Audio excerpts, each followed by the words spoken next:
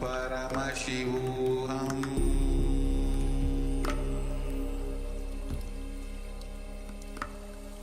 Om Nithyananda Paramashivoham.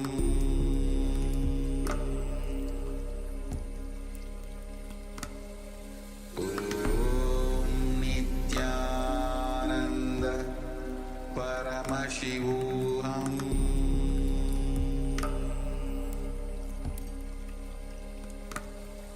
Om Nithyananda Paramashivoham. The methodology they used, algebraic topology, and the informations they have, they even tried to map it down on the brain of the rat and confirming many of the informations they have makes sense. Understand, microcosms, telescope and microscope is algebraic topology. Macrocosms, telescope and microscope together is penetrated by oneness. The moment it is initiated, if the third eye is penetrated by the oneness, it acts as telescope and microscope together for cosmos, Brahmanda, what is out there. So if you want to understand and manifest the powers, want to experience KAILASA, hold my hand and come along with me. It means sit with integrity and listen and come along with me. I'll take you to KAILASA now.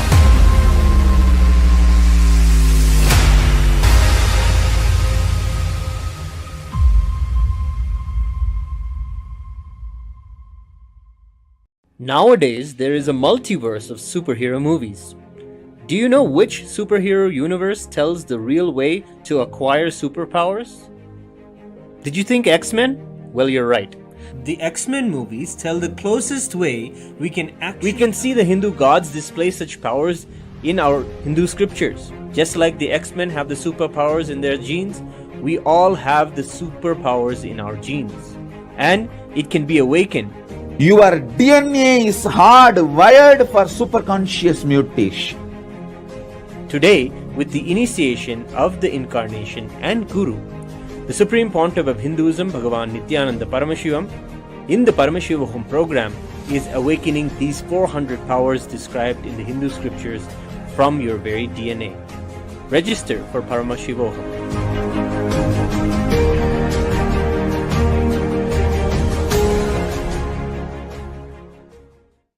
So many times you may have some desire, some guilt, some pain for which you are not able to find solution. And now the best chance or the best way to get the solution is from Master. Master is here. Don't miss the chance. We are going to work on each major layers. We are going to work on desire, guilt, depression, fear, on every major things, not only practically, esoterically. It is not even actually technique, because they are so esoteric, so deep. The whole course is designed just for the total transformation.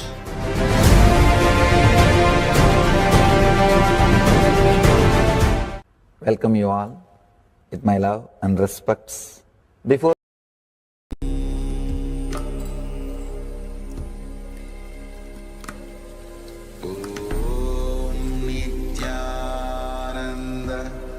Paramashivoham.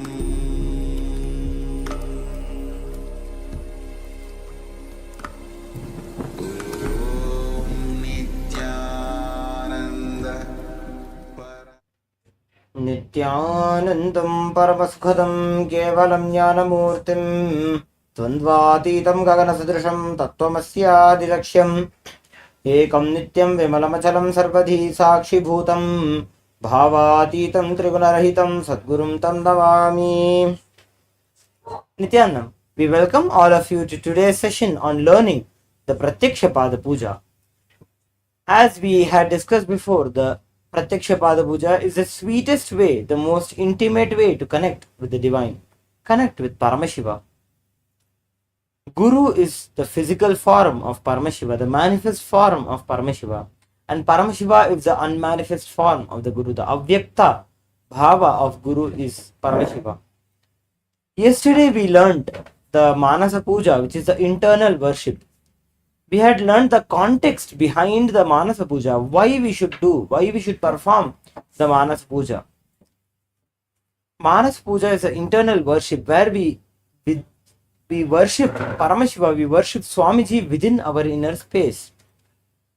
Antarmukha Samaradhya Bahirmukha Sudurlabha, says Lalita Sahasranamam. The space of Paramashiva, the space of Paramashiva Shakti, that ultimate space, can be experienced only by the ones who look inwards, not by the ones who look outwards. So the Manasa Puja is one very integral and important part of the Pratyaksha Pada Puja, which has been gifted to us by our most beloved Bhagavan, our Guru, the Supreme Monarch of Hinduism, Sri Nithyananda Paramashivoham. So the small brief of the Manasa Puja, we can have a quick revision of the Manasa Puja. All of you can chant it once after me. You can repeat it once after me. Om Hritpadmamasanam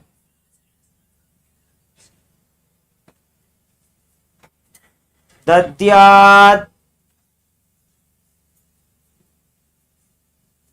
Sahasrarachyutamritaihi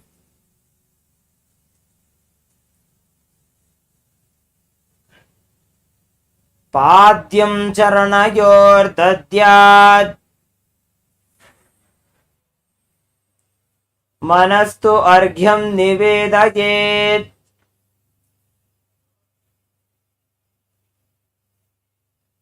Tena Amritena Achamanijam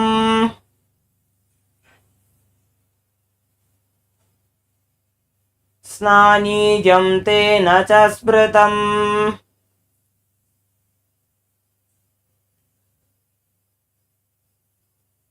Akashatatvam Vastram Syat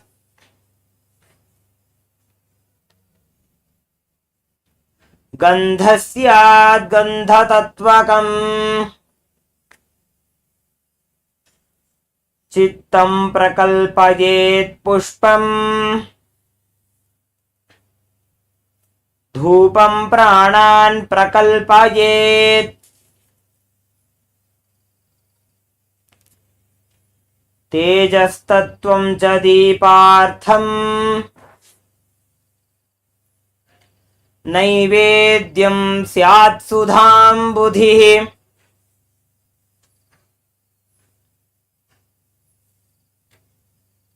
Anahatadvanirghanta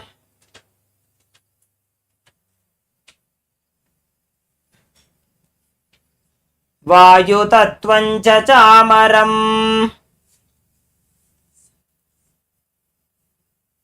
Sahasraram Bhave Chhatram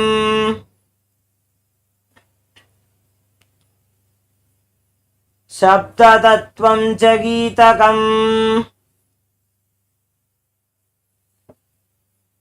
Nrityamindriya Karmani Chanchalyam Manasastatha. Now before we move ahead with the next line, let's have a quick revision of the understanding, the meaning behind each of the words of the Manasa Puja.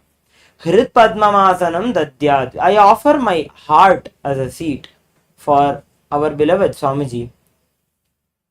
Sahasraram Achyutamritaihi. When we welcome Swamiji, the bliss that we experience in our inner space, the bliss that flows from within us, happens as nectar in the Sahasrara Chakra, the crown center, the called as a Sahasrara Chakra, is where the nectar happens and flows all over our body. Paramashiva describes in the Agamas and even in the Vedas, Shastras, that when we experience that intense bliss in our body, physically, physiologically, there is nectar in the Sahasrara Kamala, the 1,000-petaled lotus. There is a downward facing lotus that is present in the Sushumna Nadi. The nectar generates and flows all over our body. When we experience that bliss, when we are in the presence of Paramashiva, it is that bliss that is flowing through our body, through our nadis, that we are offering as a water to wash his feet, as padyam for charana, for his charanas, for the feet of Guru. We are offering that bliss that happens in us as the water to wash his feet, as water to wash his mouth. We offer our mind, manastu arghyam nivedajet. We offer our mind as the arghya, the traditional bouquet, which is a offering made as a token of respect. Tena amritena achamanijam snanijam tena chaspritam. The nectar, as I explained, the nectar that is flowing through our body is offered as the achamana and the water for Swamiji to have bath in our inner space. Akasha tattvam vastram syat. Our inner space, the Akasha tattva, the principle of ether which is within us, we are offering as the vastra, as the cloth offering. Swamiji as Paramashiva is Vyoma Vyapi, he is all pervasive. To that being who is all pervasive, what other cloth can we offer than the Akasha Tattva, than the principle of ether itself? Gandha Syat Gandha Tattvakam. For the sandalwood paste, we are offering the principle of fragrance itself. Chittam prakalpayet pushpam. It is our mind, it is our inner space that we are offering as the flowers. Dhupam pranan prakalpayet. The prana is referring to the life energy, not the breath alone. It refers to the life energy that flows within us. See, when we breathe in, when we inhale, it is not that we only take in air and oxygen into our body.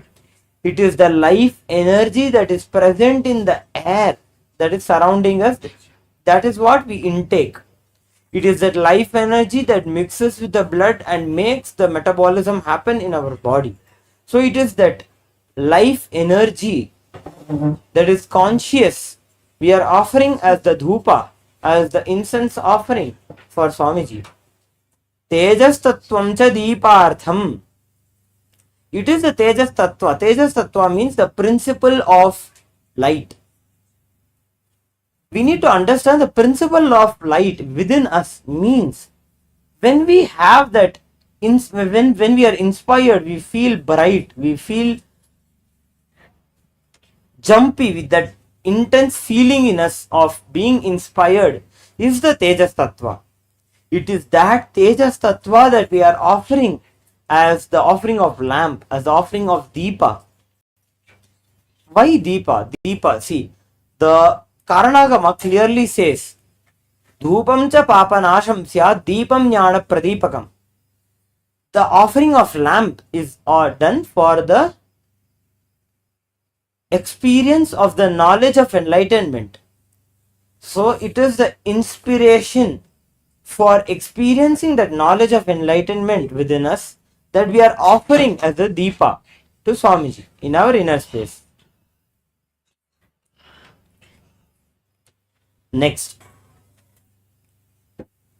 Naivedyam syat sudham buddhihi. The nectar that we have within our inner space, or the feeling connection with Swamiji. It is that nectar that we are offering as the Naivedyam, which is a consecrated food offering to Swamiji. Anahata dhvanir ghanta. It is the unstruck perennial sound that radiates from the Anahata Chakra. Anahata Chakra is the heart center, the energy center which resides in our heart center. It opens up when we experience love, intense, deep love in our life. So when we are experiencing and flowing in that love, the Anahata Dhvani happens in us. It is the Anahata Dhvani, the unstruck perennial sound that is always there within us. It is that Anahata Dhvani that we are offering as the Ghanta Nada, the offering of the ringing of the bell. Vayutatvam cha chamaram. It is the principle of air that we are offering as a chamara, as a traditional fan. Sahasraram bhavet chatram.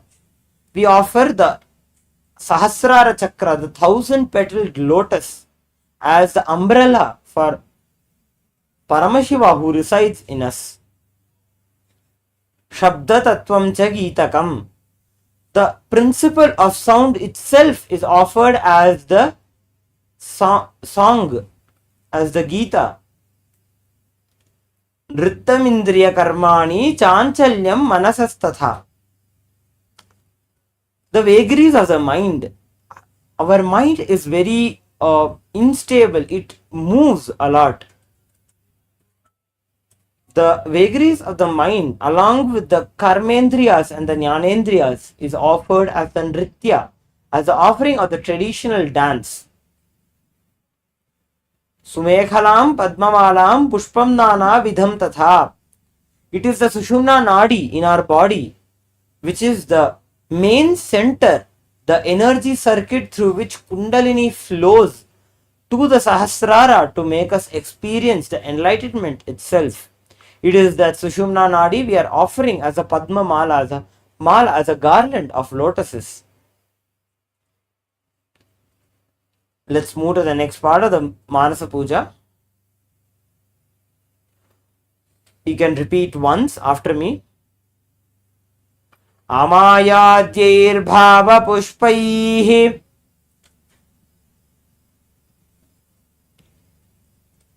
archayed bhavagocharam amayam anahankaram aragam amadam tatha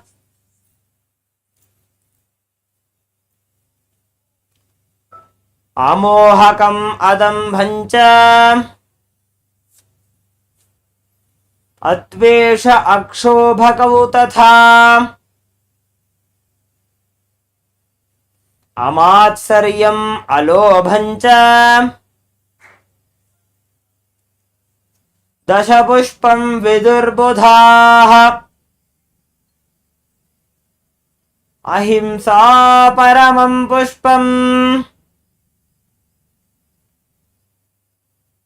pushpamindriya nigraha daya pushpam kshama pushpam jnana pushpam cha panchamam iti panchadashair bhava pushpaihi Sampujayet Bhagavantam Shri Nithyananda Paramashivam.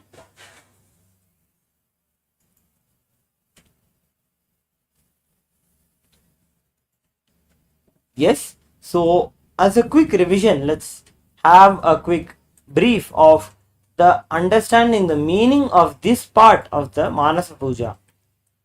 Amayadyairbhava bhava pushpaihi archayet bhavagocharam. With the various bhavas, with the various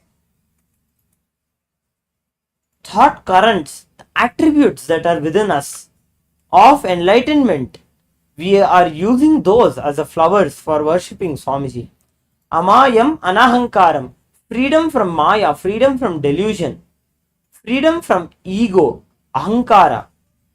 Aragam amadam tatha, freedom from pride, freedom from all the negative qualities, and also we worship Swamiji with the thought currents of ahimsa as the non-violence,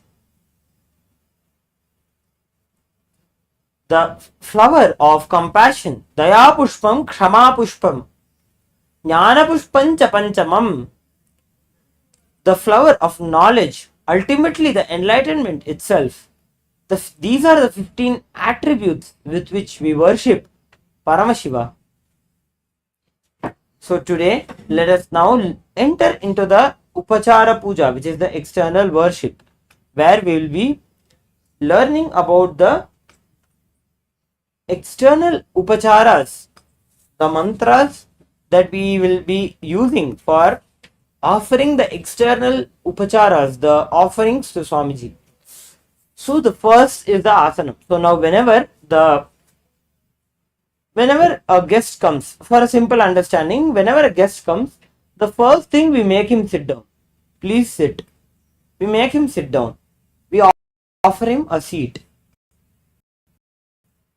That is a normal, general, common understanding for all of us. Agamas. Always we create the asana. Now when we are invoking Paramashiva, we first create the asana with the mantras. Asana is the base for which for to land and express through. Asana doesn't mean only the seat. Now, as I explained in yesterday's session, that in Rauravagama, Paramashiva clearly explains that the grossest form we can experience Paramashiva purely is mantra. So it is through the mantra we are creating the seat for Paramashiva to come and land. He is called in the Dhyana Shloka of Sadashiva Murti. It comes Shaktena Nena Sakalo Vigneyo Nishkala Shivaha Chityadi Kutila Pranta Mantra Simhasana Sthitam. He who is seated on a seat that is made of mantras. So invoking, creating the seat for Paramashiva to land is the offering of asanam.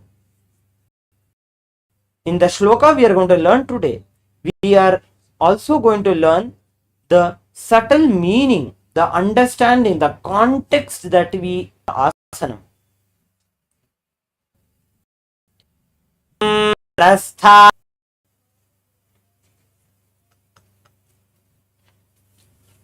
Sarvabhutantaratmane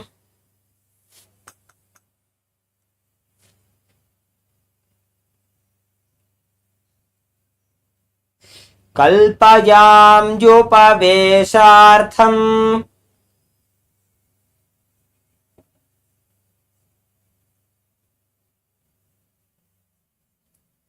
Asanam te namo namaha. Again, let's repeat. Om Sarvabhutantarasthaya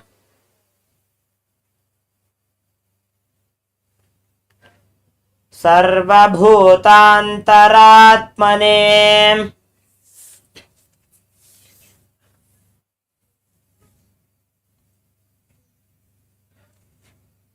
Kalpayam Jopaveshartham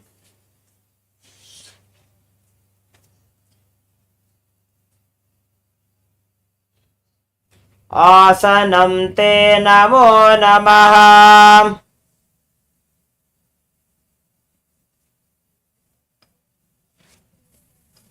Let's repeat another time. Om Sarvabhutantarasthaya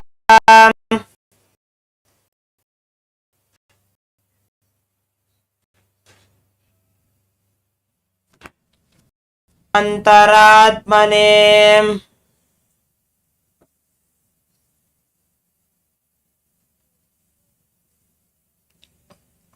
kalpajamjupavesartham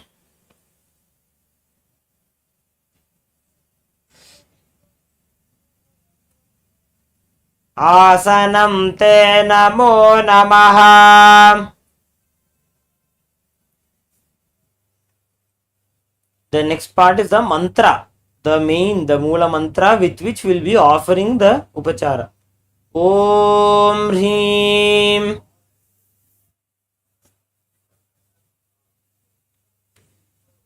Idam Suvarnasanam Sarvadeva Devi Swarupaya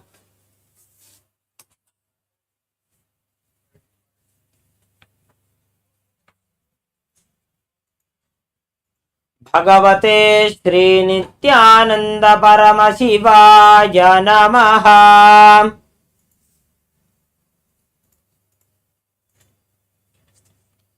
Again, we will repeat it again.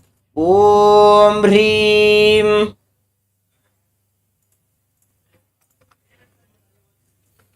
Idam Suvarnasanam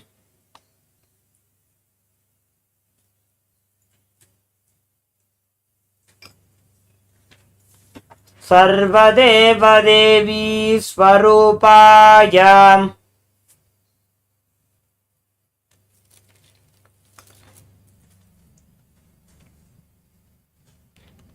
Bhagavate Shri Nithyananda Paramashivoham Namaha.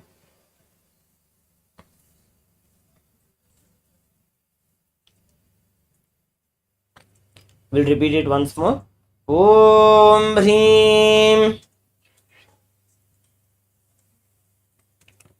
Idam Suvarnasanam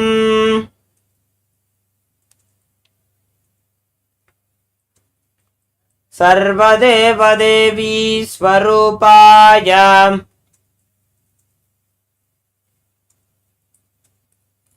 Bhagavate Shri Nithyananda Paramashivoham Namaha. Now let us chant the whole mantra along. You can chant along with me. We'll be repeating the whole mantra 3 times.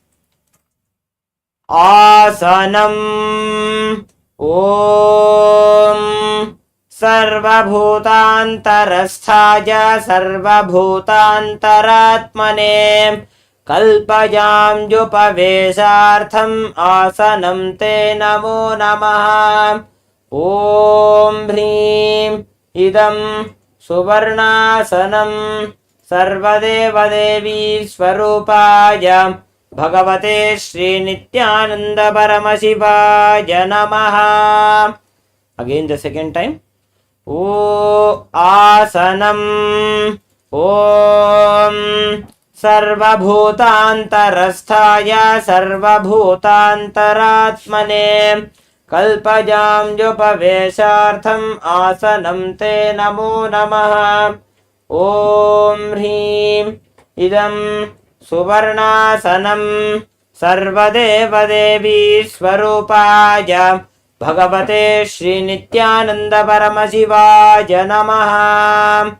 The third time.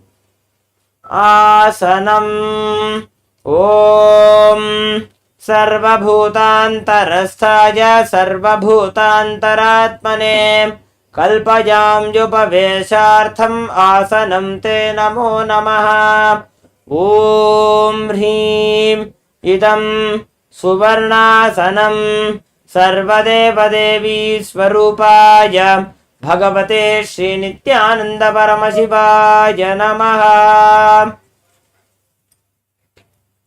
Now, before we get into understanding the meaning of this mantra, the context of this mantra, I want to take a small opportunity to invite all of you for the Paramashivoham program, which will be starting on the 26th of December 2023. We will be conducting the program in 3 levels. In Paramashivoham level 1, which is for the beginner level of participants. Next is the Paramashivoham level 2 program, which is for the intermediate level of participants. And Paramashivoham level 3, where we'll be learning about the parallel universes, the multi-dimensions of the cosmos, and experiencing a high level of power manifestation in the Paramashivoham level 3 program, which is for the advanced level of participants.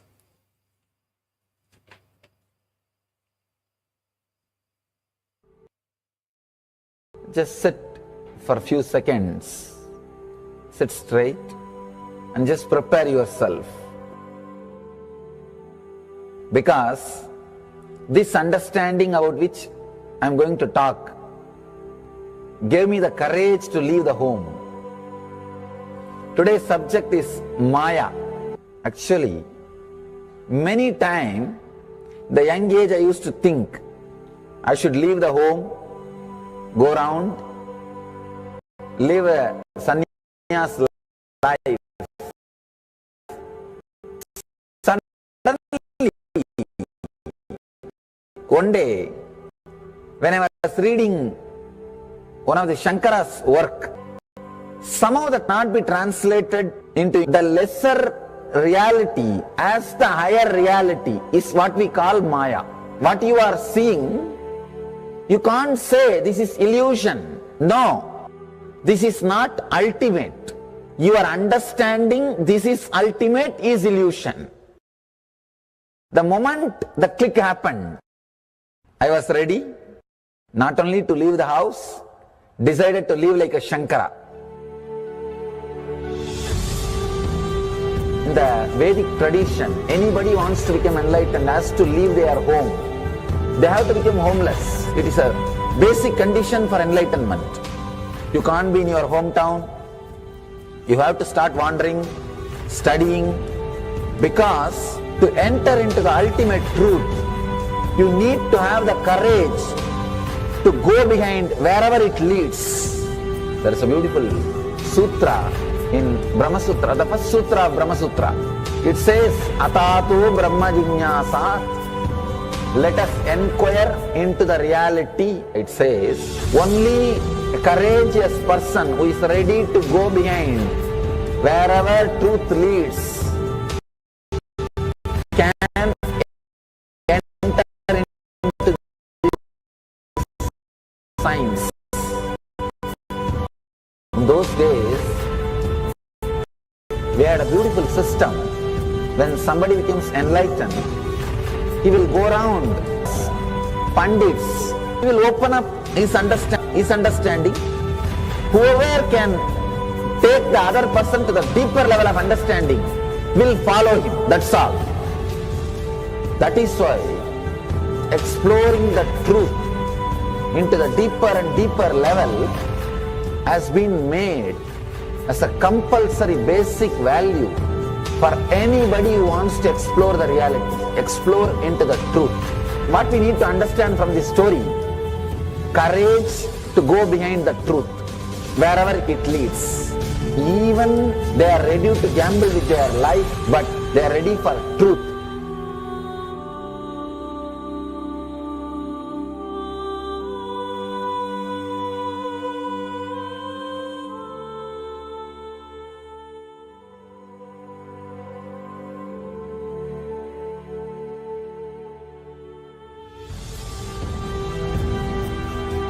If you accept or start working on the reality, whatever you see can be Maya. It feels as if the ground on which you are standing is opening or giving way, is taken away. It needs courage. It may suddenly open a new door to you. You must be able to go into the door, only then you can see the next door. Because I am trying to reproduce the same understanding and experience which happened in me. Understand? When I understood that Maya, the concept of Maya, it gave me so much of joy and courage to do anything. I decided I will live like a Shankara. There is every possibility you will catch the glimpse. I am not telling you will run away from a home. You will have the same energy and excitement and liberation when you realize this truth. If this one concept Maya is understood logically by you, No suffering can make low curve in you. Nobody can exploit you easily. If you can just open that courage, this understanding can open new doors for you. If you understand this clearly, you will have the courage. If you have little courage, you will have understanding. It's like a circle. Who will start first? I represent KAILASA nation led by Supreme Pontiff of Hinduism, Sri Nithyananda Paramashivoham, which speaks on behalf of 2 billion Hindus around the world. The reflect. Nithyanandam, welcome back. So now let us enter into understanding the meaning of this mantra which we are using for offering the asanam. Sarva bhutantarasthaya. Sarva, the word sarva means all. Bhutantarasthaya. Bhuta, the word bhuta refers to all living beings, all living creatures, everything that is living. Sarva bhuta antarasthaya. The word antarasthaya can be broken into two parts. Antaha. Antaha means in, that which is inside. Sthaya. Sthaya means being, means staying. So, sarva bhutantarasthaya. He who resides inside of all the living beings. Sarva bhutantaratmane. Now this is broken into sarva. Sarva is again all. Bhuta is living beings. Antaratmane. Who's the inner soul of all the living beings? Not only he resides in us, but he is within us. He is our inner self. Sarva bhutantarasthaya, sarva bhutantaratmane. He who resides inside all the beings, all the living beings. He is the inner soul of all the living beings. Kalpayami, I create, I prepare. Upaveshartham, for you to sit. Asanam te namo namaha, this seat to you. I offer the seat for sitting to you. To who? To the one who is living inside all the beings, who is the inner soul of all the beings. To that Guru, I offer this seat. This is the meaning of the mantra of the asanam. Now let's chant this mantra. As we are chanting this mantra, we should be able to enjoy, understand and experience the meaning of this mantra. Sarva bhutantarasthaya. He who resides inside all the living beings. Sarva bhutantaratmane. He who is the inner soul of all the beings. Kalpayam yupaveshartham. I create for you to sit. Asanam te namo namaha. This seat for you.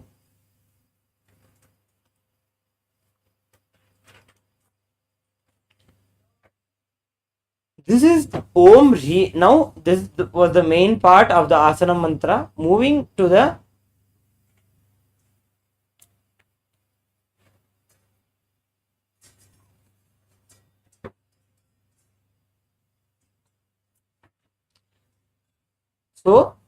the next part. Om Hrim Idam Suvarnasanam Sarvadeva Devi Sarupaya Bhagavate Shri Nithyananda Paramashivoham Namaha. That is the second part of the mantra. Now, this is the Moola mantra. Om Hrim is the Moola mantra for our Guru. As Om is Pranava, all of us know Om is a Pranavakshara. It is the source of everything. Everything merges back into the Pranava. It is a tradition in the Veda Sampradaya, in the Shakta, in the Tantra Sampradaya. Every mantra starts with Om. So we start with Om Hrim. Hrim is the Shakti Bija. So Om Hrim, putting together. The Guru mantra for us is Om Hrim Nithyanandaya Namaha.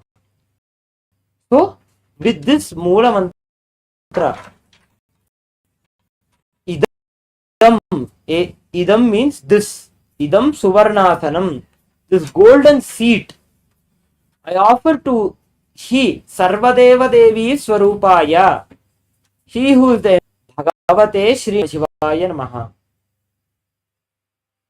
So with the mantra Om Hrim Nithyanandaya Namaha, we are offering idam suvarnasanam, this offering of the seat of the golden seat of the suvarnasanam to he who is the embodiment of all the gods and goddesses, Sarvadeva Devi Swarupaya, who Bhagavate Shri Nithyananda Paramashivaya Namaha.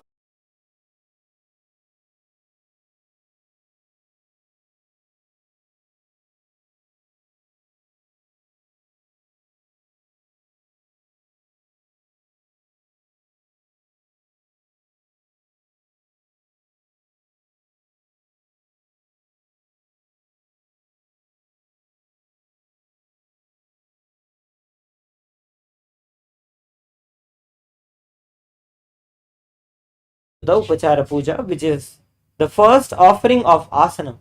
We understood why we should offer the asanam. What is the normal general understanding of offering the asanam, and even as per the agamas, how Paramashiva sits on the mantra simhasana, on the seat of mantras. We create the asanam, the base for him to land, he can express. So we learn mantras of the asanam, which is the first upachara of the Upachara Puja.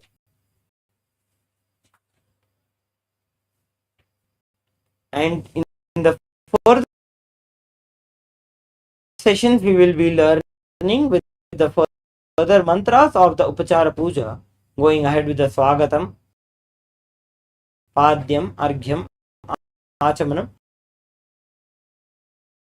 Also, not only learning the mantras, in the sessions, we will also be learning the word to word meaning and the understanding of the context behind these mantras to hold when we are offering these upacharas to our beloved. We take another opportunity to invite all of you for the Paramashivoham program, which we are going to start on at the 26th of December 2023. We will be conducting the Paramashivoham program in 3 levels of level 1, level 2 and level 3. We invite all of you for the Paramashivoham program, and please stay tuned for the next session of the show. Thank you.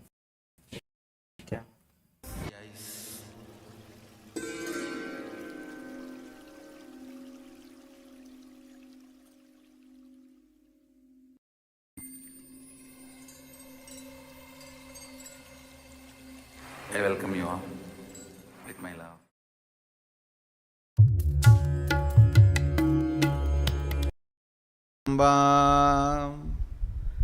Nithyanandeshwariyadishaktimadhyamam asmadacharyaparyantam vande Guru Parampara.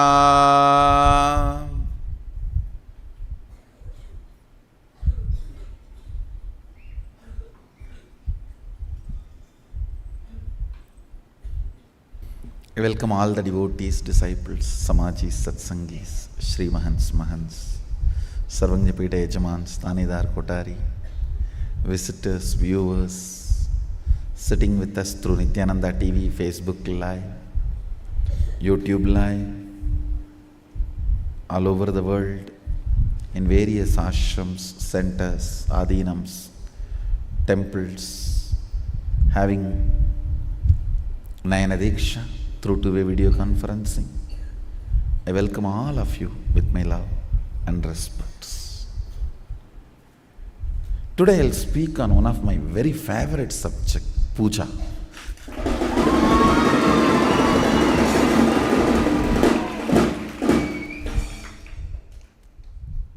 If I just see last 39 years of my life on the planet Earth,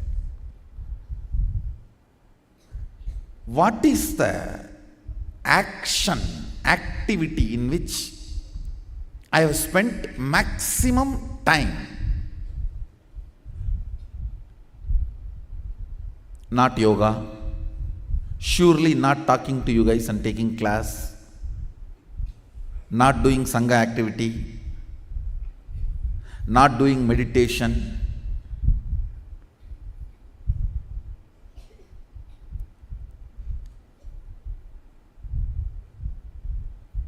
At least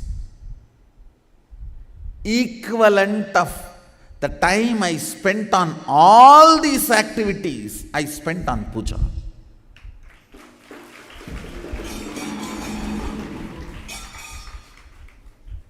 Sometimes 11 hours or 15 hours at a stretch I will sit and do puja.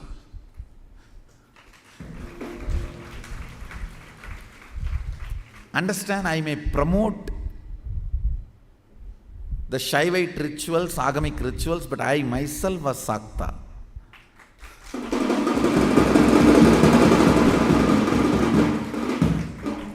I practiced Shakta tradition, Sakta Sampradaya, means worshipping Devi.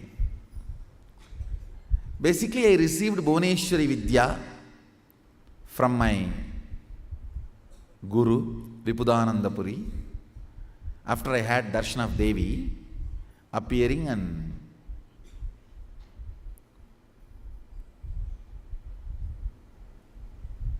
I made the deity of Devi with my own hand in a stone variety called soapstone. In Tamil they say Mavukkal. It is a kind of a soft stone. I myself made tools with my own hands and carved, took the help of local carving artisans, few hours their support. So after I did this deity, my Guru was thoroughly impressed, and she gave the Bhuvneshwari Vidya and Bhuvneshwari puja method, the practice. In those days there was no Google, so the local library is the Google. I'll go and sit in the local city library. It is not, I should not say city library, a village library. There was a government library where a lot of books will be there. And Ramanashram also used to run a library.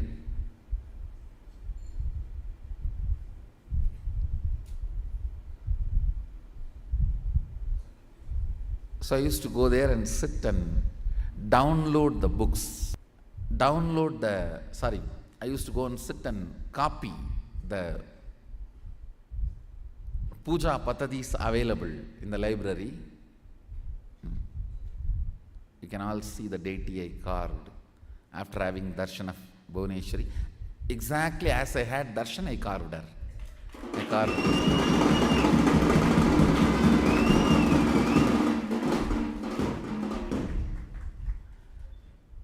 And actually my life started with puja. It is Ganapati puja, Ganesha puja, with which my whole life started.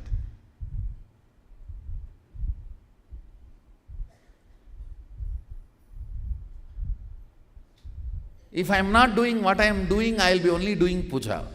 I would have been a pujari.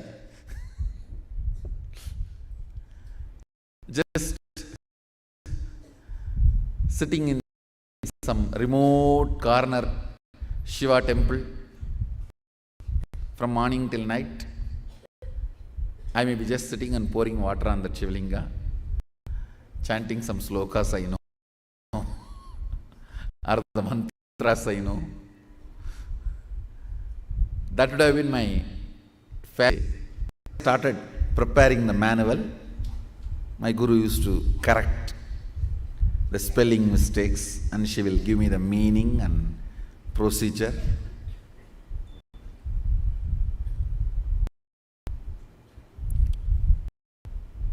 Before every elaborate manuals, to instruct myself and study. Definitely we have few manuals protected by my mother. Some of the manuals I prepared for Sri Vidya and Ramakrishna Puja and other Shodasopachara Pujas like Sadashiva's Puja and Ganapati Puja and Durga Puja and Vishnu Puja.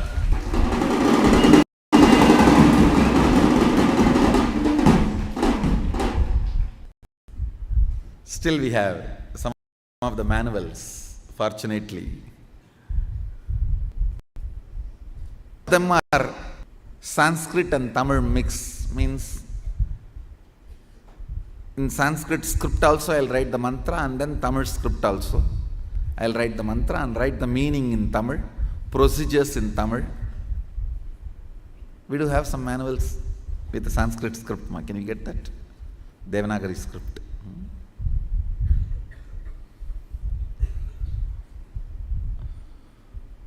Some I'll write only in Tamil. But I'll first prepare elaborately to educate myself.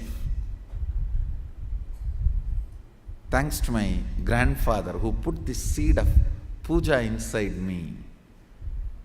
I have seen his sincerity. See, when the business hours increase, he will come back to home only night 1 o'clock. And after 1 o'clock he will take bath and do the night puja. Night puja will be only 10-15 minutes. Then he will sing for some half an hour, all the stotras. He will go to bed by 2 o'clock. Next day again he will be awake 4 o'clock, take bath and do his pranayama. I have not seen him doing yoga, but I have seen him doing pranayama. He will do pranayama and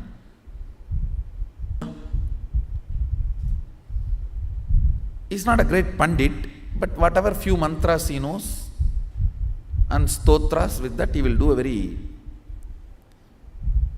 relaxed, spending lot of time, not hurry-burry, washing and cleaning those deities, clothing them and jewelling them and applying sandalwood paste and offering flowers or bay leaf and then the Naivedyam. Elaborately, very relaxed way, at least 1 hour he will spend. I have seen this from the time I remember me. From the time I remember me,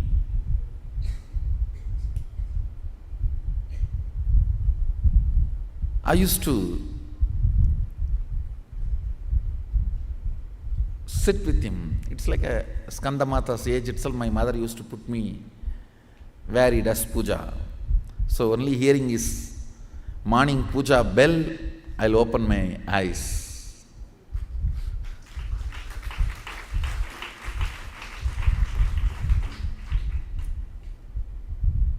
Most of the days, his puja milk is the prasadam, first food I'll consume. Thanks to him for the sincerity about puja which he put inside me. Fortunately, it has grown, it was nourished by my other gurus, mentors, ultimately culminated into a completion by Arunagiri Yogeshwara's blessings. He himself materialized and gave a Bhuvaneshwari yantra and a Shivalinga and Jnananjana box. Still I have all of them. Some of the items I took it to him and he blessed and gave.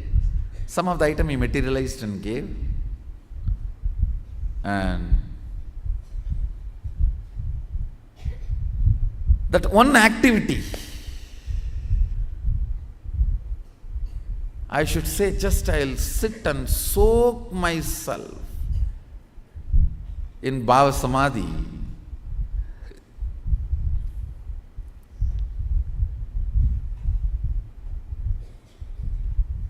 The number of hours I spent in yoga, number of hours I spent in talking to all of you, number of hours I spent in my public life, number of hours I spent, all put together cannot cross the number of hours I spent in puja.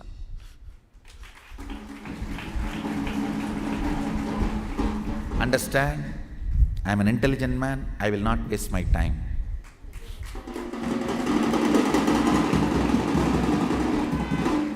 I think this statement should make sense to all of you. Why puja? If an intelligent person like Swamiji, who doesn't waste time, has spent so much time on puja, then there is something there need to be explored.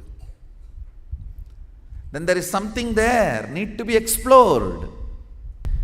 These are the few deities my grandfather gifted to me.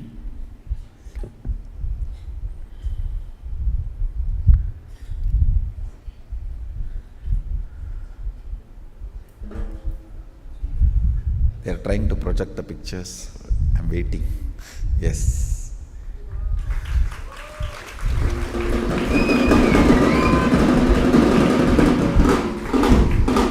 There is two Shivalinga you can see. One green, another one small metal. 5 mil. I think it's Panchaloka. That green one was gifted to me by my grandfather, and that small one was gifted by Arunagiri Yogeshwara himself. He materialized and gave.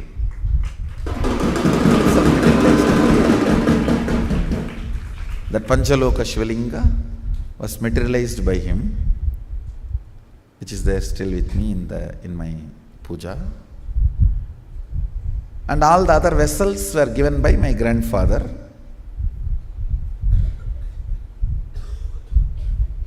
And that Annapurani he brought from Kashi. When he went to Kashi, he brought and gifted it to me. Thanks to the great love he planted inside me about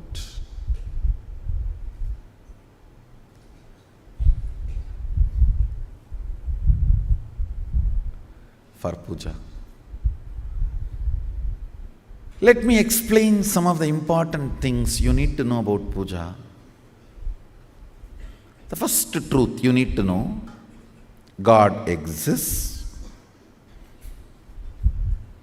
and He accepts your love, your devotion, actions you perform as demonstration of your sacred sentiment that I love you, I am surrendering your existence. Form of joy, health, wealth, bliss, contentment, all the good things I feel as good things are some things which I am not yet able to recognize as good things. You may be happening to me in whatever way you want, whatever way life is happening to me, but I do recognize your existence in me, in my life, in my existence. Sharing this truth authentically is what I call devotion, bhakti.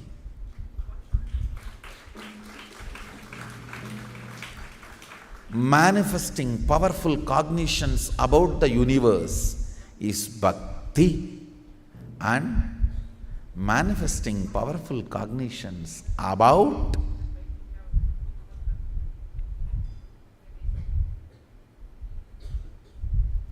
everything that exists is puja. Puja is the time you naturally manifest most powerful sacred cognitions about life, about universe, about God. Especially if you understand those mantras, the sacred sentiments, meaning behind those mantras. We will start soon classes, sessions, for every one of us to understand the sacred sentiments. When you sit with those sacred sentiments and Bhava Samadhi, I tell you, it is literally Shaktipada with Sadashiva himself.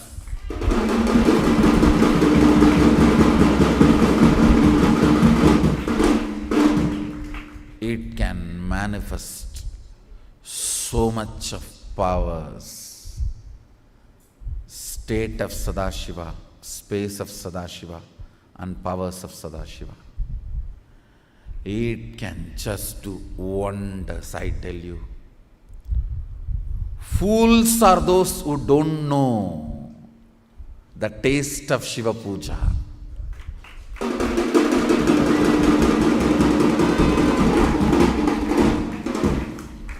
It is actually literally missing an important component in the life. When I use the word Shiva Puja, maybe you should take this as a meaning of Ishta Devata Puja. I don't want to exclude the Shaktas or Vaishnavites or other deity worshippers.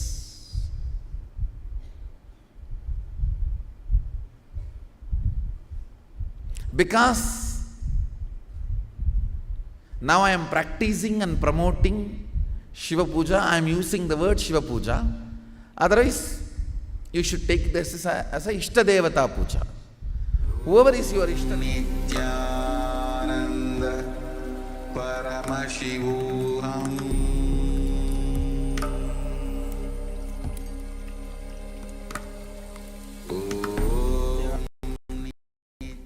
There are many similarities between the X-Men superpowers and the ways you acquire superpowers as per Hinduism.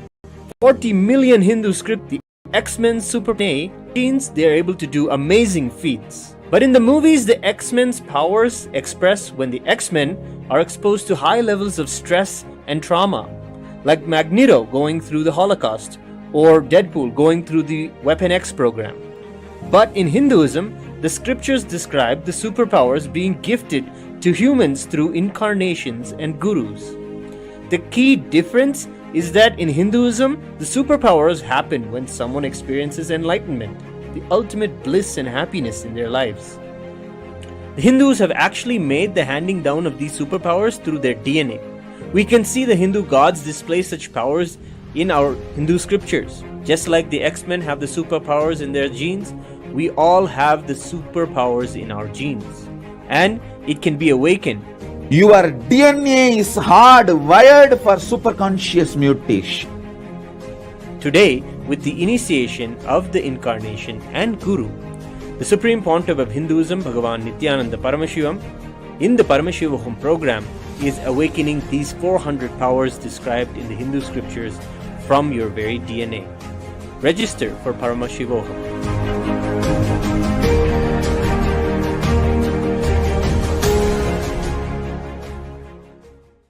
Welcome you all with my love and respects. Before entering into the sutras, I want all of you to just sit for a few seconds. Sit straight and just prepare yourself. Because this understanding about which I am going to talk gave me the courage to leave the home. Today's subject is Maya. Actually, many times, the young age I used to think I should leave the home, go around, live a sannyas life. Suddenly, one day, when I was reading one of the Shankara's work on this Maya,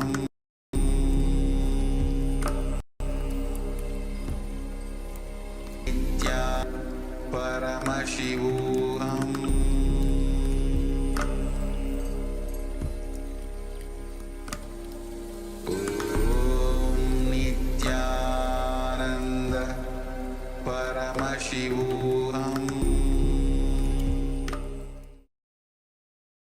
Viewers, for the guaranteed solutions class that we are having today.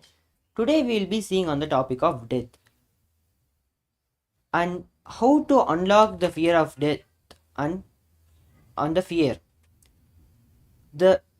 When the fear is happening, the Swadhisthana chakra that is related to death, that is related to fear, is locked.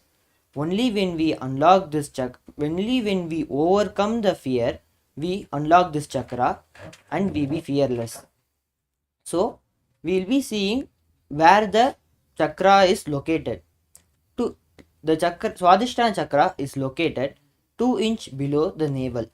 In Sanskrit, Swadhisthana means where your being is established. From Swa, which means self, and Adhisthana, which means established. Only when we unlock this chakra, we will be fear of death.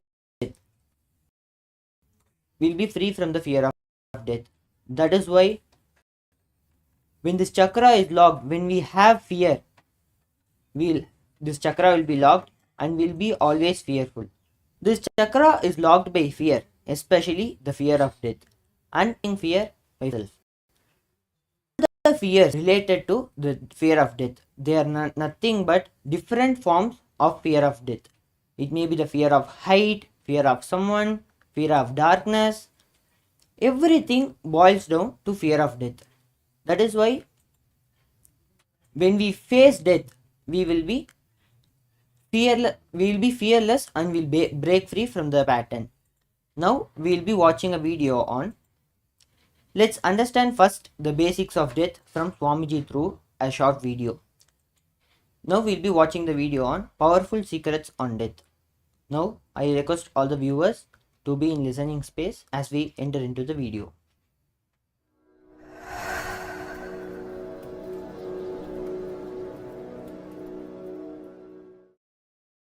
I am telling you about the most powerful sacred secret of death. 5 into 5 means creation, sustenance, rejuvenation, pulling out of delusion, liberation. This 5 into 5, this 25 principles is happening now in you. Take this as powerful cognition. And everything happening inside you, auspiciousness. This powerful cognition will make you intelligent, strategic, brilliant, powerful. It will not make you lazy, tired, bored, powerless. No, understand that. It will bring so much healing and energy, especially when you are my disciple. When you are initiated by me, integrated to me, understand. It just manifests in you like initiation. Let me declare very clearly what is being integrated to me. Paramashiva defines very clearly in Sivadiksha, level 1, that Samayadiksha, as long as you don't abuse, if you don't do the Shiva aparada, Shiva ninda, Guru aparada, Guru ninda, means as long as you don't abuse Shiva and Guru, that's it. If you are initiated and you have not abused me and you are not interested in abusing me, if you are clear about that, that's all, you are integrated to me. You are my disciple. Understand, if you are my initiated disciple and integrated to me, listen very carefully. This word may look very simple, but meditate on it, it will just open Paramashiva in you. Everything is auspicious. Whatever you think, good, bad, right, wrong, everything is just these 25 activities happening. some thoughts getting manifested, some thoughts getting sustained, some thoughts getting distracted, some things coming in your life as manifesting, some things getting maintained, some things getting distracted, some things getting pulled out of delusion, some things getting liberated. Understand this. This 25 will go on in you forever. You can be in firefighting mode as a jiva, means deluded individual, or you can be in ferocious mood as Paramashiva, Hinduividual. Be Paramashiva with the clarity, everything happening is auspiciousness. Be Hinduividual, not individual. He manifesting through individual is Hinduividual. Understand? He manifesting through individual is Hinduividual.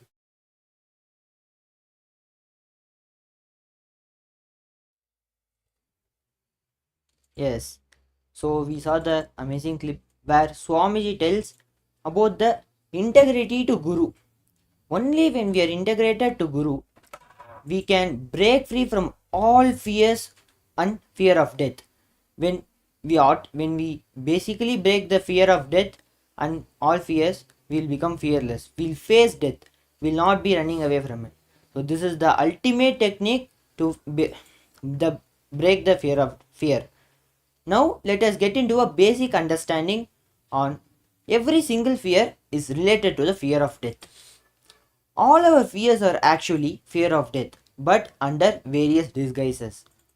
Every single fear is related to the fear of death, but it is in a roundabout way. Because it is roundabout, we don't see it as a fear of death. Without fear, the word death itself loses the meaning that we have been associating with it. Death is not something that happens at the end of our lives. It is something which is happening every moment of our lives. Every act of ours is unconsciously related to our death. The fear of dying. Death changes the very quality of our life. It is not the end. It is the climax of our lives, towards which our whole life is oriented. Because of our whole life is controlled by our concept of death, even our social structure is dedicated by our concept of death. Only when we understand this cognition that because of this society and all the pressure that it puts on us, the fears that manifest inside us basically leads to the fear of death. When we understand that death is not something that happens at the end of our lives, but it's the climax of our lives. Death is happening at every moment. When you see this, you lose respect for death and you will become fearless.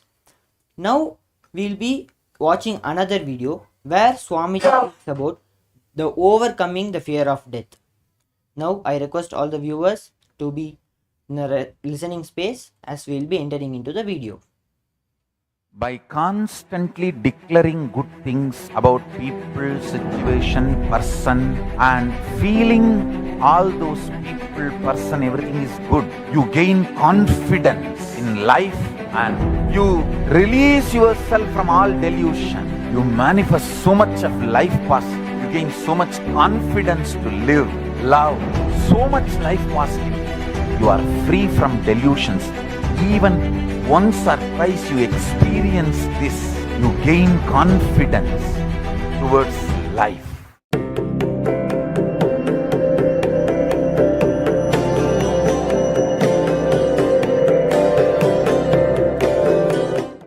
Realize the Sadashiva Tattva in you, knowing death is your dimension.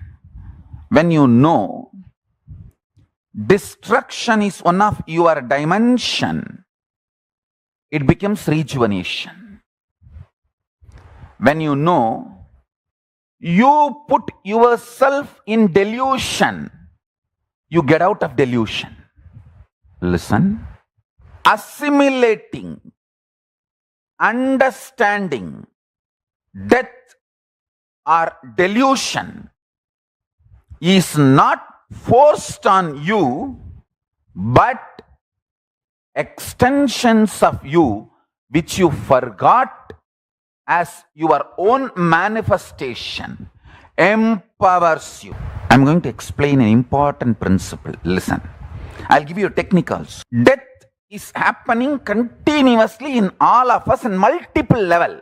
Every time life energy leaving you, you feeling low, even your tiredness is a death in a way.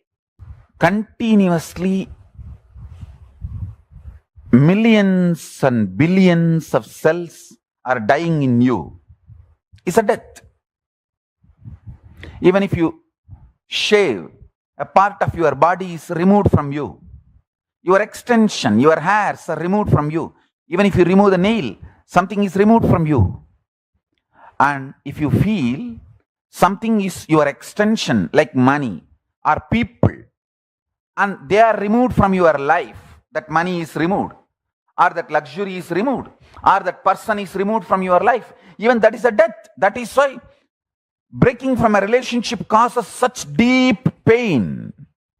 Understand? If you are in the female body, every time you have periods, and that egg which was supposed to become life leaves your body, it is a death. If you are in male body, every time the masculine life energy, semen, leaves your body, it is death. Death is not just stopping of your heart. Multi-level, it happens multiple ways. Everything which you think as you or yours leaving your body is death. Leaving you is death. I'll give you a simple technique which I directly received from Arunagiri Yogeshwara. See, Arunagiri Yogeshwara is like literally my uncle, a very friendly, sweet uncle with whom you can tell everything. I'll tell all the gossip stories of Tiruvannamalai. It's not that I had only serious talks with him about enlightenment, cosmos, prapancha. No, many times I'll go and tell, I heard this person is having that person as a keep, and this person ran away, or that person died. All these village rumors, gossips, I'll go and report to him. Once I was reporting a death which happened in village, local village, to him, and said that a lot of people have gathered. This elderly person is dead. So slowly conversation turned towards death. And I asked him exactly what is death and what is its impact on the life. Of course, he gave me many wonderful understandings, realizations, including the experience. He showed me how the life moves and all that. Finally, I wanted to share this part today with you all. Many things he revealed, and I'll share that in other satsangs. Now, I wanted to give this one important part to all of you. I asked him, how to conquer fear of death? He stretched his hand and said, anything he asks, will you give? I said, what? How can you even ask this as a question? It is yours. Please tell me. He said, give me your life. I said, whatever I know as life, I experience as life, I feel as life, it is yours. I put both my hands, and he held his hand and put my head on his hand. And he said, now you are dead. And actually I saw everything stopped functioning. I don't know how long the time was. The next I heard is, I am alive in you from now. And then he said, Now I have given this life to you.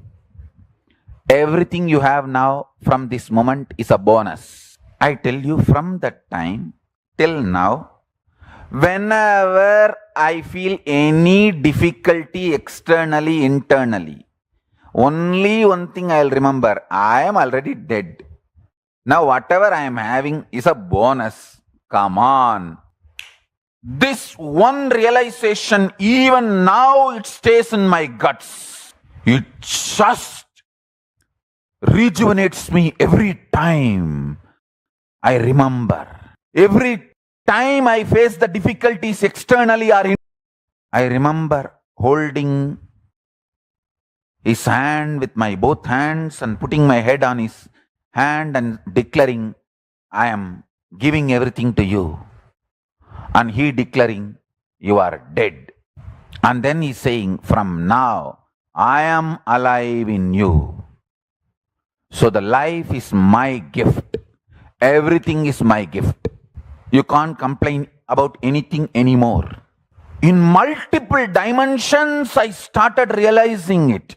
I can't take the life for granted anymore. I can't complain about anything, about anybody, about anything anymore.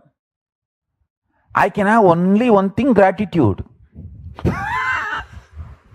Nothing else. I can't complain.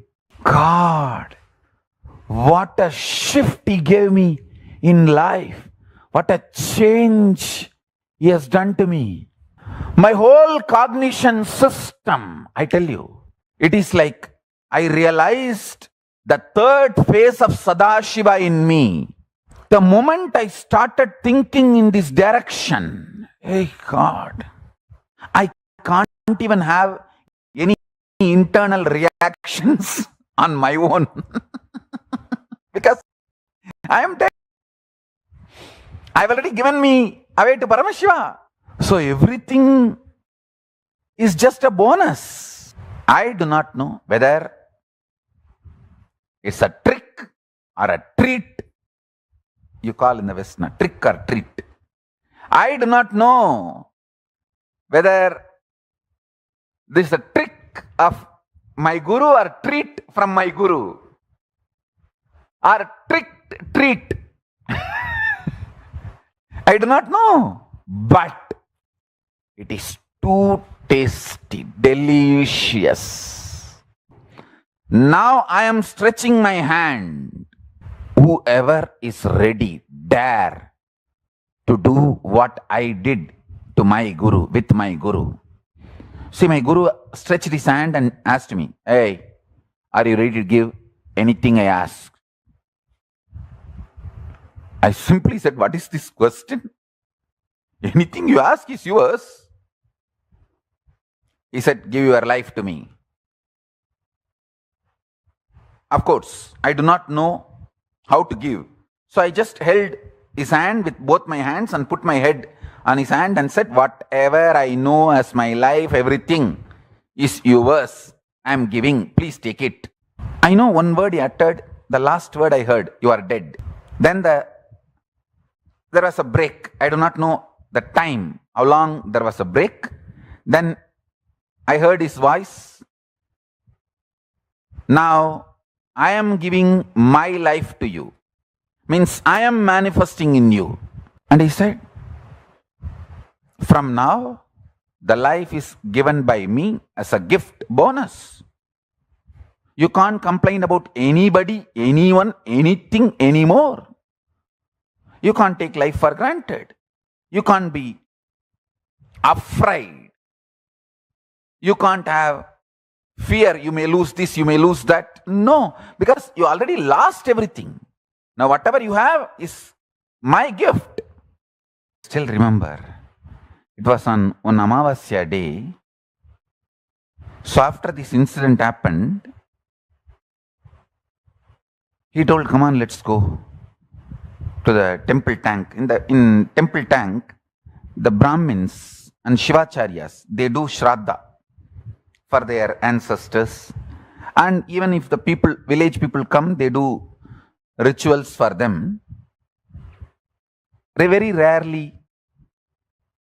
only on important days, it was allowed. to be performed on the temple tank.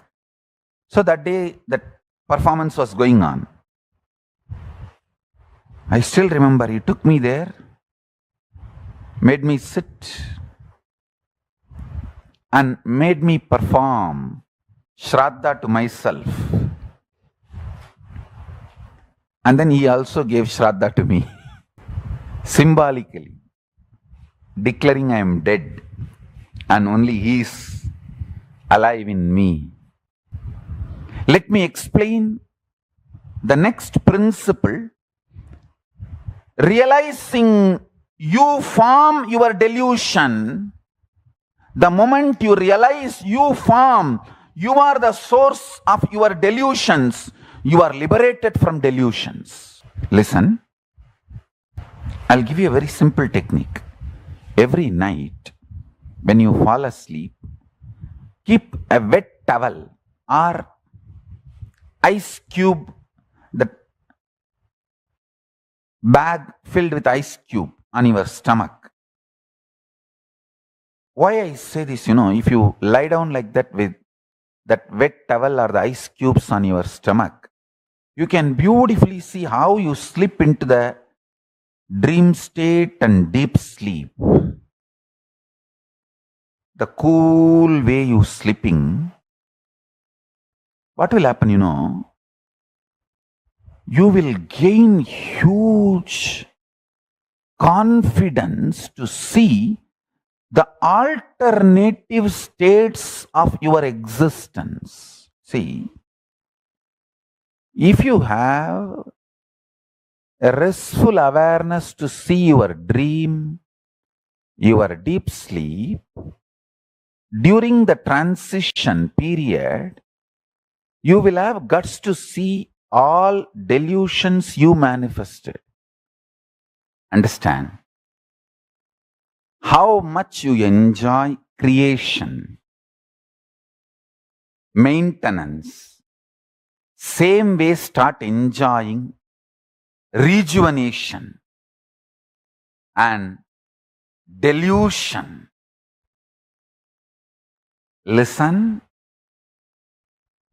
when you start realizing you are already dead, nothing more to die, death will become rejuvenation.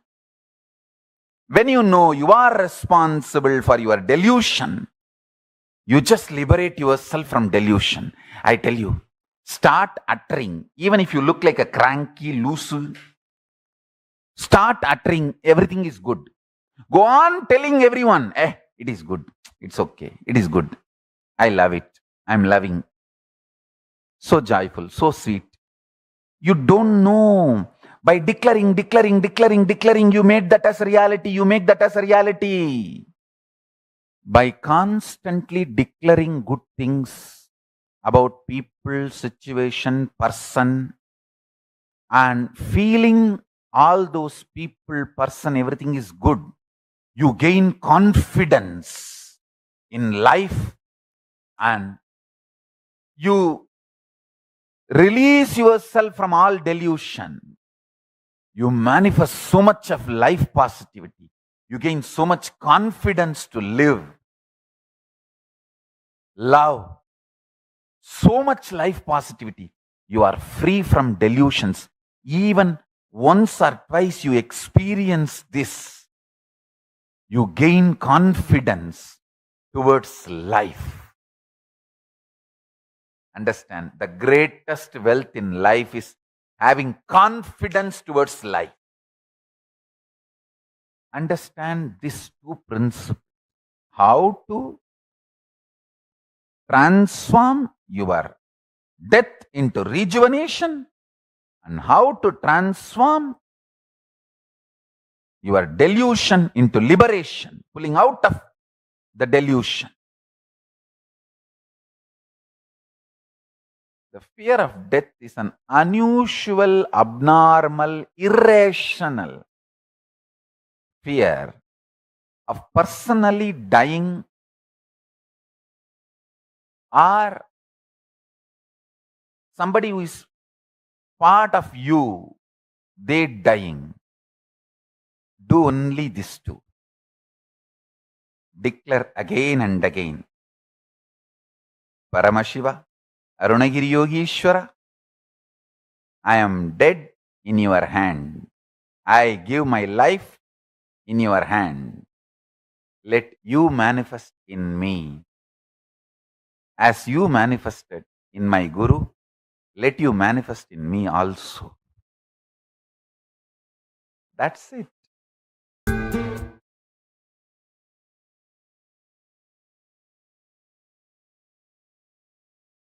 By constantly declaring good things about people, situation, person, and feeling all those people, person, everything is good, you gain confidence in life.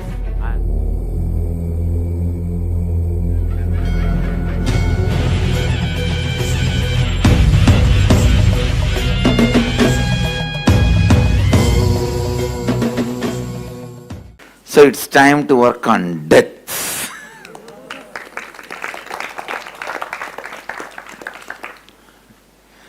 Fear and death. Please understand, the whole IA, the first 7 days will be taking you high, high, high. And then this completion with others and this death process, that is where really you get beaten. Means literally the tumor gets pulled out now only. But if you have crossed these two processes, one more layer of DNA will be awakened in you. It's a very intense, powerful process.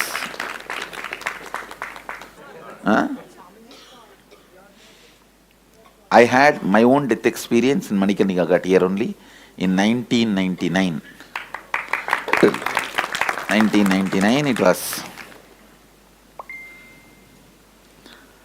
I think, October end, November beginning. That was the time. No, I don't know exact date. Maybe that year, if we trace the Amavasya, I can tell. It was the day I closed my eyes was the third Tithi. Dritya. Layer by layer, we are going to work on each fear first. Fear. Only after the death process, your Kundalini will settle down in third eye very stably. Whenever you want, you will be able to use it. It's literally like a rebirth. Thank you. And one more thing, when you see dead body burning, your bio-memory will lose the fear of all fears and the fear of death. Whether you have fear or don't have fear, is it going to delay your death? And you are not going to commit suicide just because you don't have fear of death.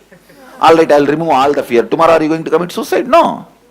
So the fear, having fear is not going to delay your death. Not having fear is not going to encourage you to commit suicide. Then why should we have fear? To struggle with. Yes, this is the place where we are going to be.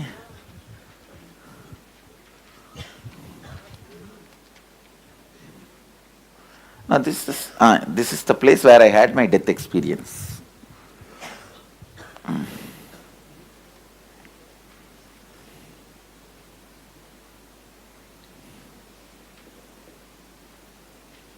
Two and a half days I was sitting there without 1, 2, 3 food, no sleep, then experienced death.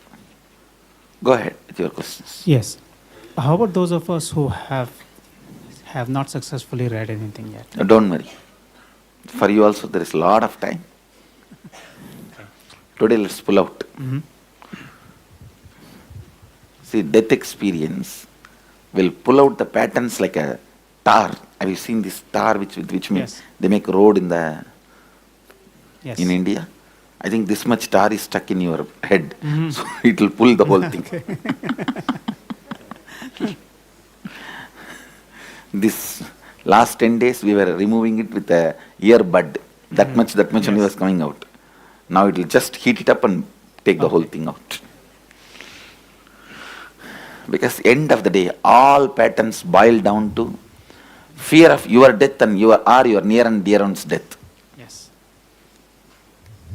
Understand? Yes. Listen, all patterns boil down to fear of your death or your near and dear one's death. So when we directly face that patterns and complete. So are you all having the worksheet in your hand? We are going to work step by step on the fear, then death fear.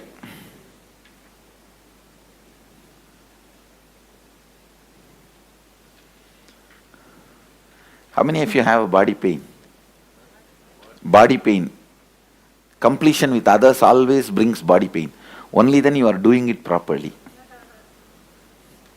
Otherwise you are not doing it properly. Always. Completion with others will bring body pain, which something like suddenly erupted out.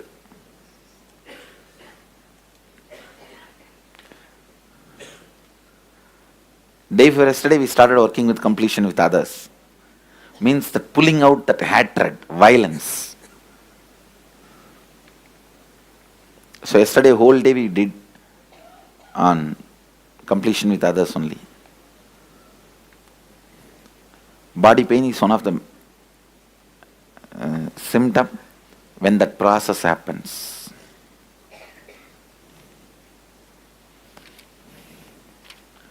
All size, shape, today you will see burning.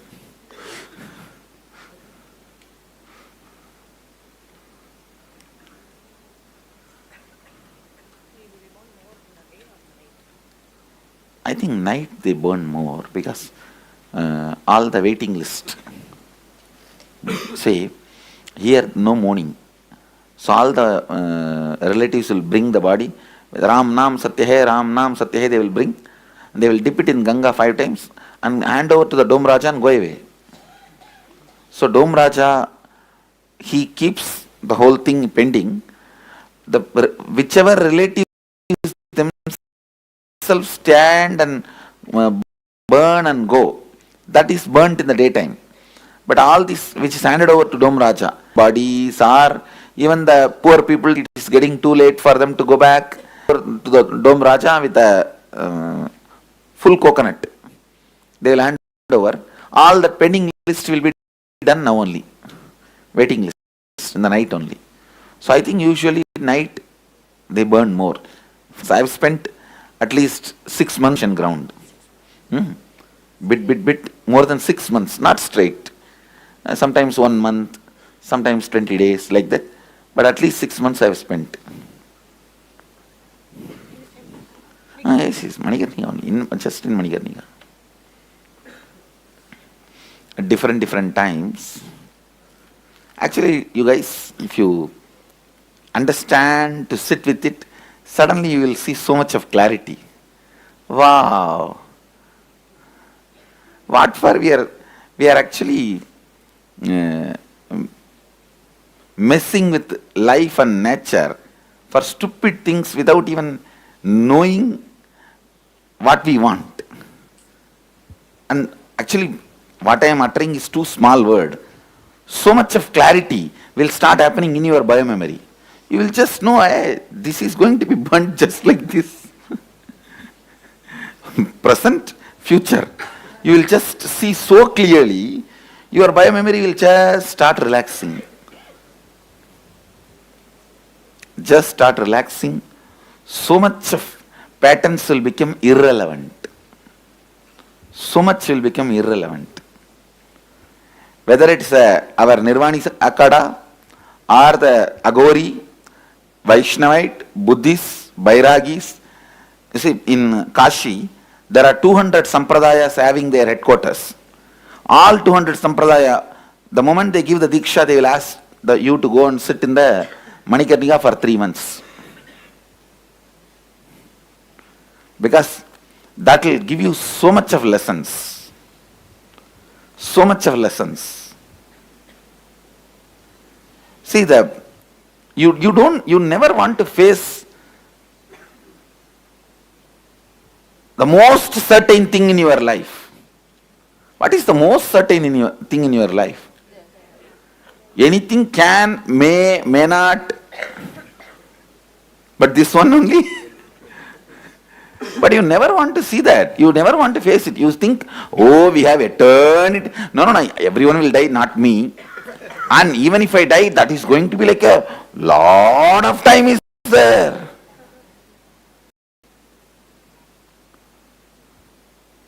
Think lot of time, and by the time we raise the hand, top.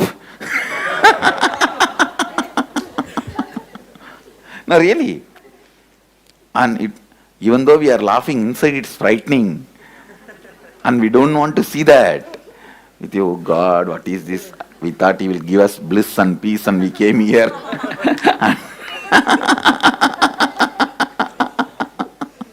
But I tell you, I'll give you the bliss and peace which is permanent in you, which nobody else can take it away. Nobody can take it away. So for that you need to see the reality of your life. Understand? All this power, money, everything is great as long as they are utility. But they can't become the purpose of your existence. Then you are corrupt in your very cognition, in your very DNA. Currency cannot become part of your DNA. It can be part of your purse. Property cannot become part of your DNA. It can be as a part of your home. We have allowed things too much inside. We have taken things too personally. That distance will start happening only when you see the ultimate reality. Yes.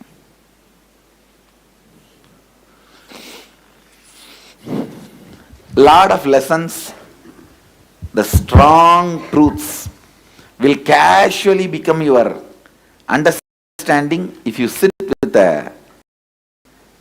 in cremation ground where thousands of bodies are getting burnt continuously. Every dead bodies are burnt here.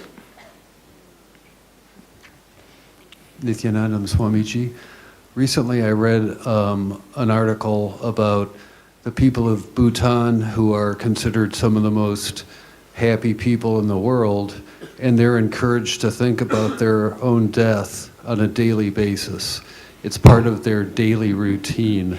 In Buddhism, every night you are supposed to meditate on your death. So are they doing a completion process daily? It is like a different way of completion. Thank you, Swamiji. In the completion which I am teaching you guys is from Hindu tradition, the Shaivite tradition, Mahadeva's teaching. Shiva himself teaches this technique, but the technique which you are talking, contemplating on the death, is from Buddhist tradition, what Bhutanese are practicing. And in Agama also Mahadeva talks about death elaborately and gives more than 10 meditation techniques related to death. Today you will be going through that process. If the very tenet of Hinduism is life after life after life, then why is fear, why is leaving the body so... That's what. Because you don't understand the tenet as an experience. If you understand that as your experience, you will not have fear. So even though you mentally believe that you will be born not again... Not to me, for a normal person. Right. For a normal person, right. Okay. So they mentally understand, but they have not experienced it, so the fear is there in biomemory. But when the biomemory itself understands, then they know, wow, so much time is there in front, nothing to worry. Sometimes the fear is due to discontinuity. You do not know the stopgap time, what you will be, where you will be. Right. I never had a fear of death, ever. How I die is I'm uncomfortable with. But so I wonder, going to the crematorium, whether I take it that there will be growth for me, even though I'm not fearful of death. All right. Go through this process. If you feel that it will help you, come. There is so much to be done today. Yes. By the end of the session, let's see whether you want to come or not. I do want to come. I do. Thought I have all the time in my mind is based on that I have a lot of financial insecurity. I tell you, what was your date of birth? June 13th, world was function. World is going to function. Responsibility over. So I have this thing that, you know. So you think without stability. you, things won't run? I'm sure. How many people would have thought like this? Tell me. I don't know. And all of them left, Yeah. is it not? Yeah. Some even suddenly, Yes. after the things did not move. Yes. We are all fitting into some roles. We are not beings, understand? We are all roles. Once you fall, you don't play that role. Somebody else will be playing that role. Okay. We feel so disrespected to see this truth.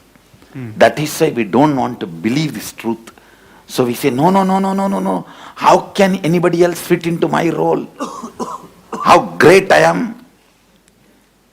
No, that cannot be. Okay. You understand? Okay. Thank you. Ultimately, only an enlightened person is a being. Everyone else is a role. Got it. Understand? Deity side, Swamiji. It's a role. Yes. Here. I have two fears around death. I know. Please understand, when I am talking about death, it will feel like I am disrespecting you guys. I am not disrespecting, I am just stating the fact. Don't be hurt, but even if you are hurt, what I am saying is truth. Don't be hurt is my request, but even if you are hurt, what I am saying is the truth. I am just talking the straight truth.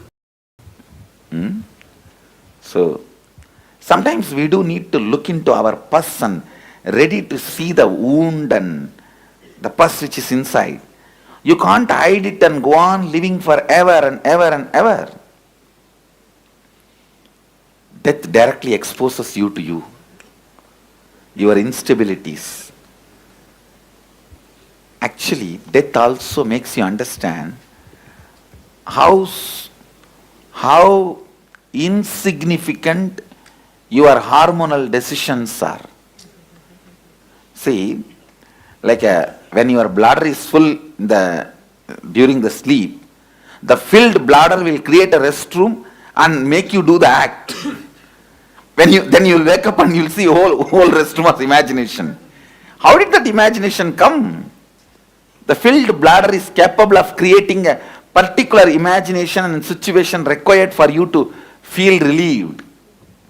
Same way, when your body is filled with the hormone, the words you utter, the situations you create, the whole thing, you are just capable of creating the things for your hormones to get released. The death, facing the death, will give you the deeper understanding hormone to create the restroom, and then when you wake up, suddenly you feel cheated. Death will teach you, nobody cheats you. Death will teach you, nobody cheats you. It's our decisions. At least once in the lifetime, you should face it. Today you have opportunity.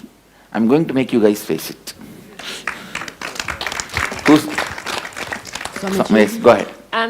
I have two questions, I guess. The first one, when I think about dying and reincarnating, the idea of reincarnating in a worse like life than I have now scares me. Does that come from? Actually, usually you don't go lower.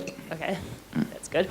And the other Only like a rare fellows, for only those kind of people go lower, which is a very insignificant percentage. A person who kills left and right human beings, only they go into the lower, others don't go into lower. Okay. The other concept that, if I try and think about it too hard, really scares me is because I can't wrap my mind around it, is the idea of infinity. Like the idea of... You don't have to think, you can't grasp unless your brain grows that subtle grooves which gets awakened by Kundalini. Once the Kundalini gets awakened, then God, the word will become so real for you, the I word will become empty for you. See, when I utter God, it has so much meaning for me.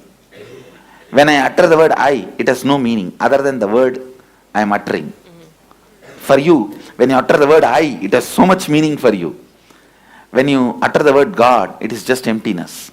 So the shift will happen when the Kundalini reaches Sahasrara.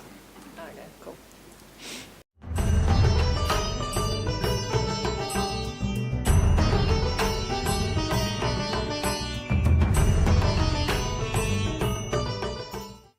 Yes. So that was an amazing clip where we saw how Swamiji explains on how to overcome that. And he also explained that with Arunagiri Yogeshwara, his guru, where Arunagiri Yogeshwara removes the fear of death from him when Swamiji just surrenders his life to Arunagiri Yogeshwara. After that, when Arunagiri Yogeshwara asks him, will you give whatever you want? Swamiji tells, whatever is my life is yours.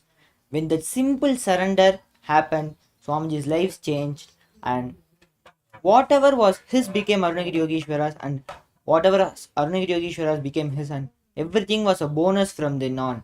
There was nothing for Swamiji to lose, for him to be scared. When there is nothing, you don't fear of losing anything. Whatever you have is his. Whatever you have is Arunagiri, whatever you have is Swamiji's. When you have this basic cognition in your life, you will not have any fear of losing anything. When all the fears vanish, basically the fear of death also vanishes.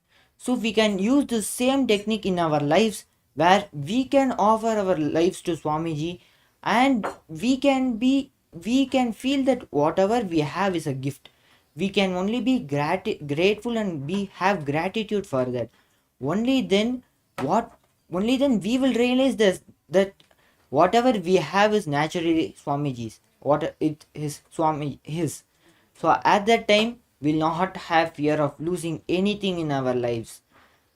So this is a beautiful technique to overcome the fear of death. Next, we'll be seeing death is the greatest teacher.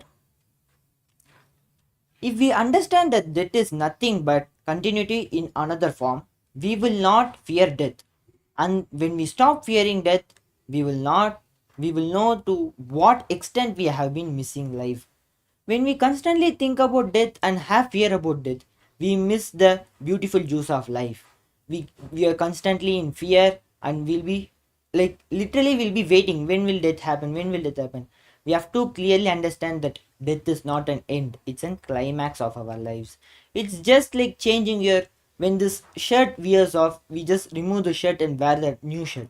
Death is just like that. We don't have to fear death that much. Only because of the fear that we give the death that much, we have the death in that big level. Only if we just simply remove the fear, death will become a simple thing in our life. We take life for granted and we live so superficially that we miss many aspects of life. Death will simply teach us to look into life with more awareness. Death is the greatest guru ever. Only when we feel that something is going to end, we will not take life for granted. If death is not that powerful, then we will be taking life for granted. When death can be a simple teacher, it can be the greatest guru in our life, where it will teach us not to take life for granted and how to live our life to the complete potential. When we want to bring in conviction about something, we can do it in two ways. We can either experiment and see for ourselves what the truth is, or we can take reference from someone who has already undergone the experience of it. Now we will be watching a video on how Swamiji explains and answers the question of the participants and common people about death. Now I request all the viewers to be in the space of listening as we enter into the video.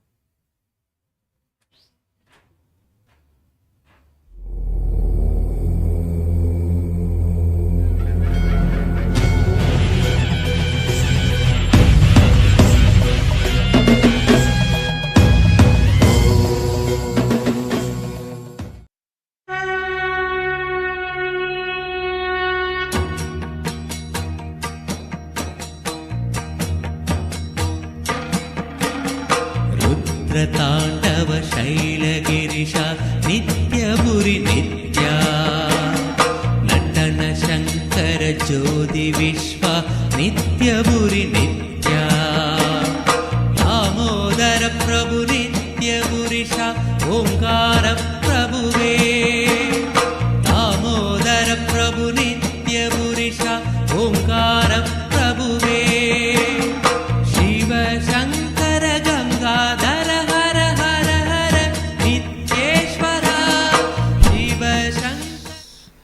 If you have any question on death and fear, you can ask. Once I complete answering, I'll lead you into the real experience. Or if you guys don't have any question, I'll directly lead you into the process. If you have questions, raise your hand. Get the mic. Anybody has high blood pressure or any serious illnesses, raise your hand. The high blood pressure and serious illnesses, heart condition, something, come to the back side row, sit in the chair.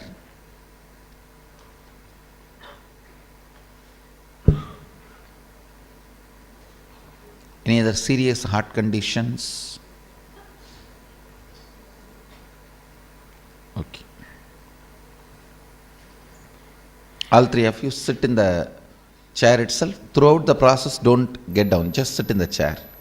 Do the whole process from the chair itself. Go ahead.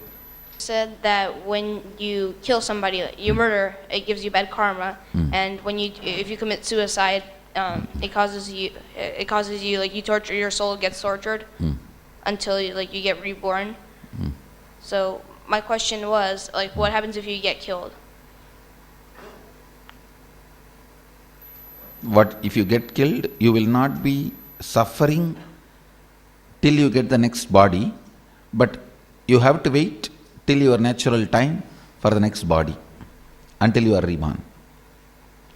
And what are the dangers of having a serious illness during this process?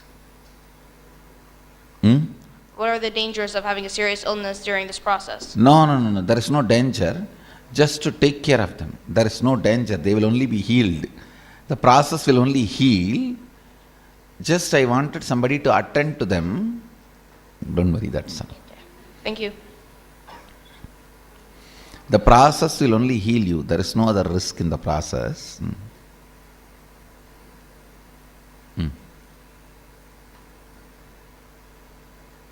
Hello. Oh, hi Swamiji. The process is from Upanishad, and even Agama talks about it elaborately. It's a time-tested, foolproof method, so don't worry. Yes, go ahead. I was just wondering, can we, I have 4 questions by the way, can we achieve enlightenment in this life or only in death? During life itself you can achieve, that is why I am conducting this program.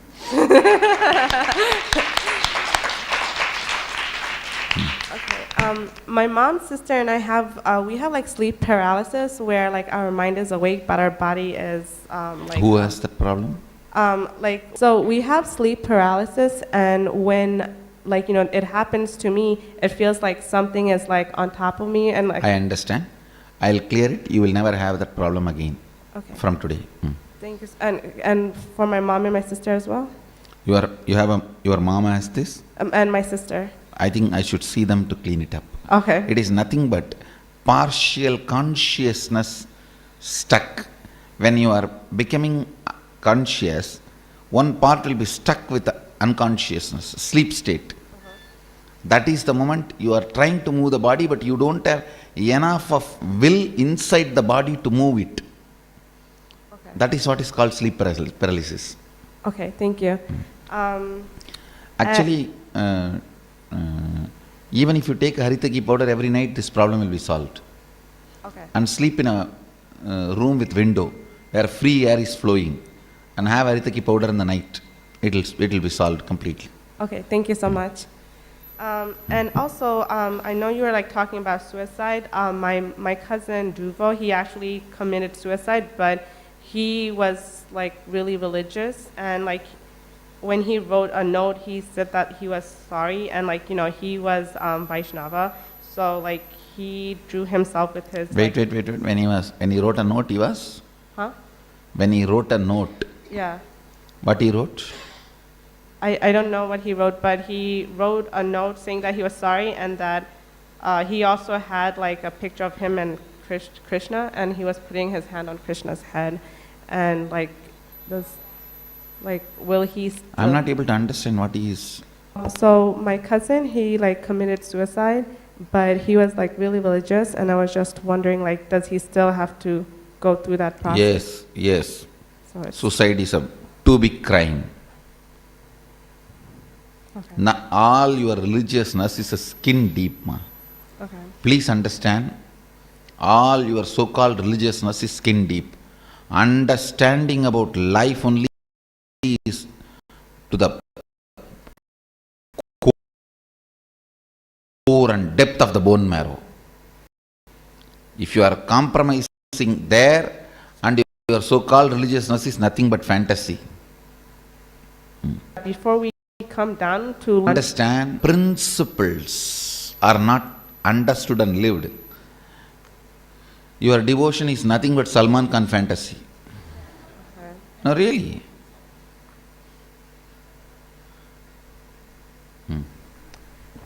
I read somewhere that before we come down to life, we have contacts with everyone we come in contact with. How can we have that? No, that is not true. It's something stupid theory. No. Okay. You would have read from so many stupid fellows are running around and teaching some that theories. Okay. Thank you. Yes. I heard from somebody, this was going to be an out-of-body experience. I heard from somebody that they had an out-of-body experience. No, this will be. That this will be an out-of-body experience. And if that's true, do you have any... Whatever you heard and what you are going to go through will not be connected at all. You just go through, that's all. Please do not sleep during the process because it is too important. Okay? Don't worry about Amavasya till 5:30. Amavasya will remain as long as I want. That and all you guys don't bother.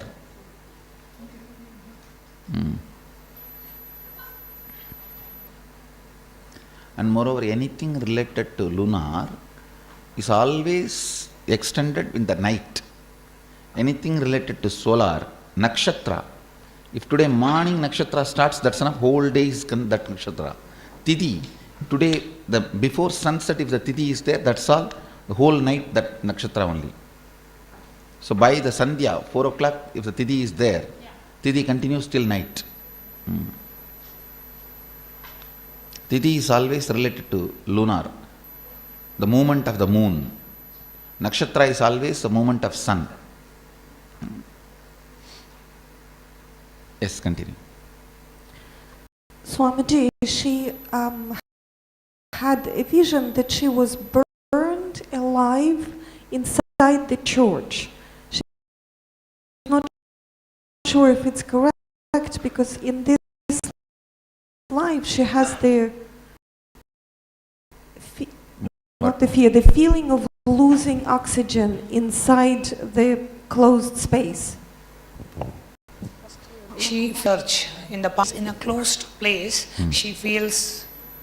I'll remove the fear and pattern, don't worry, and she is not burnt alive. I'll take care.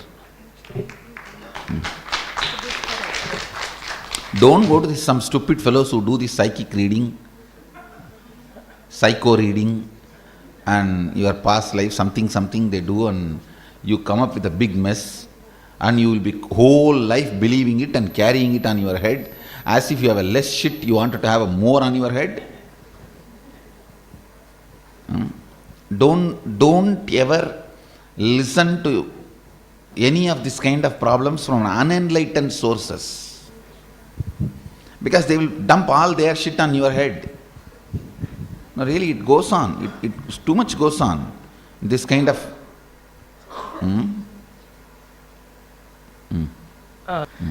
Swamiji, I heard that an enlightened being can consciously leave the body when they choose.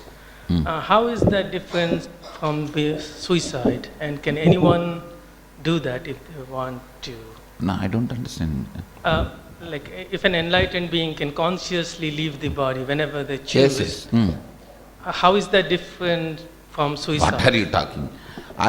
Me getting down from my car, for me this body is like a car. I can just get down whenever I want. I can get down from this car much quicker than the way I get down from the real car. And this is the enlightened body theory, the truth. The suicide means he is breaking and destroying the body. It's not that he is powerful when he is leaving the body. Don't you understand? Yeah. Understand, he does not even know his soul. He is just suffering with pain, guilt, and he is destroying the body. It is completely opposite extreme. So if there is you have to exhaust the karma before you leave the body, Yes. or can you? For which you took birth, that has to be exhausted. You can exhaust it by completion. That is why when people sincerely practice completion, they get the freedom to leave the body when they want. Ichcha mrityu. 3 kinds of people get ichcha mrityu. 1, who practice completion completely. 2, who directly serve the Guru, relating to all the 9 body fluids without resistance. Sadashiva declares in Guru Gita, if you serve the Master without agitation or the feeling uneasy, related to his 9 body fluids, when he vomits or when he has a loose motion, that kind of a movements or anything related to these 9 body fluids, if somebody serves the Guru, they get the Ichcha Mrityu. Sadashiva says, Ichcha Mrityu is the boon given to them. They will never fall in the deathbed. They are given death as they want. And the 3rd, listen to this 3rd, it is very important. The person who lives this one truth, remembering that I am not the body. When you remember I am not the body and go through all the action, including the intense actions like a sex, your consciousness and body gets separated. Only in these 3 Kailasha gives Ichcha Mrityu. Only these 3 beings get Ichcha Mrityu. Nowhere else Sadashiva assures Ichcha Mrityu, means the death by will, and nowhere else he even talks that it is possible for people. Nithyananda Swamiji. I have 2 things that I'd like to talk to you about. So the first one is a question. I'd like, actually, I live at the end of my street, there's a cemetery. And at the end of the street where I live, there is a senator. A cemetery. Cemetery. Yeah. And every time, it started when I was a teenager, every time I would feel like great emotional turmoil, I would always go to the cemetery to find, because it had a peaceful effect on me. And I'd like to know what it means. I think better not to connect with those elements. Connect directly with Sadashiva. That's the most safest method. These guys may give you little peace in the initial level. Then they can start exploiting you. They can start using you, your body, to fulfill their needs. Okay. And then the second thing is something I need to tell you, because I feel like if I don't, I'm not going to be able to focus during the meditation. Second thing is something I need to tell you because I'm not able to focus. You don't have to focus here. Your mind is not required. Your mind is too small. I am telling you, actually, have you seen the old ladies chewing bitter leaf and spitting? No. You should see. Ma, why don't you show a picture? Just like that, I can chew your mind and spit it out. Your mind is too small. You don't have to concentrate. Have I ever said from the day we started the program, concentrate, put all your effort, be aware? I know you can't do all that. That is why you are here. If you have to do all that, why then I am here?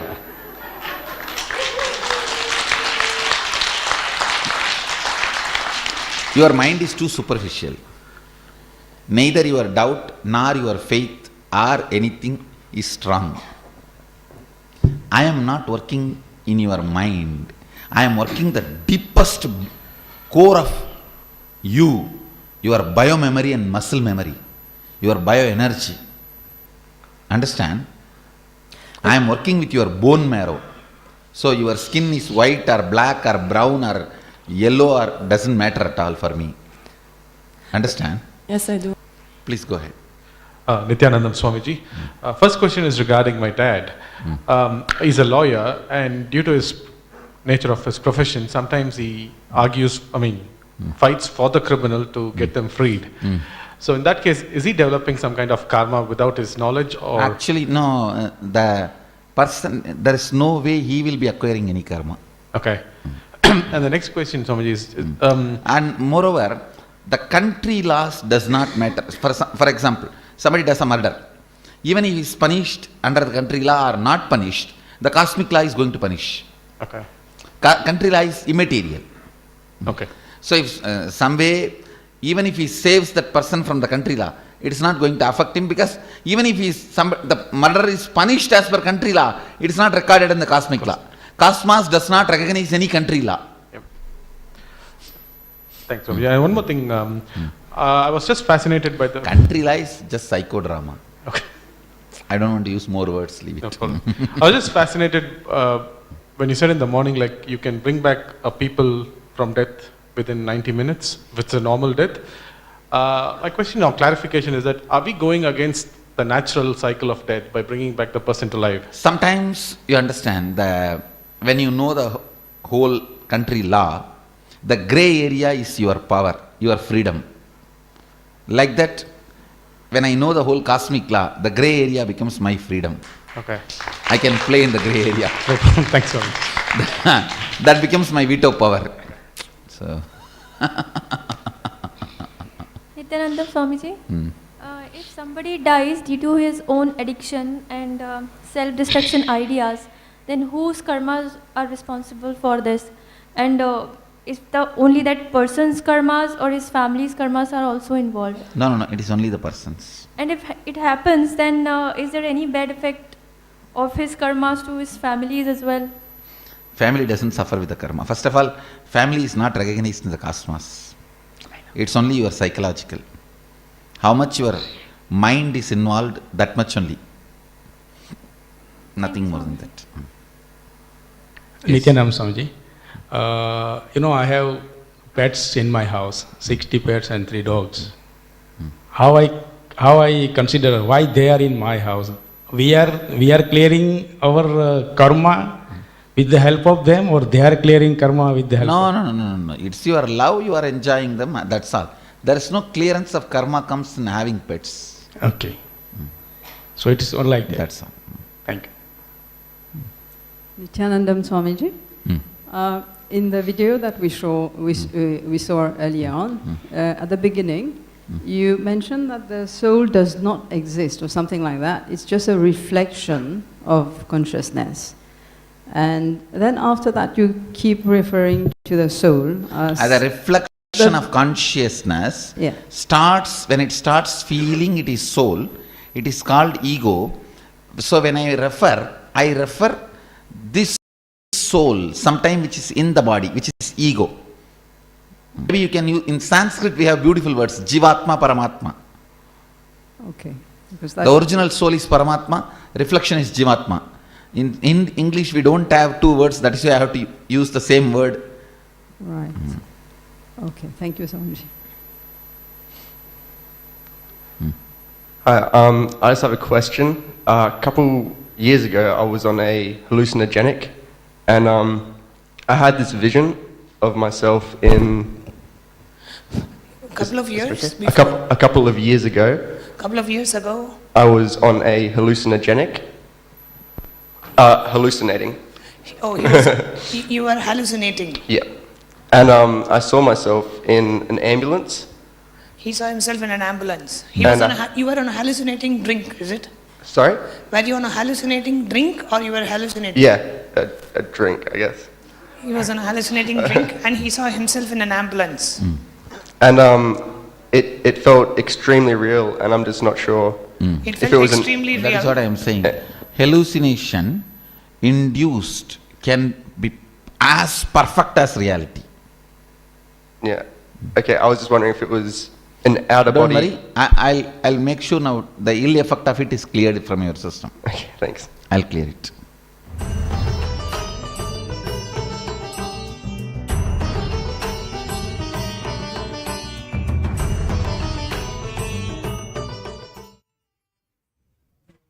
Yes, that was a powerful video on caution and answers on death, where we saw Swamiji explaining and clearing all the questions, doubts the people are having. And while this question and answer session was going on, many powerful truths and techniques and realities and facts about death as Swamiji has explained to all the people.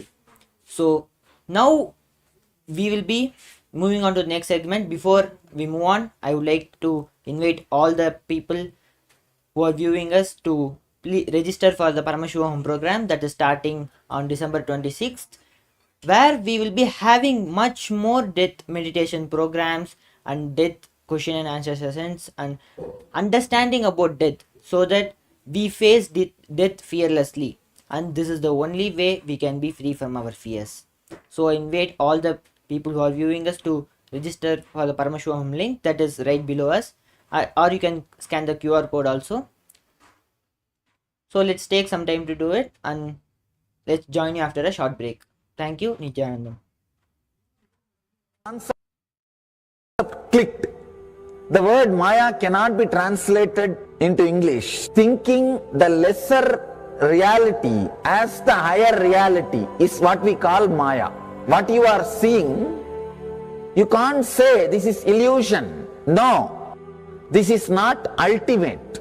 Your understanding this is ultimate is illusion.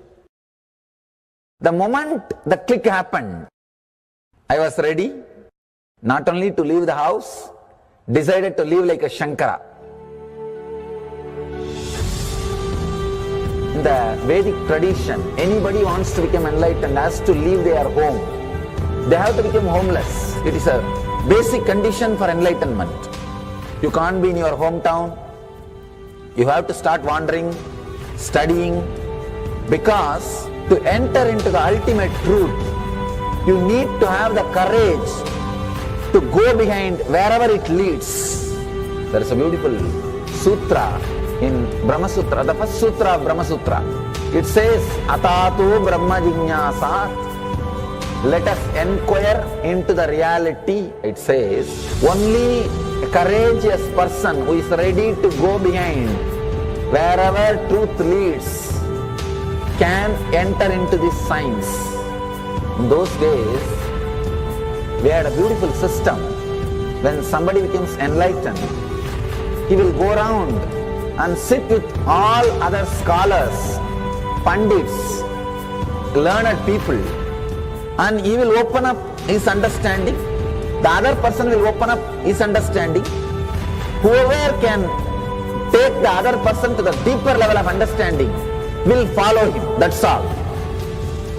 That is why exploring the truth into the deeper and deeper level has been made as a compulsory basic value for anybody who wants to explore the reality, explore into the truth. What we need to understand from this story, courage to go behind the truth, wherever it leads. Even they are ready to gamble with their life, but truth.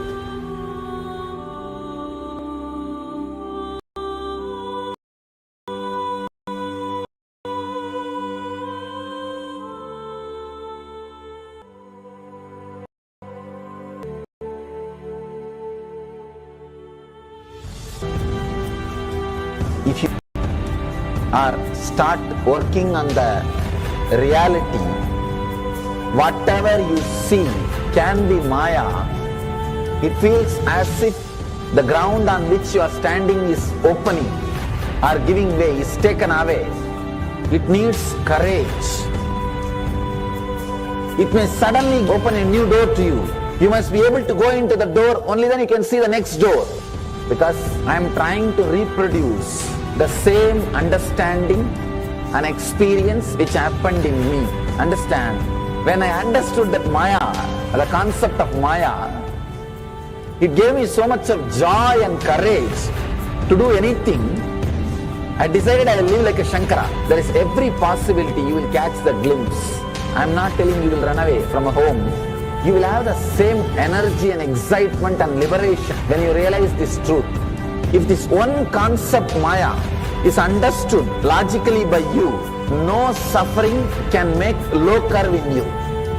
Nobody can exploit you easily. If you can just open that courage, this understanding can open new doors for you.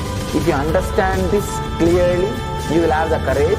If you have little courage, you will have understanding. It's like a circle. Who will start first? I represent KAILASA nation led by Supreme Pontiff of Hinduism, Sri Nithyananda Paramashivoham, which speaks on behalf of 2 billion Hindus around the world who do not have a voice representing them in these international forums.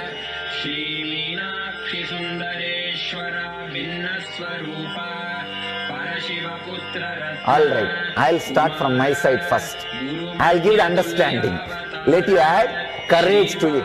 Let's enter into the sutra. Illusions deceive, colors circumscribe, even divisibles are indivisible. Look becomes Shiva.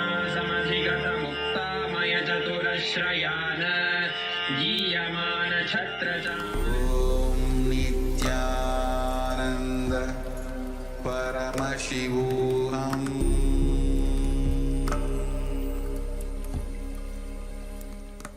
Nithyanandam, welcome all the participants to one another exciting session of this Bhagavatam class, where today we'll be looking at the chapter 7 and 8 as we looked at the chapter 5 and 6 previously. Today we'll be watching the chapter 7 and 8.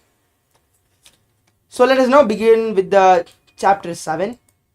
So once upon a time, Rishi Sunaka, a wise sage, asked Suta, a learned storyteller, about what Vyasa did after hearing everything from Shri Narada Muni, as we saw in yesterday's class in the chapter 7 and 8, on how beautifully Narada Muni had made Vyasa Maharishi understand on what is missing in him, on how he had not added the bhakti component in what he is doing. So Suta began his tale describing how Vyasadeva, a great and transcendently powerful sage, had settled on the western banks of Saraswati river, a place deeply connected with the Vedas. In this serene location, at a place called Samyaprasa, known for the enhancing the spiritual activities of sages, Vyasadeva had his own hermitage surrounded by berry trees. There he sat down to meditate after purifying himself with the water. Through his deep meditation in the Bhakti Yoga, free from any materialistic influence, Vyasadeva was able to perceive the absolute personality of Mahavishnu and understand the workings of his external energy. So in this they're telling that how Vyasadeva settled down in the banks of Saraswati in a place called Samyaprasa. So in this place Vyasadeva settled down. In this place it's known for many different spiritual activities of the sages to be happening, like where many other sages come, meditate, have their gurukuls, like many of this are happening. At the same time, Vyasadeva also has kept his own hermitage in the place, and his hermitage is surrounded by many berry trees. Then once he had had his bath and offered his morning oblations, he sat meditating in the banks of the Saraswati. Vyasadeva realized that the living beings through the transcendental suffer in the material existence due to his external energy. He saw that these material miseries were unnecessary and could be alleviated through the devotional service.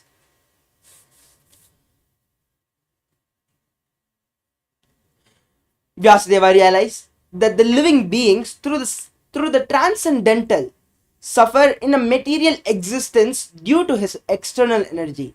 He saw that the material miseries were unnecessary and could be alleviated through the devotional service.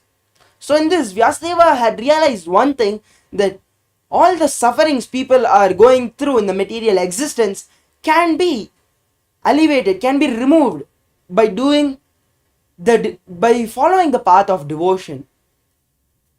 Just through simple devotion, you will see all your miseries and all your suffering due to the material existence will all disappear.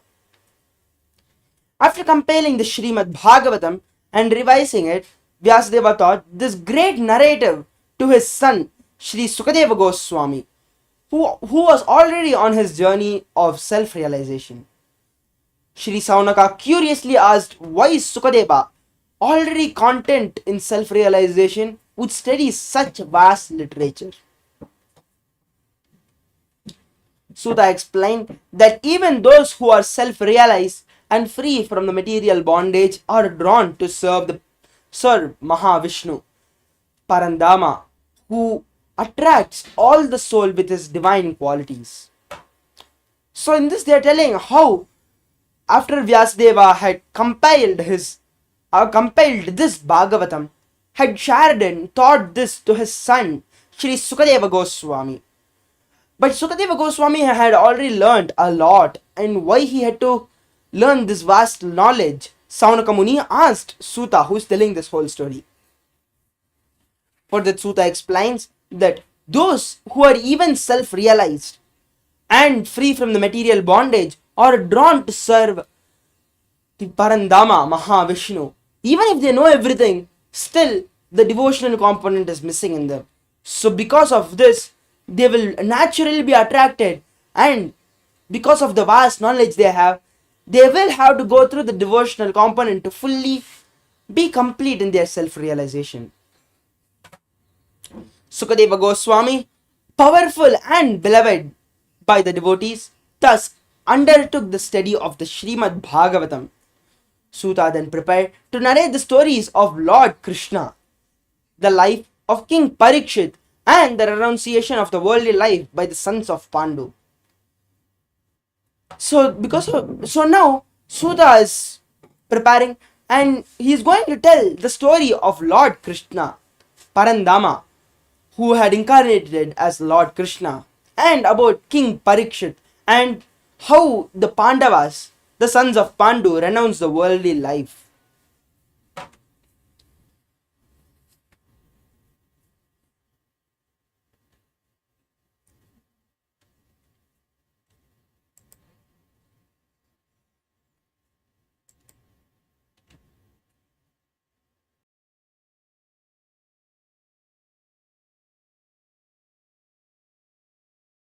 So in this, what happens is that in middle, the Duryodhanas, the Pandava, the Kauravas, the Kuru brothers of the Pandavas will be having the want for the kingdom. They'll be greedy for the kingdom. So they'll call the Pandavas and have a game of dice. So in this game of dice, the Pandavas will lose because Sakuni, the uncle of the Pandavas and the Kauravas, will support the Kauravas more. So his uncle is such an evil and wanted to destroy the whole Kuru dynasty and the Pandava dynasty because he wanted to take revenge. And at this time, he had the dice of his father's bones. So that dice was controlled by him. So when the dice was played, when the dice game happened, at that time, Sakuni controlled the dice and made everything fall onto his favor.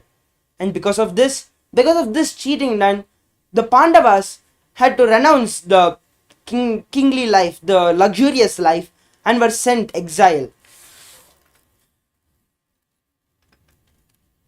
And because of this, after the exile, they will come back, and then still the Kauravas will not want to give back the kingdom. So they will have a war. And then in this war, all the Kuru family, all the cousins of the Pandus are all eliminated. And when the last one, Duryodhana, was almost killed, at that time, Duryodhana's best friend, Ashwatthama is also the son of Dronacharya, the guru of the Pandavas and the Kauravas. And Ashwatthama was very dear and very close to Duryodhana. So when he saw Duryodhana in his deathbed, he swore to Duryodhana that he is going to kill the Pandavas.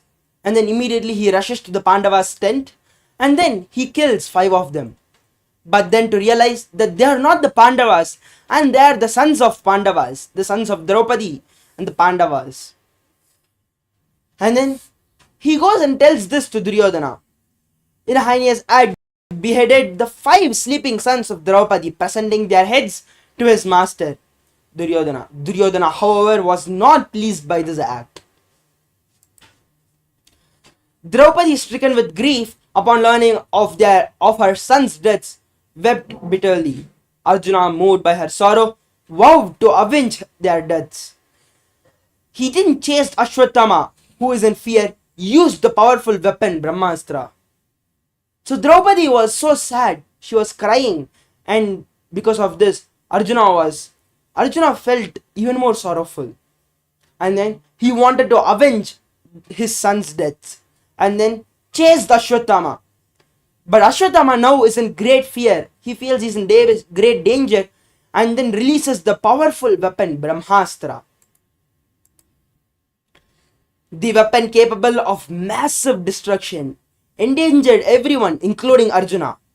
Arjuna, guided by Lord Krishna, counterattacked with his own Brahmastra. Arjuna now, he got more angry, and then he let his own Brahmastra. As the two weapons collided, creating a massive fierce disc in the sky, Krishna's advice withdrew both the weapons to prevent further destruction. He captured Ashwatthama and brought him to Draupadi. So in this, how both of them had left their Brahmastras, and at that time Krishna had to come and stop them. And because Krishna stopped, Ashwatthama was not ready to listen, and Krishna ordered Arjuna to bring down both the Brahmastras. And then now that Arjuna knows how to bring the Brahmastra down, he brings both the Brahmastra, he brings them both, because he does not want much destruction happening to the world. Because these two are very, very powerful astras. When they collide, it can be very, very dangerous. It's like the nuclear weapons of those days. So once he brought down the Brahmastra, he captured Ashwatthama and brought him to Draupadi. Draupadi showed mercy to Ashwatthama, acknowledging his status as a Brahmana and urging Arjuna not to kill him, to avoid causing grief to Ashwatthama's mother. So Draupadi showed mercy to Ashwatthama and acknowledging him as a Brahmana. Because he was a Brahmana, she did not want to kill him, and also made sure Arjuna did not kill him. And then she also told that she did not want to make Ashwatthama's mother feel the same suffering. So because of this, she forbade Arjuna from killing Ashwatthama. King Yudhishthira, along with Nakula, Sahadeva and Satyaki, and even the Lord Krishna, supported Draupadi's merciful stance. However, Bhima urged for Ashwatthama's execution. Lord Krishna, understanding the dilemma, advised a middle path. Arjuna, interrupting Krishna's words, cut off Ashwatthama's hair, insulting him, and the jewel which was there on his third eye, and removed it without taking his life, leaving him disgraced. Ashwatthama had a jewel in his third eye, in this part of his head, and that gave him immense power. And now Arjuna cut off his hair and removed that pendant, removed that jewel. Ashwatthama was humiliated and weakened and was released. This act of mercy and justice was in line with the principles of Dharma. The sons of Pandu and the Draupadi were even in the path of Dharma, even when lot of other adharmic thing happened, they always stood in the path of Dharma, and that's what made them win. So now let's get into the next part of the segment, where we are going to be having the questions from whatever we had learned until now. So the first question is, who asked Suta about Vyasadeva's action after Narada Muni's departure? Option A is Shri Krishna, option B is Arjuna, option C is Rishi Saunaka, and option D is Shri Sukadeva Goswami. I am repeating the question again. Who asked Suta about Vyasadeva's actions after Narada Muni's departure? A. Shri Krishna, B. Arjuna, C. Rishi Saunaka, D. Shri Sukadeva Goswami. So requesting all the participants who are watching us live on YouTube to please put their answers, whichever they feel is the answer, on the YouTube live chat.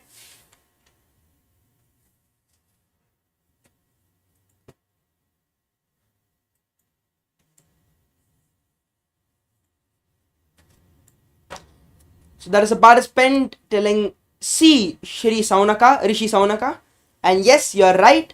So the answer for the first question is C, Rishi Saunaka.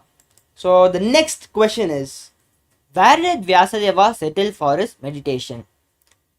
The options are A, on the eastern banks of the Ganges, option B, in the Himalayan mountains, option C, over the western bank of the Saraswati river, and option D, in the city of Dwaraka.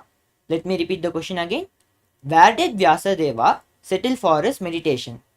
The options are, option A is on the eastern banks of the Ganges, option B in the Himalayan mountains, option C on the western banks of the Saraswati river, and option D in the city of Dwaraka.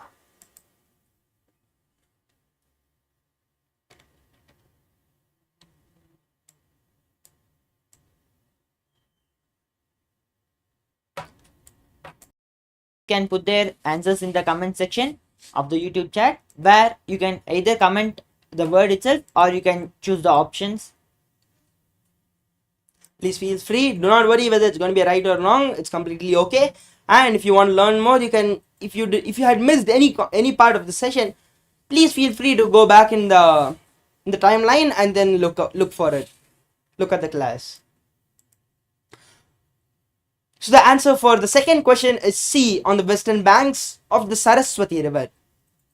So on the western banks of Saraswati river only, Vyasadeva settled for his meditation.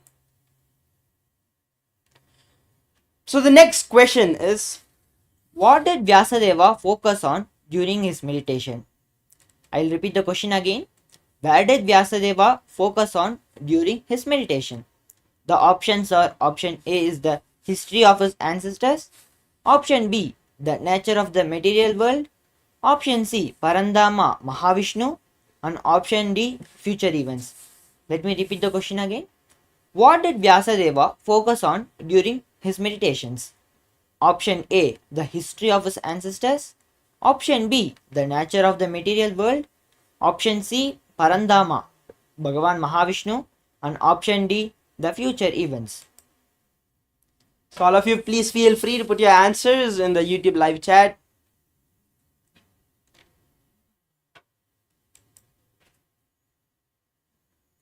So the answer to this question is C, Parandama Mahavishnu. So the next question is, what weapon did Arjuna use to counter Ashwatthama's Brahmastra? A, his sword. B, his own Brahmastra. C, the Sudarshana Chakra. D, a magical shield. Let me repeat the question again. What weapon did Arjuna use to counter Ashwatthama's Brahmastra? A, his sword. B, his own Brahmastra. C, the Sudarshana Chakra. And D, a magical shield. Requesting all the participants who are viewing us live on the YouTube to please put their answers on the YouTube chat. You can attempt it.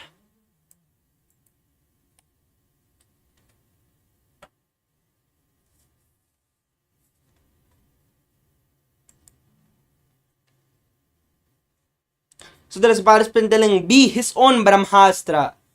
Okay. So that's the right answer actually. B, his own Brahmastra. So Arjuna used his own Brahmastra to counter Ashwatthama's Brahmastra. So we'll be getting on to the next question. What was the punishment Ashwatthama got? The options are A, he was executed. B, he was exiled. C, his hair and jewel were removed. D, he was imprisoned for life. Again, what was the punishment Ashwatthama got? A, he was executed. B, he was exiled. C, his hair and jewel were removed. D, he was imprisoned for life.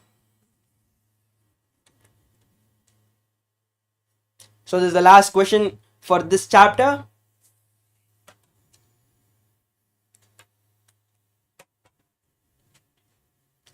Yes, so the answer for this question is his hair and jewel were removed, which is C. Yes. So now with this I want to invite all the participants who are watching us live to sign up or use the QR code to scan it and then join the Paramashivoham program, where you can get into deeper truths where you yourself will understand. Not only will you be looking at how the great sages and how the great rishis understood many different things and were moved by it, you will see this will happen in your own life, where you will experience the surrender. You will experience this surrender, not only the intellectual knowledge. When you experience the surrender, only then will you even get into the path of self-realization, where you will be complete in it. So please take some time and then scan the QR code or use the link to join the Paramashivoham. So now let's have a short break.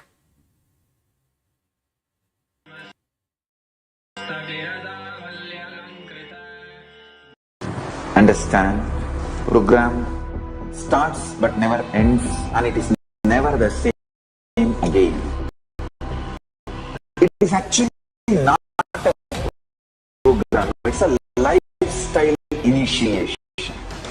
It is just upgrading your consciousness, your intense sincerity, sincere intensity into this program. Instead of sitting with your depressions, sit with me, Paramashiva. I welcome all of you to register by going to paramashivoham.org, and even if you have attended already any program, please go through once more intensely, sincerely, because it is going to be absolutely new and different level. I commit with you all.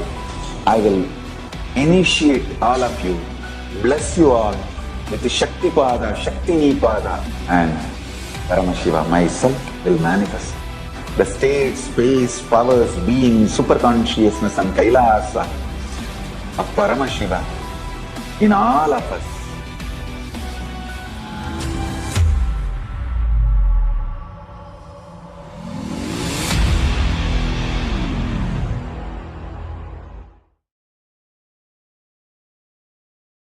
So many times you may have some desire, some guilt, some pain for which you are not able to find solution. And now the best chance or the best way to get the solution is from Master. Master is here. Don't miss the chance. We are going to work on each major layers. We are going to work on desire, guilt, depression, fear, on every major things. Not only practically, it is not because they are so esoteric, so deep. The whole course is designed just for the total transformation.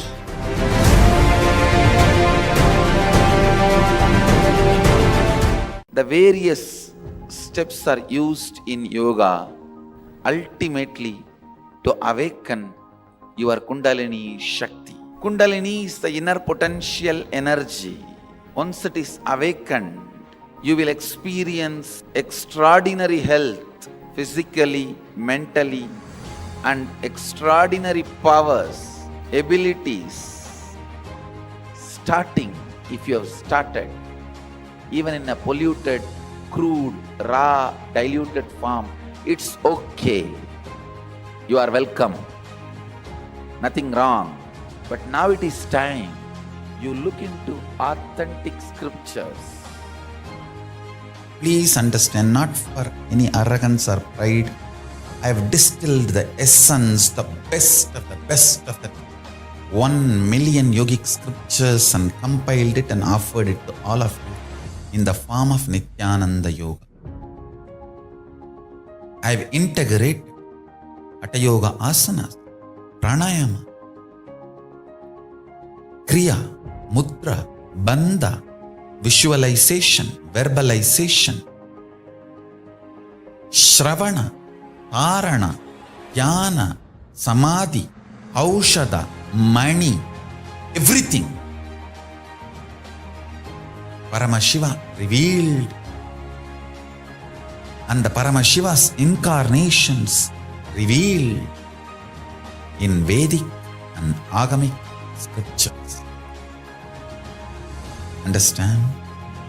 Yen Fitness is a complete compilation. Nithyananda Yoga is a complete compilation for fitness to manifest the state, space, powers and being of Paramashiva.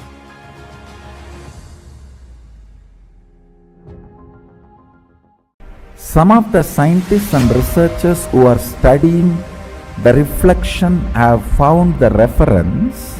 What is out there is not just 4 dimensions, at least 11 dimensions. The methodology they used, algebraic topology, and the informations they have, they even tried to map it down on the brain of the rat and confirming many of the informations they have make sense. Understand, microcosms, telescope and microscope is algebraic topology. Macrocosms, telescope and microscope together is penetrated by oneness. The moment it is initiated, if the third eye is penetrated by the oneness, it acts as telescope and microscope together for cosmos, Brahmanda, what is out there. So if you want to understand and manifest the powers, want to experience KAILASA, hold my hand and come along with me. It means sit with integrity and listen and come along with me.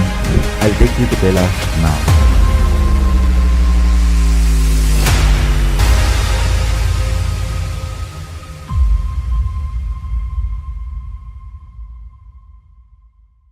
Nowadays, there is a multiverse of superhero movies.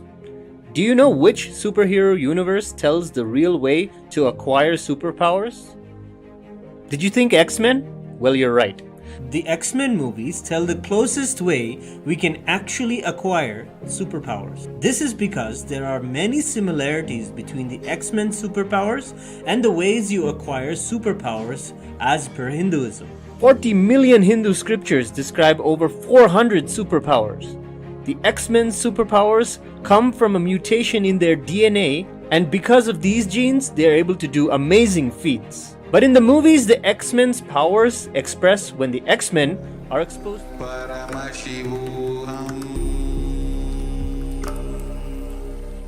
Welcome back, as we will be entering into the chapter 8 of Bhagavatam now.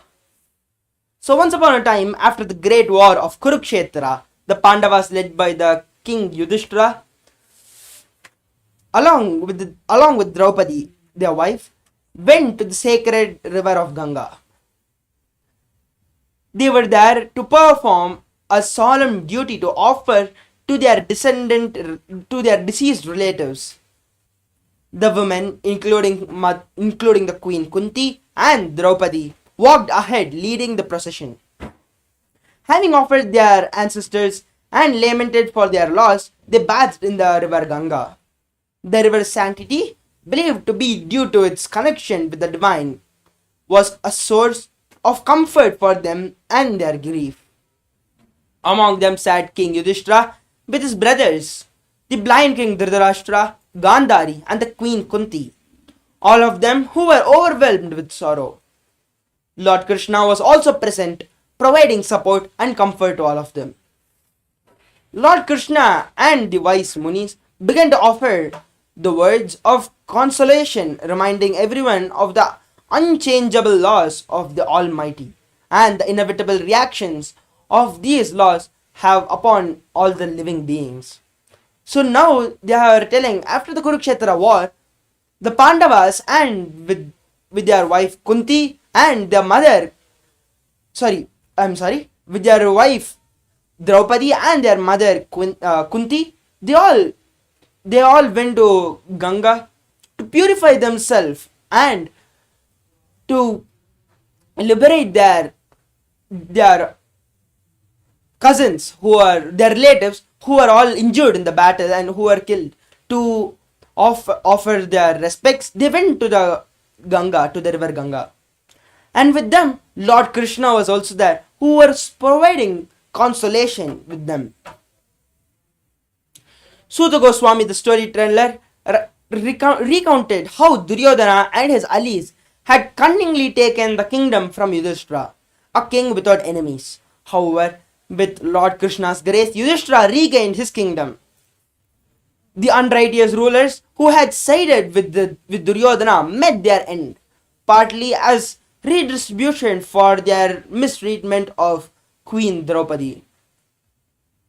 To celebrate the restoration of the justice and dharma, Lord Krishna helped Yudhishthira conduct 3 magnificent sacrifices. Ashwamedha Yajna, the horse sacrifice, elevating Yudhishthira's fame to the celestial heights. As it was Dipaka, he bid farewell to the sons of Pandu and received honor from the Brahmanas, including Shrila Shri Vyasa. However, as he was about to leave, Uttara, filled with fear, approached him for protection. Uttara is the wife of Abhimanyu. Abhimanyu is the son of Arjuna. Uttara, trembling, pleaded to Lord Krishna for protection against a deadly weapon, a fierce iron arrow aimed at her and her unborn child. She begged Lord Krishna to save her child, even if it meant sacrificing herself. Lord Krishna, however, compassionate to his devotees, immediately understood that Ashwatthama, Dronacharya's son, had launched the fearsome Brahmastra to end the lineage of the Pandavas. In response, the Pandavas readied their weapons to counter the threat. However, Lord Krishna,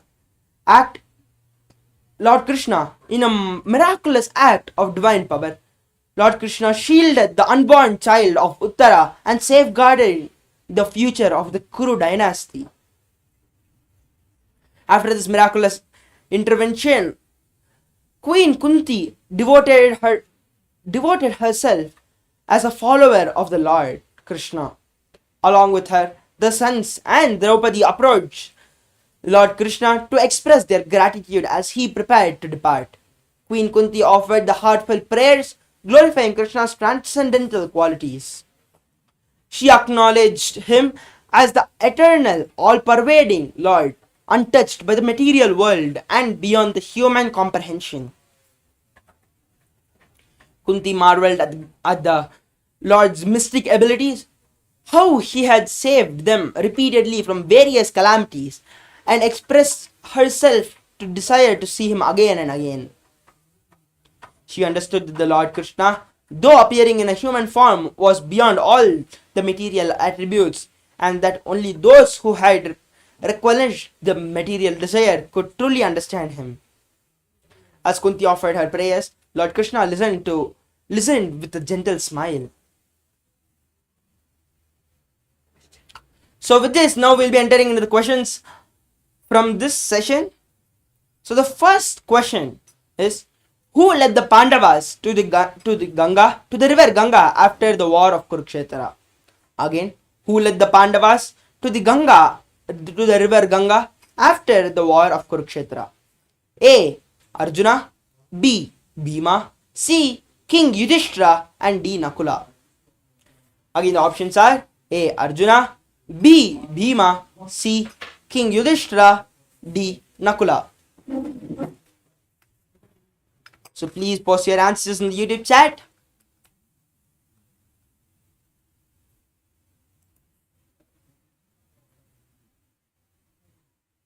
So the answer to the first question is C. King Yudhishthira.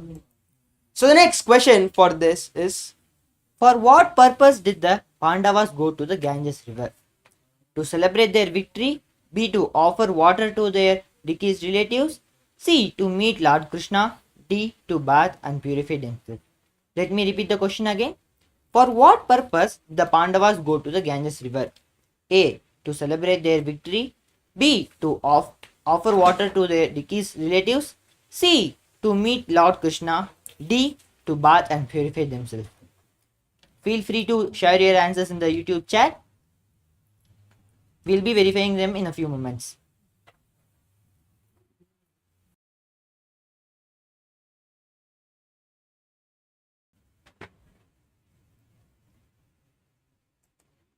Yes, so the answer to this question is to offer water to their deceased relatives. So the answer is B. So the next question is, how was Yudhishthira's kingdom originally lost? The options are A. in a battle, B. in a game of dice, C. due to an invasion, and D. through a curse. Let me repeat the question again. How was Yudhishthira's kingdom originally lost? The options are A. in a battle, B. in a game of dice, C. due to an invasion, and D. through a curse.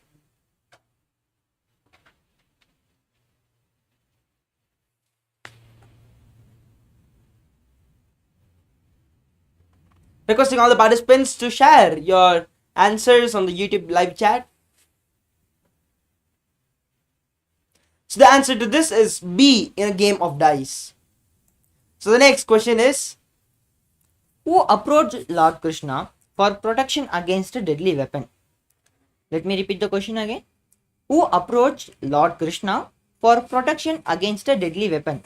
The options given for this question is A. Draupadi, B. Kunti, C. Uttara, and D. Subhadra. The options for this question is A. Draupadi, B. Kunti, C. Uttara, and D. Subhadra. So there is a participant telling C. Uttara. That's right. The answer is Uttara. So the last question for today's segment is, how did Lord Krishna protect Uttara and her unborn child? The options are A. by using a shield, B. by stopping time, C. by wielding his Sudarshana disc, D. by reversing the weapon's curse. The question is, how did Lord Krishna protect Uttara and her unborn child? A. By using a shield. B. By stopping time.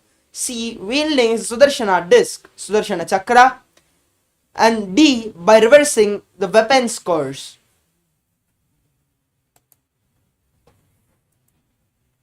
Someone has put the answer C. Yes, you're right. The answer C is the correct answer, by wielding his Sudarshana Chakra. So with this, we are coming to the end of today's segment and today's session. So I'm also again inviting all the participants and all the viewers who are watching us currently live to sign up for the Paramashivoham, which is starting tomorrow, the 26th of December.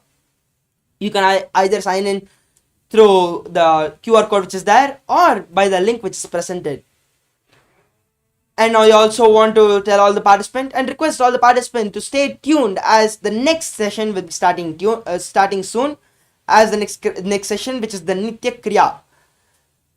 The Nitya Kriya session will be happening. So thank you all. Hope you all enjoyed this session. Thank you all. Nithyanandam. So many times you may have some desire, some guilt, some pain for which you are not able to find solution. And now the best chance or the best way to get the solution is from Master. Master is here. Don't miss the chance. We are going to work on each major layers. We are going to work on desire, guilt, depression, fear, and every major things, not only practically, esoterically. It is not even actually technique, because they are so esoteric, so deep. The whole course is designed just for the total transformation.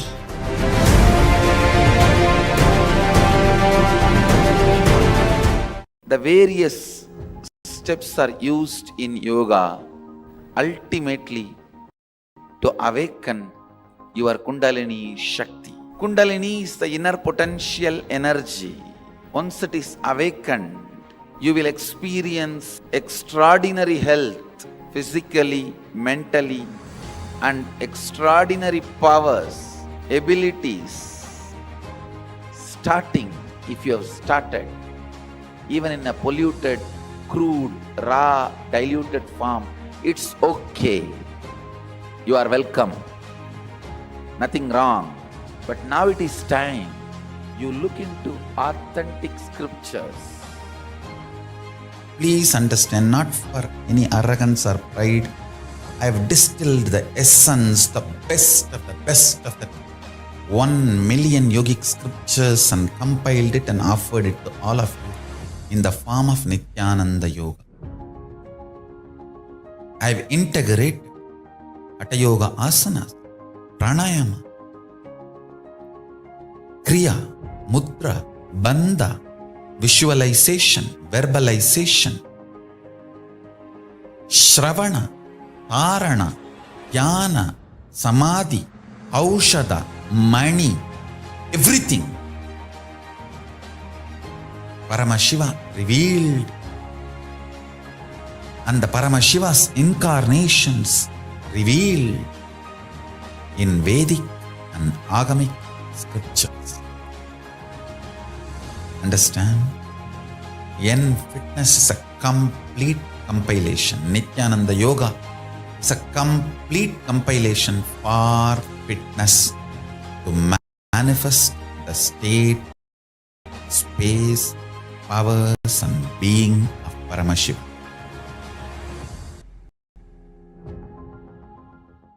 Some of the scientists and researchers who are studying the reflection have found the reference. What is out there is not just 4 dimension, at least 11 dimension.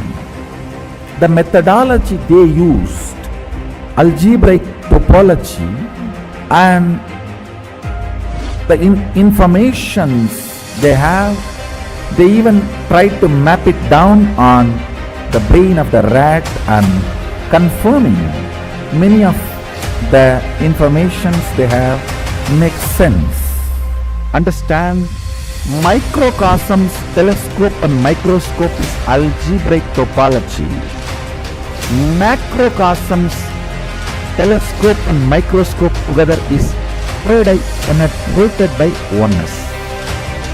The moment it is initiated, if the third eye is penetrated by the oneness, it acts as telescope and microscope together for cosmos, Brahmanda, what is out there. So if you want to understand and manifest the powers, want to experience KAILASA, hold my hand and come along with me.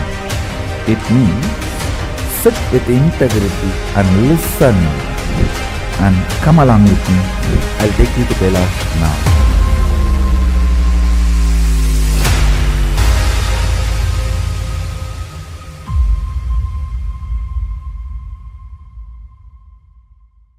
Nowadays, there is a multiverse of superhero movies. Do you know which superhero universe tells the real way to acquire superpowers? Did you think X-Men? Well, you're right. The X-Men movies tell the closest way we can actually acquire superpowers. This is because there are many similarities between the X-Men superpowers and the ways you acquire superpowers as per Hinduism. 40 million Hindu scriptures describe over 400 superpowers. The X-Men's superpowers come from a mutation in their DNA, and because of these genes, they are able to do amazing feats. But in the movies, the X-Men's powers express when the X-Men are exposed to high levels of stress and trauma, like Magneto going through the Holocaust, or Deadpool going through the Weapon X program. But in Hinduism, the scriptures describe the superpowers being gifted to humans through incarnations and gurus. The key difference is that in Hinduism, the superpowers happen when someone experiences enlightenment, the ultimate bliss and happiness in their lives. The Hindus have actually made the handing down of these superpowers through their DNA. We can see the Hindu gods display such powers in our Hindu scriptures. Just like the X-Men have the superpowers in their genes, we all have the superpowers in our genes. And it can be awakened. Your DNA is hardwired for superconscious mutation. Today, with the initiation of the incarnation and Guru, the Supreme Pontiff of Hinduism, Bhagavan Nithyananda Paramashivoham, in the Paramashivoham program, is awakening these 400 powers described in the Hindu scriptures from your very DNA. Register for Paramashivoham.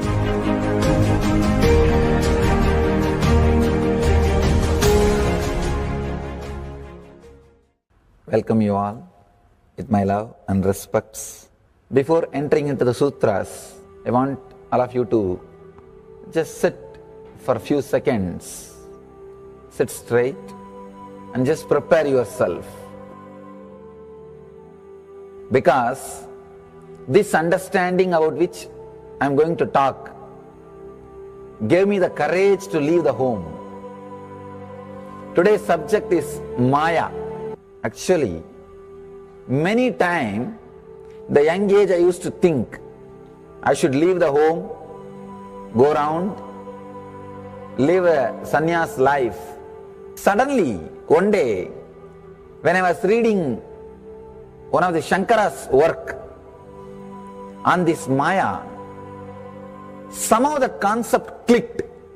The word Maya cannot be translated into English. Thinking the lesser reality as the higher reality is what we call Maya.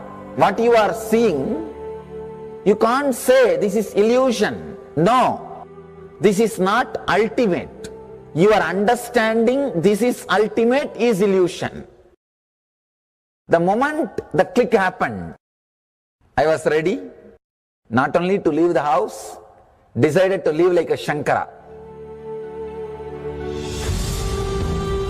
In the Vedic tradition, anybody wants to become enlightened has to leave their home.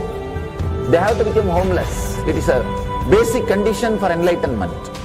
You can't be in your hometown. You have to start wandering, studying, because to enter into the ultimate truth, you need to have the courage to go behind wherever it leads. There is a beautiful sutra in Brahma Sutra, the first sutra of Brahma Sutra. It says, Atato Brahma Jignasa. Let us inquire into the reality. It says, only a courageous person who is ready to go behind wherever truth leads can enter into this science. In those days, we had a beautiful system. When somebody becomes enlightened, he will go around and sit with all other scholars, pandits, learned people, and he will open up his understanding. The other person will open up his understanding. Whoever can take the other person to the deeper level of understanding will follow him. That's all. That is why exploring the truth into the deeper and deeper level has been made as a compulsory basic value for anybody who wants to explore the reality, explore into the truth. What we need to understand from this story, courage to go behind the truth leads. Even they are ready to gamble, but they are ready for truth.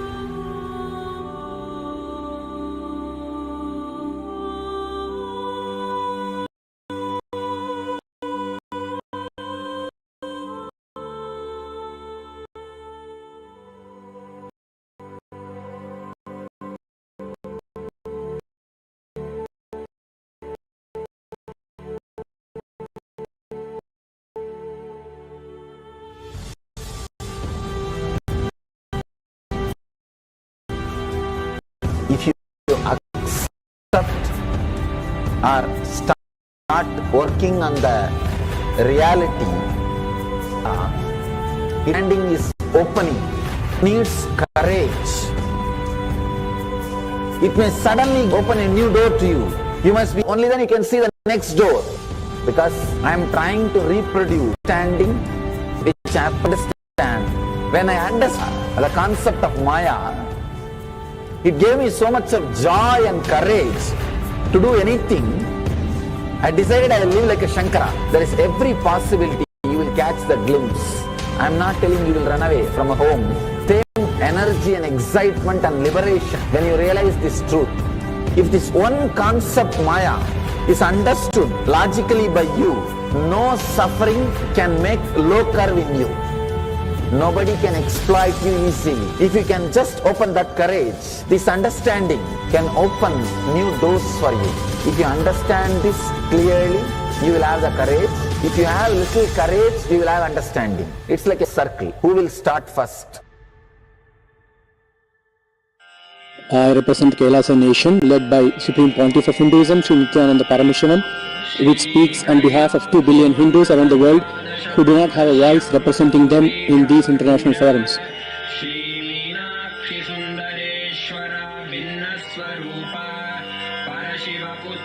Alright, I'll start from my side first. I'll give the understanding. Let you add courage to it. Let's enter into the sutra. Illusions deceive, colors circumscribe, even divisibles are indivisible. Look becomes Shiva.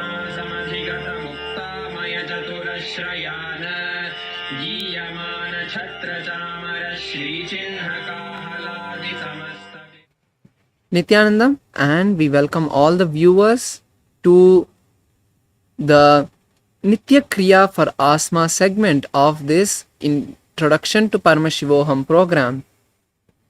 Today we'll be learning the technique of healing ourselves from any breathing problem. Even if you don't have asthma, I still encourage, if you're watching us, to perform this Kriya, and if you can share this Kriya with anyone you know who has this problem of asthma. Let's now first understand the description of this disease and then move into the Kriya. Asthma is a common chronic inflammatory disease of the airways characterized by variable and recurring symptoms, resembling airflow obstructions and co-spams. Symptoms include wheezing, coughing, chest tightness, shortness of breath. Asthma is clinically classified according to the frequency of symptoms: forced expiratory volume in 1 second FEV1 and peak expiratory flow rate. These are the two deciding factors of the frequency of the symptom and the intensity of this disease. Asthma may also be classified as atopic or non-atopic. It is thought to be caused by a combine of genetic and environmental factors. Of acute symptoms with an inhaler, short-acting beta-2 agonist such as salbutamol. Symptoms can be prevented by avoiding triggers such as allergies and irritations, by inhaling corticosteroids.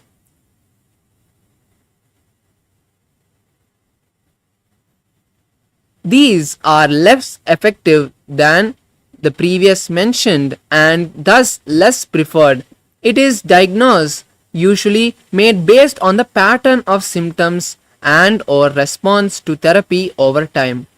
I would like to apologize for my pronunciations, and now we'll be moving into the technique itself. There are 5 steps to this process and it is very simple.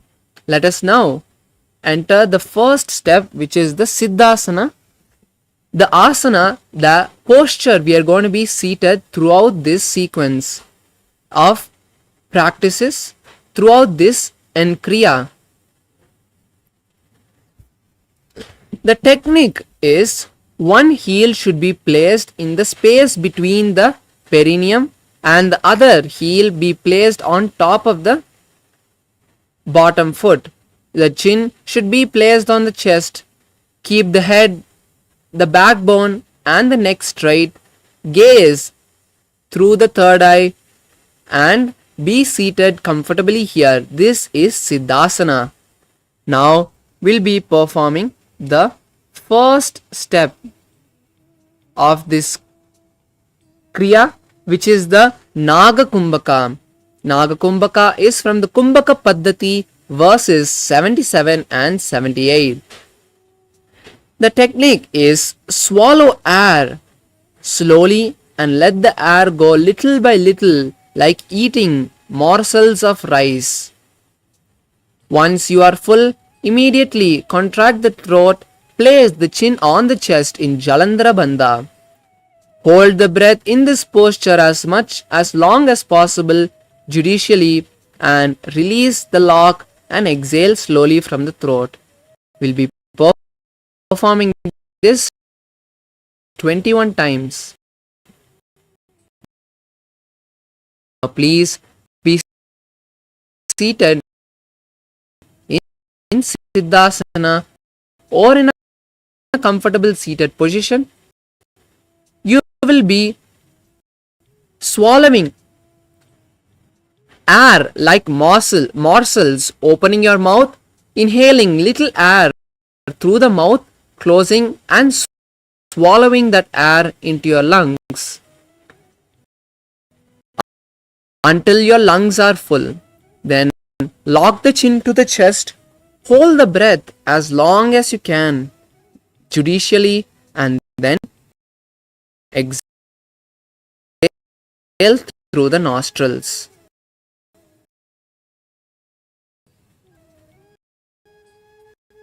Please begin.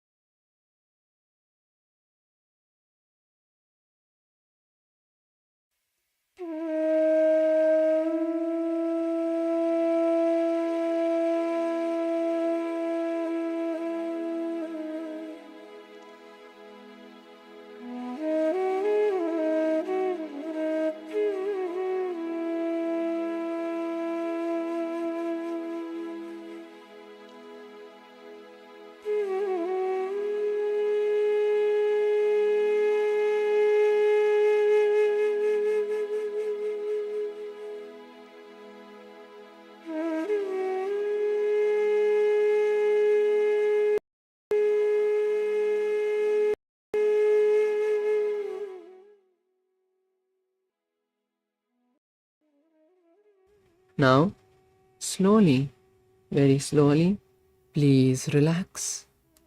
Now, we will be moving to the next step of this Kriya, which is the Trinetra Kumbhaka.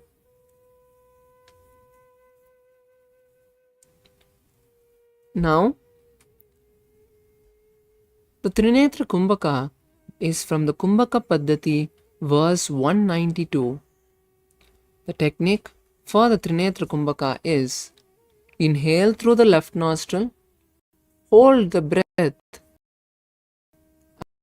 as long as you can. Without exhaling, inhale through the right nostril and hold the breath.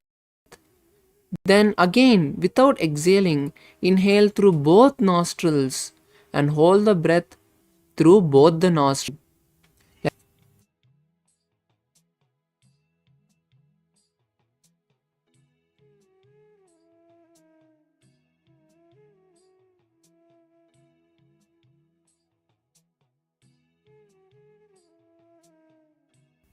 Let me repeat the technique we'll be performing, the Trinetra Kumbhaka. Inhale through the left nostril, hold the breath. Then without exhaling, inhale through the right nostril and hold the breath. And again, without exhaling, inhale through both nostrils and hold the breath as long as you can judicially. Exhale through the left nostril slowly. Perform this 21 times. Please begin.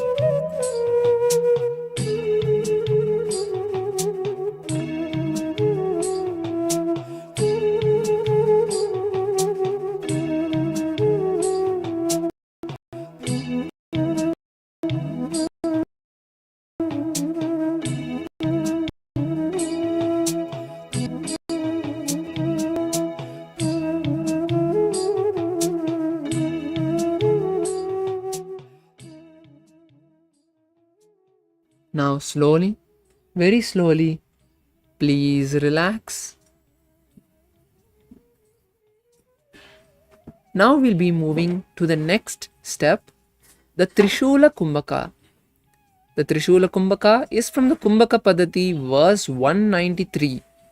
The technique for the Trishula Kumbhaka is inhale through the nostrils and also through the mouth simultaneously. Hold the breath and judicially and exhale through the nostrils slowly and relax. Do this 21 times. Let me repeat the technique.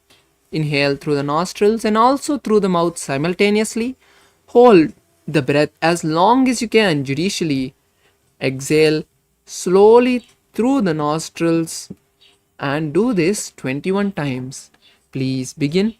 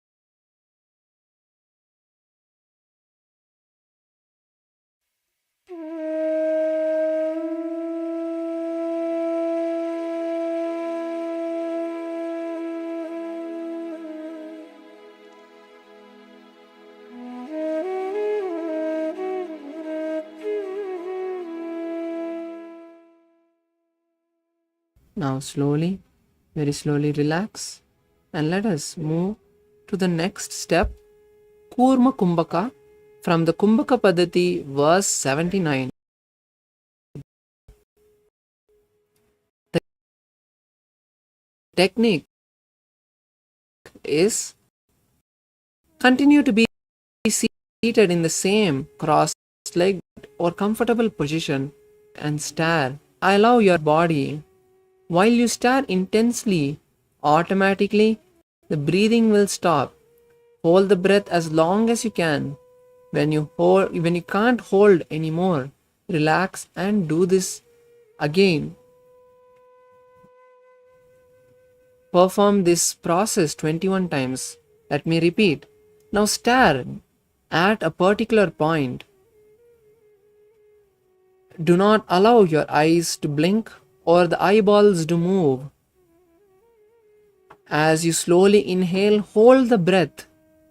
After your lungs are completely full, for as long as you can. Then slowly exhale once you can't hold anymore. Relax your eyes and allow your breathing to settle, and then again stare at a particular point and repeat this process. Cycle 21 times. Please begin.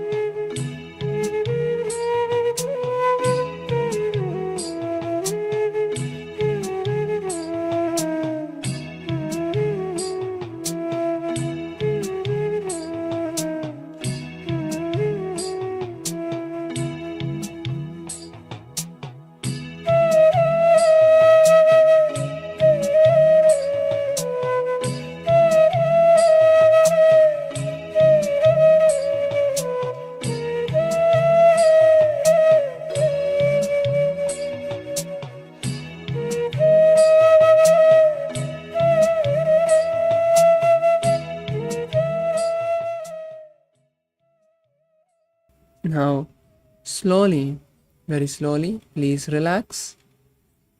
Let us now move to the last step of this Nitya Kriya, which is the Samakumbhaka from the Kumbhaka Paddhati, verse 99. The technique is inhale and exhale, then hold the lungs empty as long as you can. Then bring the awareness to the heart. And then when you can't hold on anymore, relax and do this 21 times. Let me repeat. Inhale and then exhale, keeping the lungs empty. Hold the breath as long as you can. As you hold the breath, as you hold your lungs empty, bring awareness to your heart and feel it. Feel your heart center. And when you can't hold the breath anymore, relax and allow yourself to catch your breath and then restart this whole process. Do it 21 times. Let's begin.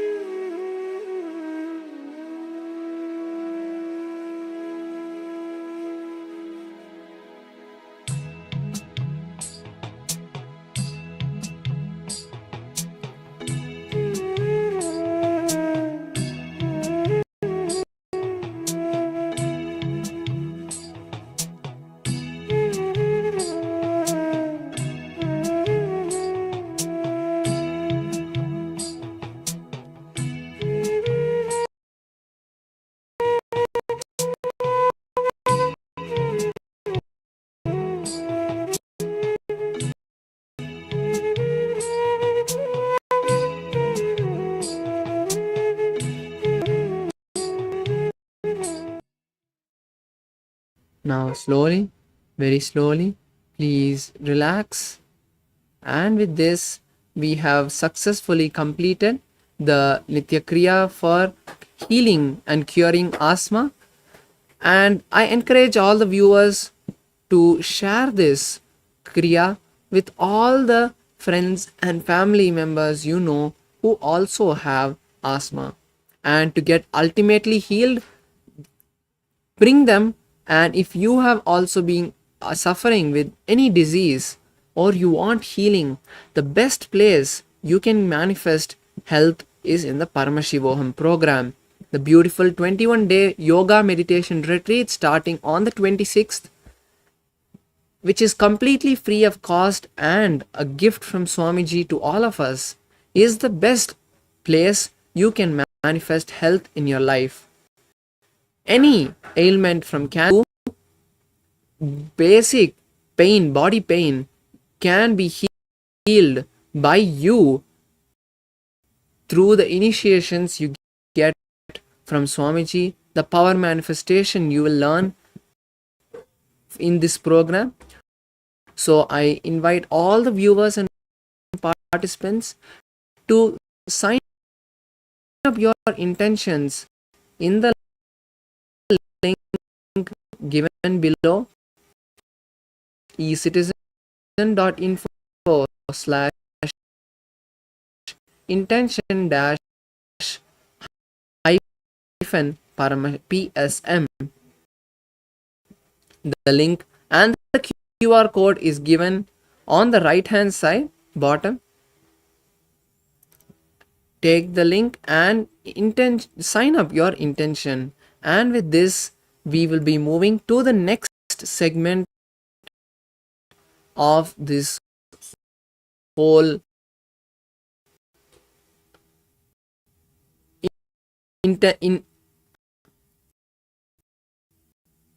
introduction to Paramashivoham program, which is the spiritual routine, as it is the early morning in New York now. The two perfect states be. Thank you.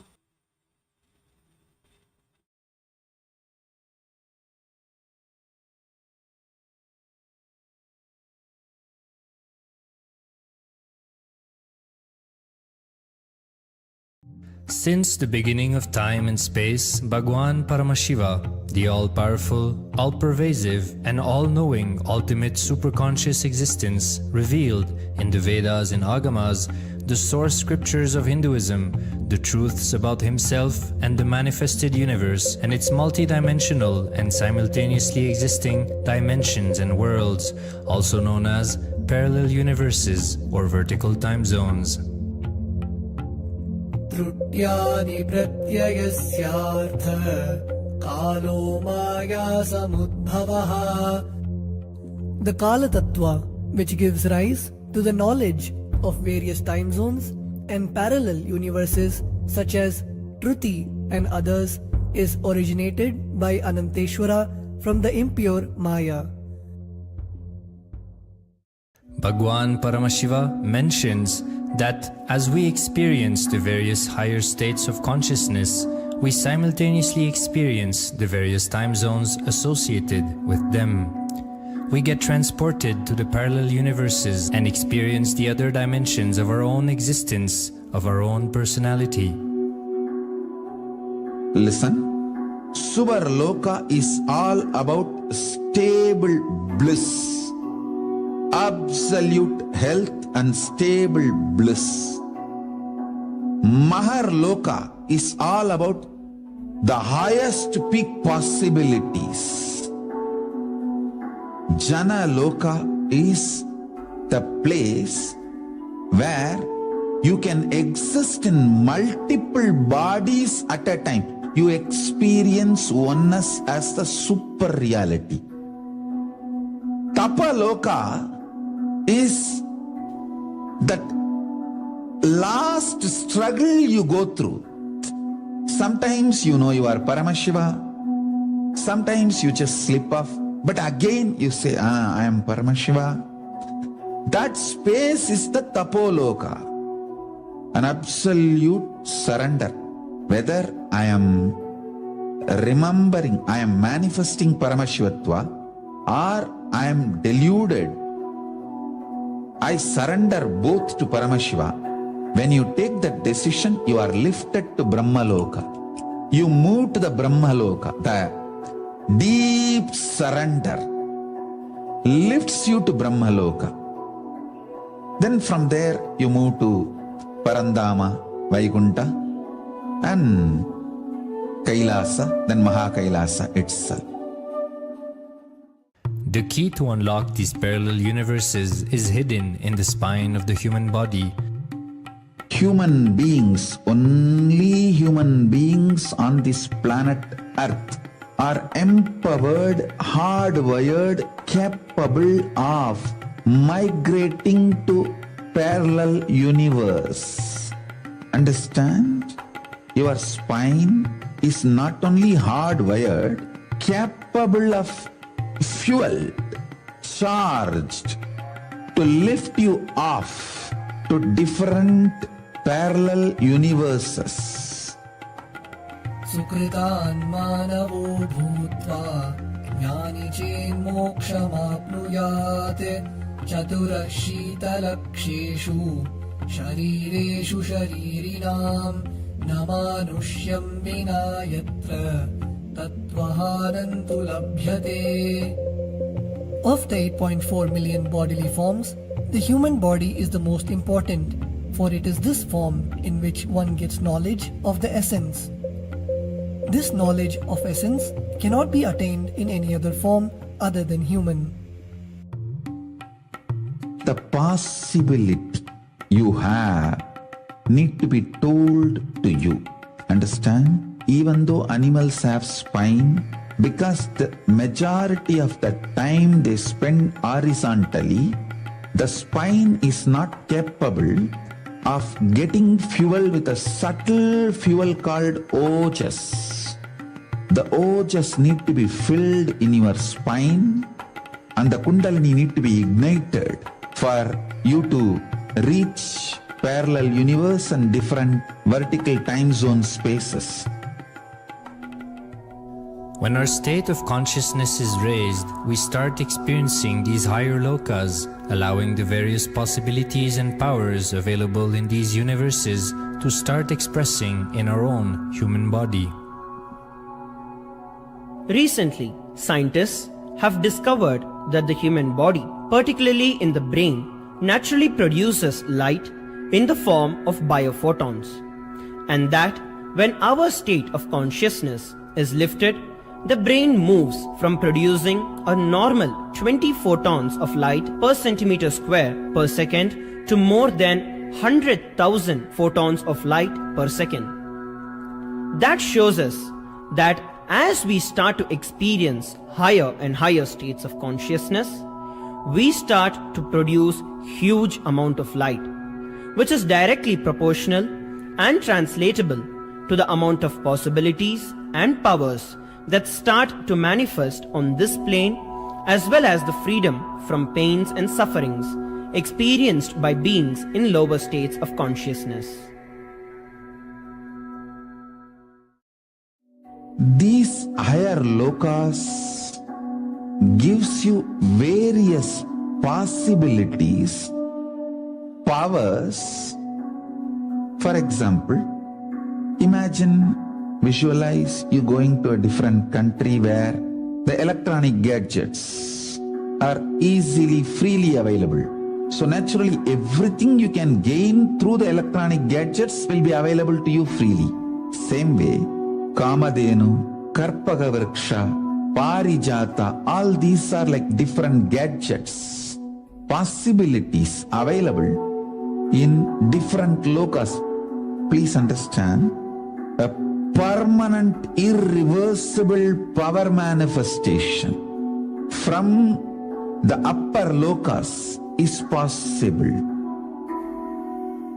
Once these possibilities and powers start to express in the human body on the Bhuloka, our present plane, we reach a point of no return, where the cognitive shift which happens in us about who we are and what is the reality hidden behind this perceivable world frees us from the deluded ideas we have about ourselves and the life in the cosmos. The moment your consciousness is empowered to access and to exist in the parallel universe, no force in this Bhuloka planet Earth can torture you, abuse you, suffocate you. It is irreversible permanent enlightenment, irreversible permanent empowerment. In the source scriptures of Hinduism, the Vedas and Agamas, Bhagwan Paramashiva reveals about the importance of being initiated by a guru who is fit of giving initiation for us to raise into the various states of consciousness and experience the higher time zones.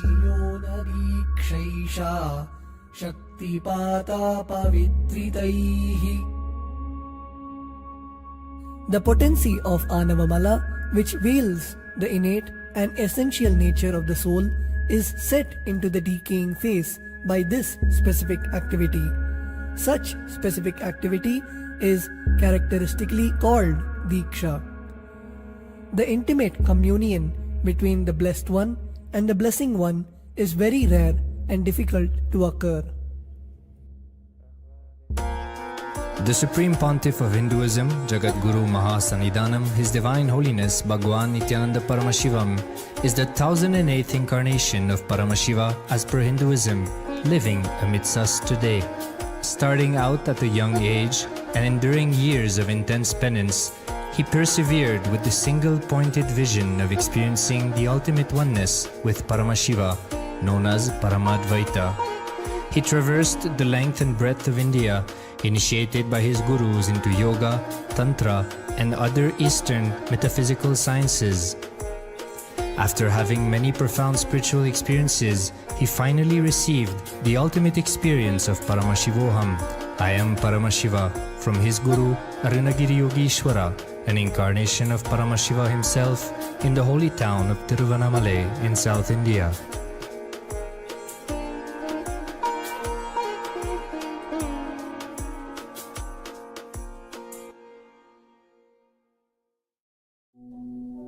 The brain is the body's most complex organ, containing more than 100 billion neurons, each of them in chemical and electrical conversation with up to 10,000 other neurons. Its sheer capacity to process the various happenings of life is astonishing. The scientific studies on the Supreme Pontiff of Hinduism's brain remarkably shows that the complexity presents no difficulty for the Supreme Pontiff of Hinduism in managing his brain's activity. The Supreme Pontiff of Hinduism's capacity to control his brain is very fluid. He can easily shift his brain function and alter his brain waves, allowing the travel into various time zones possible and effortless. The results from the scientific studies conducted on the Supreme Pontiff of Hinduism show that the human body and brain is able to choose to alter the body and to travel to other dimensions at will. The possibility for people to experience the healing capabilities as well as the higher states of consciousness is an event of immense benefit for humankind. The science of altering the Nithyanandam, we welcome all the Paramashivoham participants to the first session of the day, which is Nithyananda Yoga.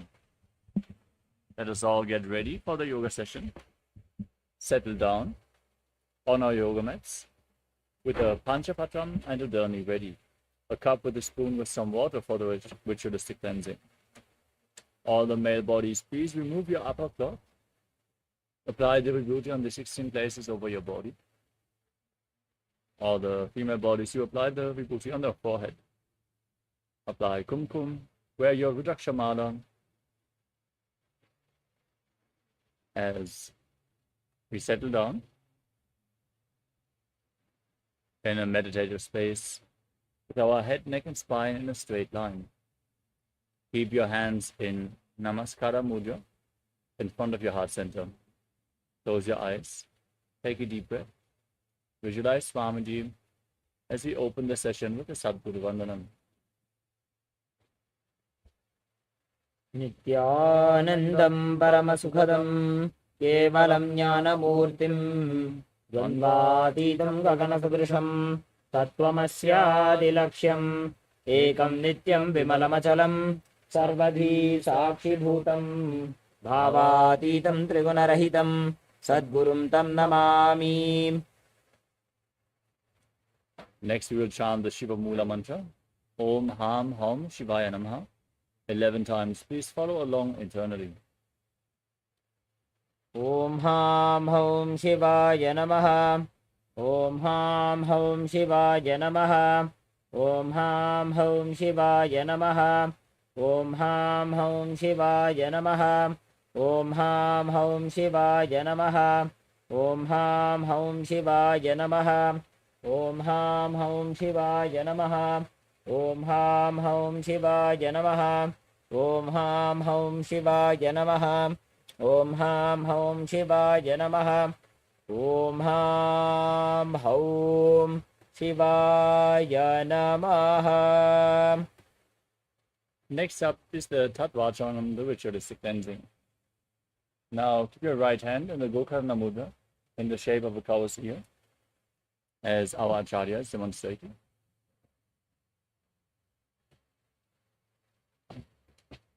Then take one udani, 1 spoon of water, and pour it into your right palm. Sip the water from the bottom of the palm each time the word Swadha is chanted, for a total of 3 times as we chant. Om Atmatattvam Shodhayami Sudha. Om Tattvam Shodhayami Sudha. Om Shivatattvam Shodhayami Sudha.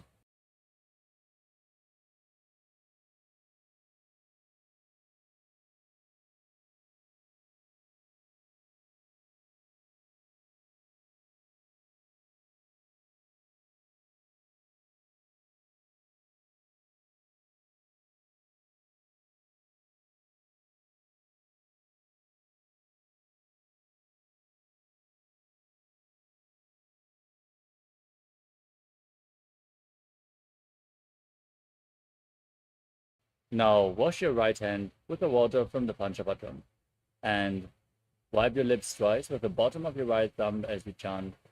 Om Ham Hridayaya Namaha. Wash your hand again. With index, middle and ring finger joined together, touch above your upper lip and below the lower lip. Then wash your hand again. With your index finger and thumb joined together, touch your right nostril and then your left nostril. With your ring finger and thumb, touch your right eye, right ear, and left ear. Wash your hand again. The little finger and thumb joined together, touch your navel, your right chest, and your left chest. And with the tips of all the fingers joined together, touch the top of your head, your right shoulder, your left shoulder, and your heart center. Now, wash your hand once more. Place your right hand over top of the left, and place both hands on the right thigh. Close your eyes and set your sankalpa, your conscious resolution, what you want to manifest in the ritual of yoga today as we chant the sankalpa mantra. Om Mamopata Samasta Duritakshaya Dvara Bhagavat Shri Nithyananda Paramashiva Prityartham Shri Nithyanande Shri Paramashiva Shakti Sameta Shri Nithyanande Shri Paramashiva Prityartham Cha Adya Purvokta Evam Guna Visheshena Vishishtaja अस्याम शुभतिथौ पूर्णारोग्ययुक्त दृढ़गात्रयोगिक शरीर सिद्ध्यर्थम परमशिव शक्त्याविष्करणार्थम नित्यानंद योगाभ्यासं करिष्ये. Now wash your right hand once more.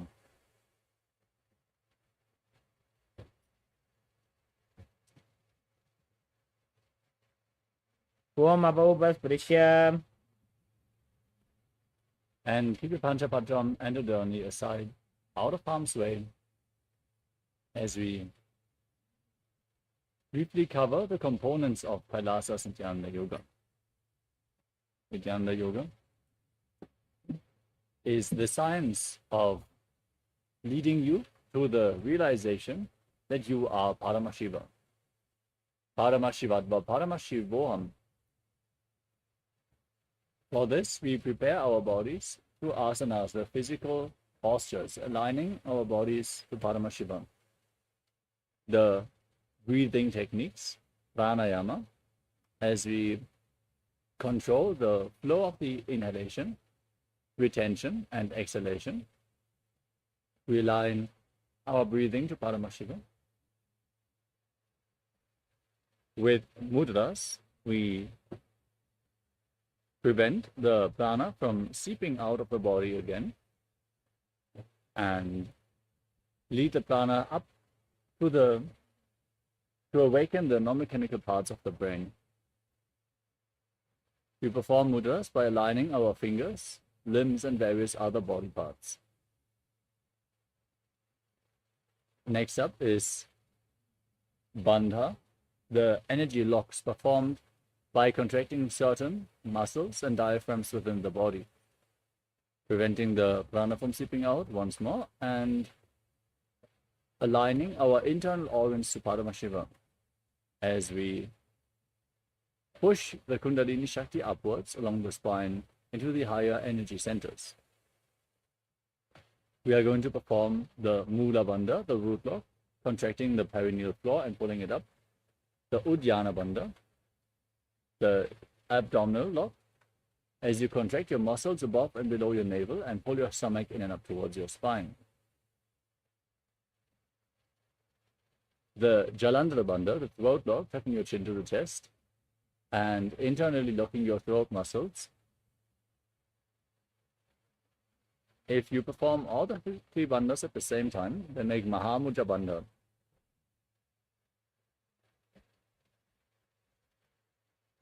Next is Karana, the sacred dance postures, as they have been preserved throughout the temples in India, moving your limbs in synchronicity, aligning your movements to the cosmic body movements. The Karanas lead to intense awareness within your body and to a subtle but intense breathing flow, which intensely infuses prana into your system. Next up is the visualization.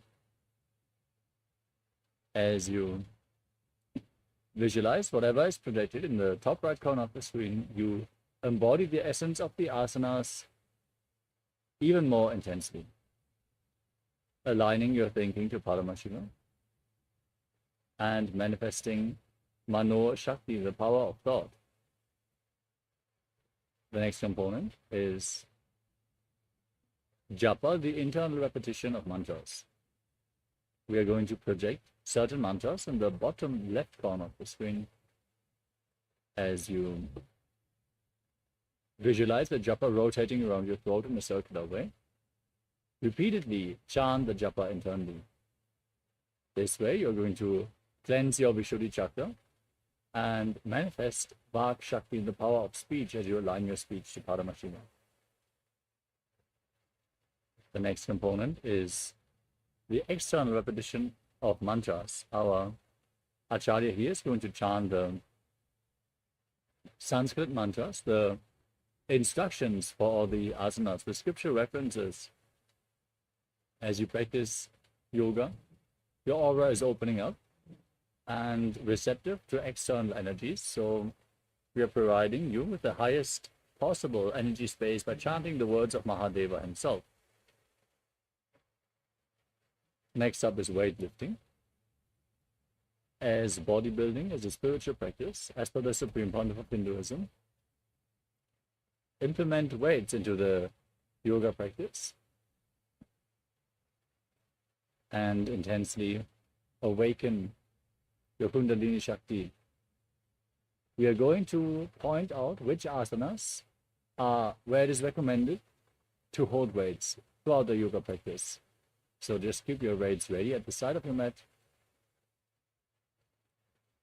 The next component is Abharanam, the sacred Rudraksha jewelry. As Rudraksha functions like a spiritual battery, holding onto the spiritual energy more intensely than any other stone, and giving it off to your system as you keep skin contact with Rudraksha beads. Wear Rudraksha beads as much as possible. You can see how acharyas are wearing the Rudraksha mala.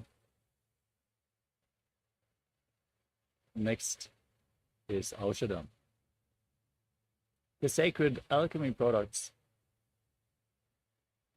if applied on the skin, Aushadas infuse prana into the system and are capable of healing even the most chronic of diseases. So apply Vibhuti and Kumkum. If you have it available, apply Jnananjana. You can also mix some sandalwood powder with turmeric and some water and apply it on your temples. If you have any other Aushadas prepared by the Supreme Pontiff of Hinduism, you can also apply them during the yoga practice. The final component, the most powerful component, of course, is the Shaktipada and Shakti Nipada, which is the Supreme Pontiff of Hinduism, our beloved Swamiji. Perform the yoga authentically and prepare your body to hold the intense energy that is being showered on you during the darshan for a longer period of time. Yield the benefits more intensely as you prepare yourself to receive the energy from the Supreme Pontiff of Hinduism. Let us now enter into the first asana of the sequence, which is Sukhasana. Now, sit in a comfortable cross-legged position with your head, neck, and spine in a straight line. Keep your hands on top of the knees in Bindu Mudra. Visualize Lord Shiva in your inner space as you breathe in Samana Kumbhaka.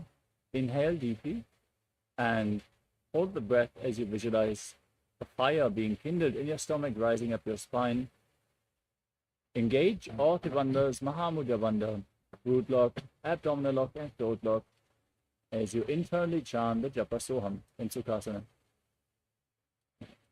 तत्सुखासनमित्युक्तमशक्तस्तत्समाचरेत् आसनं विजितं येन जितं तेन जगत्त्रयम्.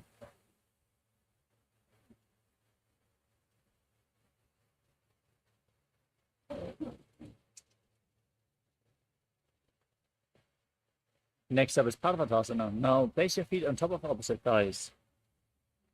In Padmasana, join your hands in Anjali Mudra and raise them up above your head, keeping your elbows straight. Engage all three bandhas, Mahamudra bandha, and visualize yourself as Mount Kailash. अथ भक्षे महादेव पर्वतासन मंगलम यत्कृत्वा स्थिररूपी स्यात् षट्चक्रादिविलोपनम्. Next up is Halipavasana. Now extend your feet away from the body, bring the soles of the feet together, interlock your fingers behind your back, and lean forward and down, placing your forehead on the ground behind your heels. Gaze to your nose as you engage all three bandhas and visualize Swamiji in your inner space. पूरव विधियाहु मे जानो उभय पगतले संपुटठानो.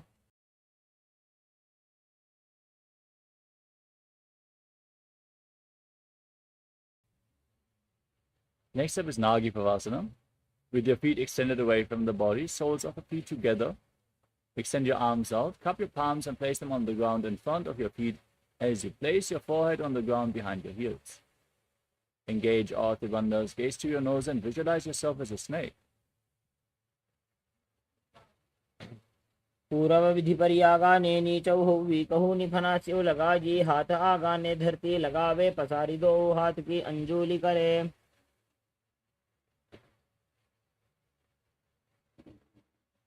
Next up is Kokilasana. Now hold onto the big toes in Prana Mudra with index and middle fingers together.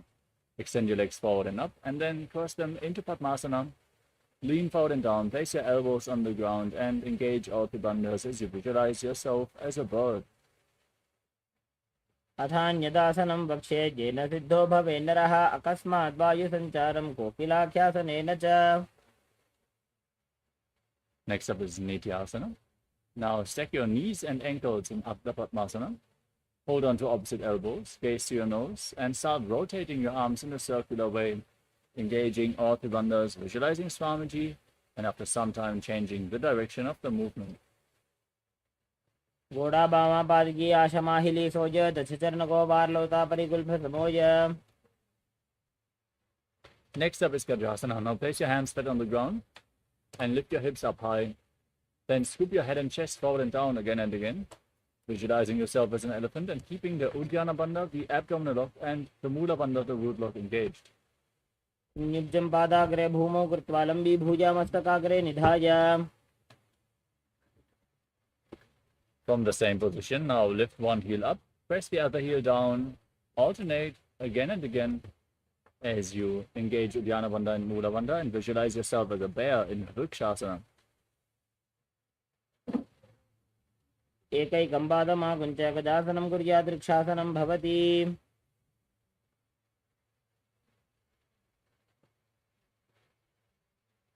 Next up is Vaishyasana. Now raise up, stand on the tips of the big toes if you can, and bring your hands to the chest in Hridaya Mudra, index, middle, and ring fingers joined together. Now visualize Swamiji in your inner space and engage Uddiyana Bandha and Mula Bandha. केशेन पादयुगलं बद्ध्वा तिष्ठेत अधोमुखः. Next up is Urdhva Janukarana. Now stand in Arimandi posture. Your heels together, toes pointing outwards and knees bent. We are going to perform Arimandi various times throughout this asana sequence. So remember this posture. Raise your hands to the chest and lift one knee up along the center of the body in a circular way as you follow along with the respective hand again and again.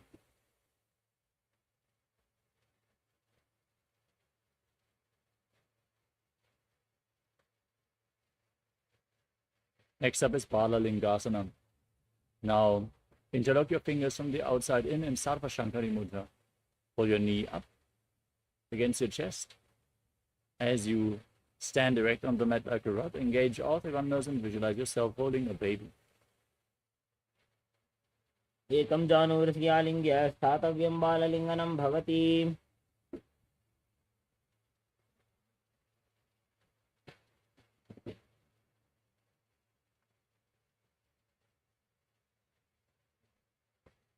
Next up is Parapidanasana. Now, pull the foot behind towards your buttocks. Holding it with both hands, stand erect on the mat like a rod and engage all the bandhas as you visualize Swamiji. चित्तैकस्मिन् पादतले कराभ्यां वेष्टयेत्तनुम्. Now hold the sole of the foot from the inside.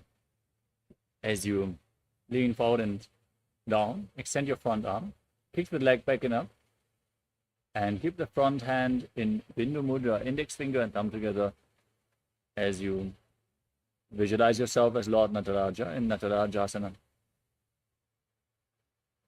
उत्तानपादं क्रौञ्चं च मरीचिं वीरभद्रकं नटराजं त्रिकोणं च सुप्ताङ्गुष्ठप्रसारणे.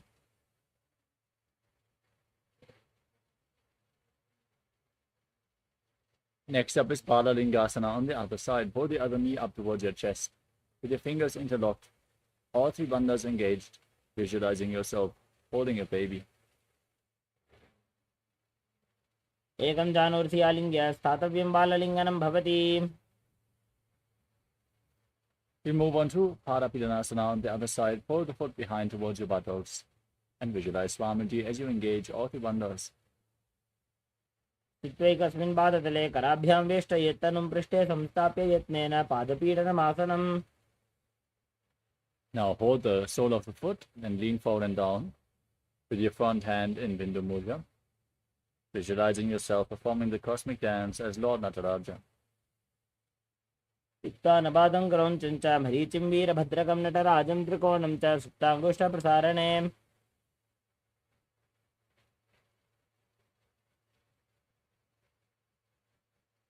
Next up is Adharichakarana.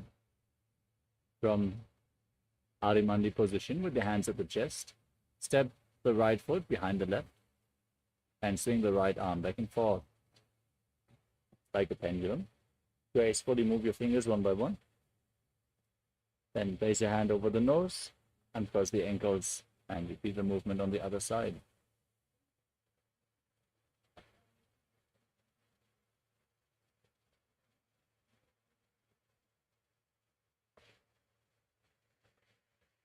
We move on to the skeleton dance. Now, visualize yourself as a skeleton and shake your body intensely. hold the visualization that you are mere bones. There's no muscles, no tendons, only bones. Shake your body intensely. Let all the resistance go. Restore bold integrity into your bone marrow. Hold the visualization of your bone structure.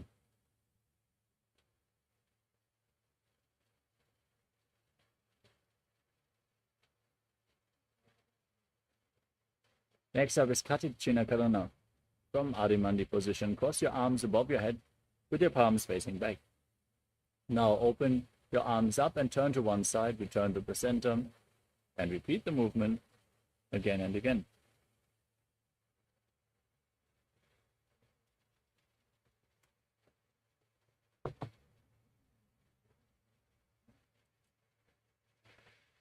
Next up is Tadasana.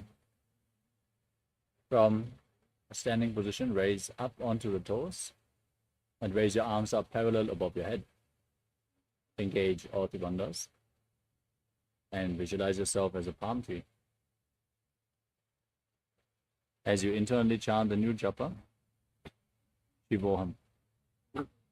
महामुद्राबद्ध कोनो ताडासन विभेदकान् विनोतानं सदा कुर्यादन्तर्वत्नी पतिप्रिया.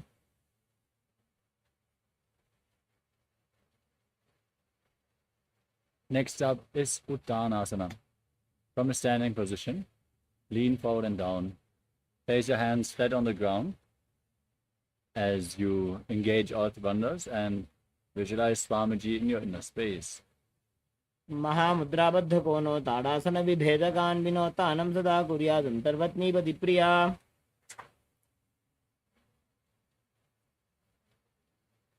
Next up is Tadakshvasana.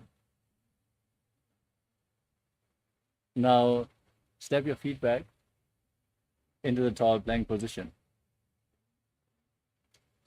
and engage the Mula Bandha, the root lock, and the Jadandhara Bandha, the throat lock. As you tuck your chin to the chest, rotate your head from side to side, and visualize Swamiji in your inner space. गजासनवस्थित्वा मस्तकं वारं वारं दक्षिणकक्षं सव्यकक्षं नयेत्.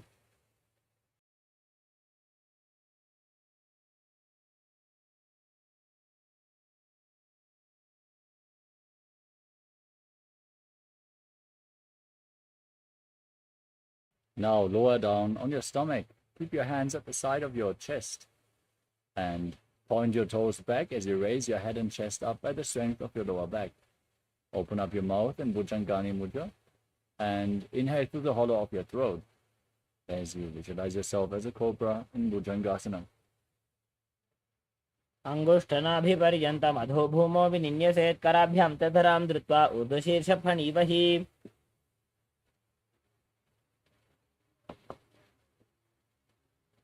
Now push your body up into the plank position. Pull your knees in one by one towards your chest. As you visualize Swamiji in your inner space, breathe calmly in Sahadra Kumbhaka. Lead the prana along your spine, holding it on and off in the individual energy centers along your spine. As you engage the Mula Bandha in Shashasana.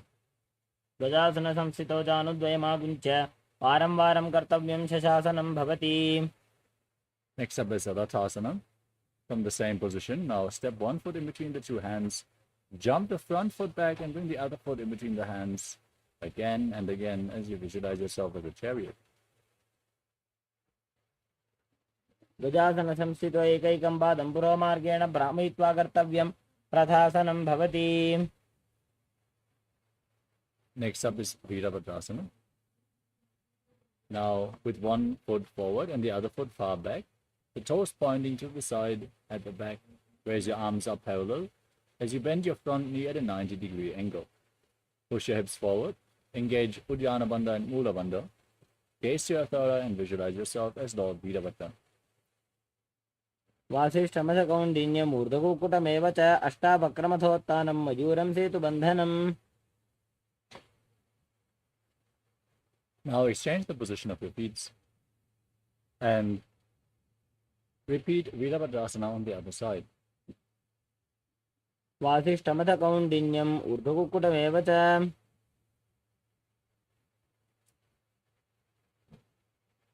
Now stand on one foot and raise the opposite foot towards your inner opposite thigh. Join your hands in Anjali Mudra, raising them up above your head as you engage Uddiyana Bandha and Mula Bandha, and visualize yourself as a tree in Vrikshasana. वामोरुमूलदेशे च जाम्यं पादं निधायतो तिष्ठेत् वृक्षवद्भूमौ वृक्षासनमिदं विदुः. Next up is Garudasana. Now place the raised foot onto the opposite thigh. Join your hands in Namaskara Mudra in front of your chest and visualize yourself as Lord Garuda. गरुडासनमावक्षे येन ध्यानं स्थिरं भवेत् सर्वदोषाद्विनिर्मुक्तो भवतीह महाबली. Next up is Vrikshasana, the tree posture on the other side. Raise the other foot up. Join your hands and raise them up above your head as you visualize yourself as a tree. वामोरुमूलदेशे च जाम्यं पादं निधायतो तिष्ठेत् वृक्षवद्भूमौ वृक्षासनमिदं विदुः. Now bring the raised foot on top of the opposite thigh. Join your hands in Namaskara Mudra and visualize yourself as Lord Garuda with big wings on your back in Garudasana on the other side. गरुडासनमावक्षे येन ध्यानं स्थिरं भवेत् सर्वदोषाद्विनिर्मुक्तो भवतीह महाबली.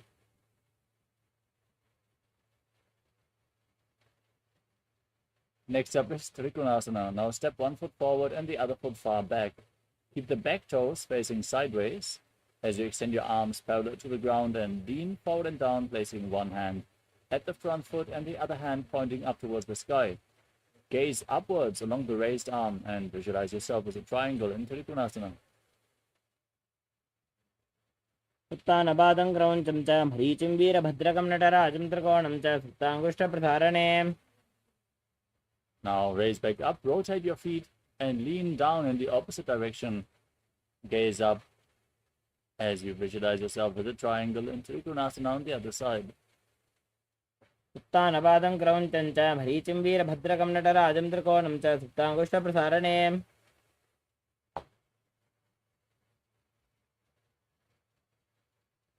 Next up is Nikutaka Karana from Arimandi position.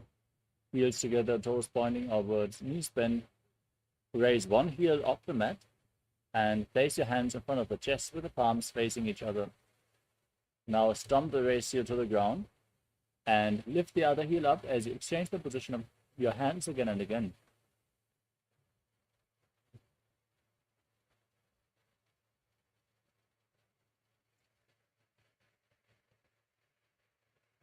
The next asana is Angushtasana. Now lower your body down, tuck your toes and sit on raised heels as you keep your knees together, lifted off the ground.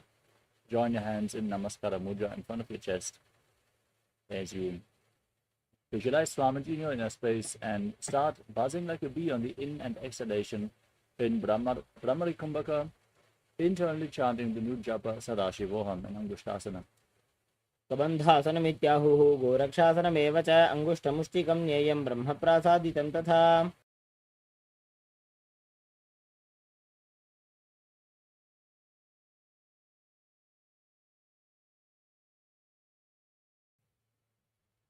Next up is Saurasana. Now extend one leg forward. Keep your hands at the side of your body with the palms facing forward in Vara Mudra as you visualize Swamiji in your inner space in Saurasana. प्रसार्य एकं पादतलं संस्थाप्य त्वेकपादकम्. We move on to Vidunanasana. Now lean forward and down. Hold on to the big toe of the front foot and the back heel with the other hand as you visualize Swamiji in your inner space. गुल्फस्थितो पादमेकं प्रसार्य तत्पादाग्रं संस्पृश्य तत्करेण. Now exchange the position of the feet. Step the other leg forward. Keep your hands at the side in Vara Mudra as you visualize Swamiji in Saurasana. प्रसार्य एकं पादतलं संस्थाप्य त्वेकपादकम्. Now lean forward and down. Hold on to the big toe and the back heel as you visualize Swamiji and buzz like a bee in Vidunanasana.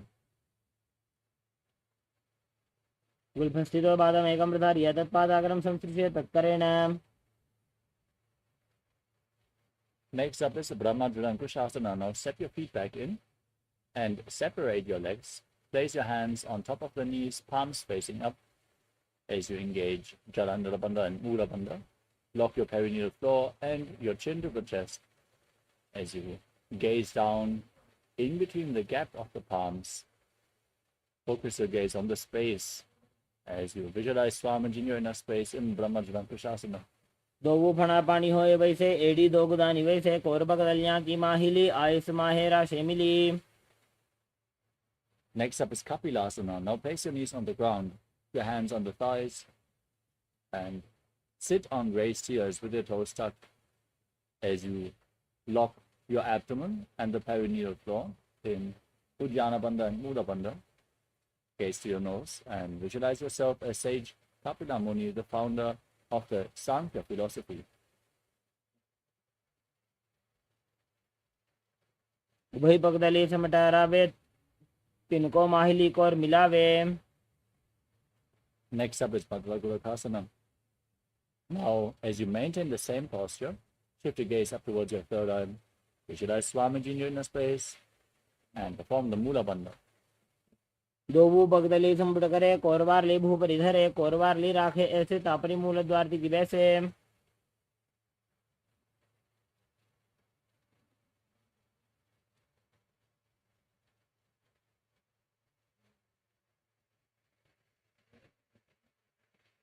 Next up is Suryasana. Now, raise your knees off the ground, bring the soles of the feet together, separate your knees, and join your thumbs and little fingers in Padma Mudra, opening up the palms resembling a lotus flower as you raise your arms up above your head, elbows straight, gazing through the gap between the palms as you engage Uddiyana Bandha and Mula Bandha and visualize Lord Surya in your inner space.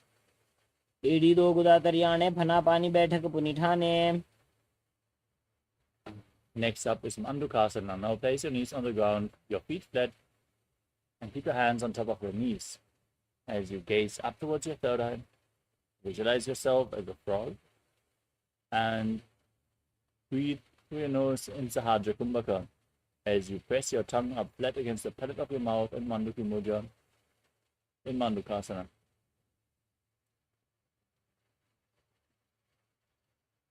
पादतलो पृष्ठदेशे अंगुष्ठे द्वे च संस्पृशेत्. Now maintain the same position with your legs as you raise your hands up and hold on to opposite shoulders behind your back. Keep your elbows close to your head as you gaze up towards your third eye. Visualize yourself as a frog. Press your tongue up in Manduki Mudra and engage Uddiyana Bandha and Mula Bandha. मंडूकासन मध्यस्थम कूर्पराभ्याम धृतम शिरः एतद्धेकवदुत्तानमेतदुत्तान मंडूकम.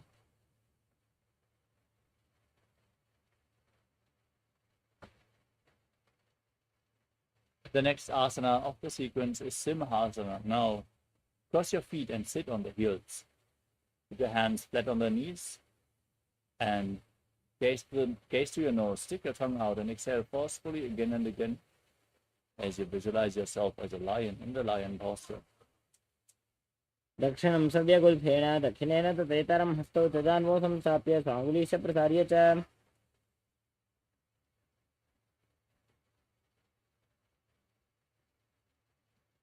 Next up is Bhadrasana.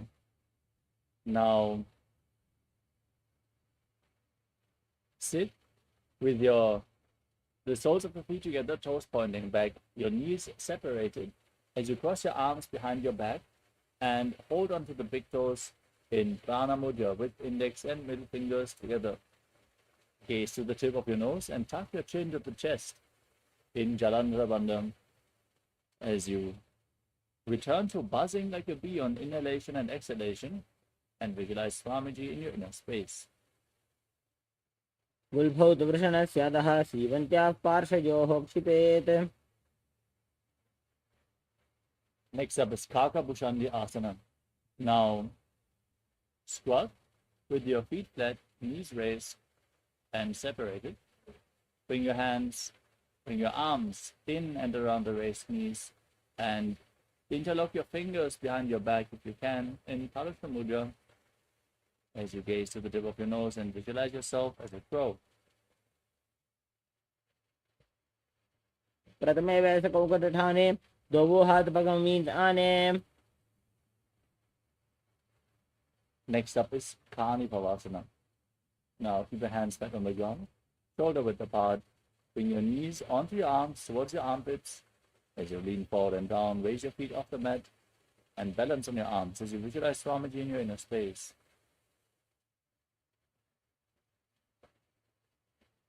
Asana ko guna ashi dushta hoi to achi hoi.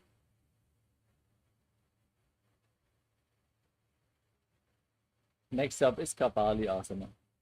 Now keep your hands on the ground, shoulder width apart, and place your head on the mat, forming a triangle between your head and your hands. Keep your knees on your arms, lift your feet off the ground, and straighten your legs up into a headstand posture. If you suffer from any high blood pressure or any injuries on the neck or back, don't perform any of the inverted postures. And if you feel you need support in these postures, you can lean against the wall or ask a partner to assist you as you gaze to the nose and visualize Swamiji in Kapali Asana. Tisha tisha dharti teki pagdo miliwa ucha kukare.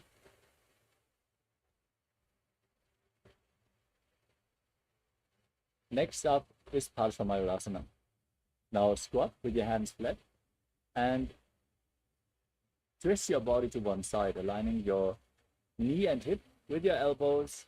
Lean on your arms and lift your body off the mat, extending your legs out to the side as you gaze to your third eye and visualize yourself as a peacock. Exhale all the way and hold your breath in Kumbhaka in Paramashivoham. Mayuram dandavat kuryan majuram danda namakam. Now twist your body in the opposite direction. Balance on your arms. Visualize yourself as a peacock and hold your breath in the exhaled state again and again. Repeating Paramashivoham. Majuram dandavat kuryan majuram danda namakam. The next asana is Baidaganarthasana. Now place your hands flat and step your feet back into Kalakshvasana. Then step one foot outside the respective shoulder in between the hands. Now push your hips forward. Stretch the hamstrings as you gaze up. Visualize yourself as Lord Kala Bhairava in Baidaganarthasana. Asana ko guna piti jai. Exchange the position of your feet.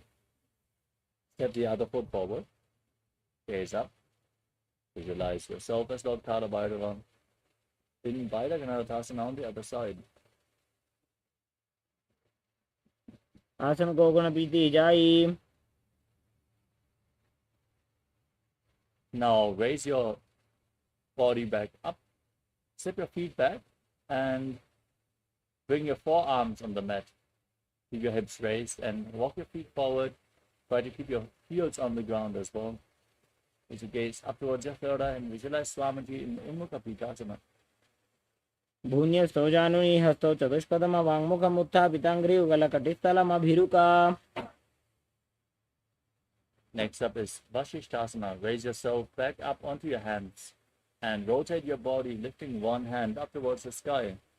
Keep your core engaged, your body straight as you gaze up along the raised arm and visualize yourself as Sage Vashishta and Vashishthasana. Urdha kukuta vasishta marichahala matsyakam parivrittim chodrasya vidham dhanurasanam. Now rotate your body in the opposite direction. Repeat Vashishthasana on the other side. Urdha kukuta vasishta marichahala matsyakam parivrittim chodrasya vidham dhanurasanam. Next up is Anjani Asana. Now sit with your legs extended and bring your hands underneath your buttocks with the palms facing up. Gaze towards your navel as you visualize yourself as Lord Hanuman. Perform Jalandharabandha and Udabandha and internally chant Mahasadashivoham. Dovu karke ubay hateli koravarli maile bheli. Next up is Paschimottanasana. Now lean forward and down. Hold on to the feet. Hold on to the big toes in Prana Mudra. As you visualize Swamiji in your inner space, perform all the bandhas, Mahamudra Bandha. जानुभरिललाटन्तु पश्चिमं तानमुच्यते.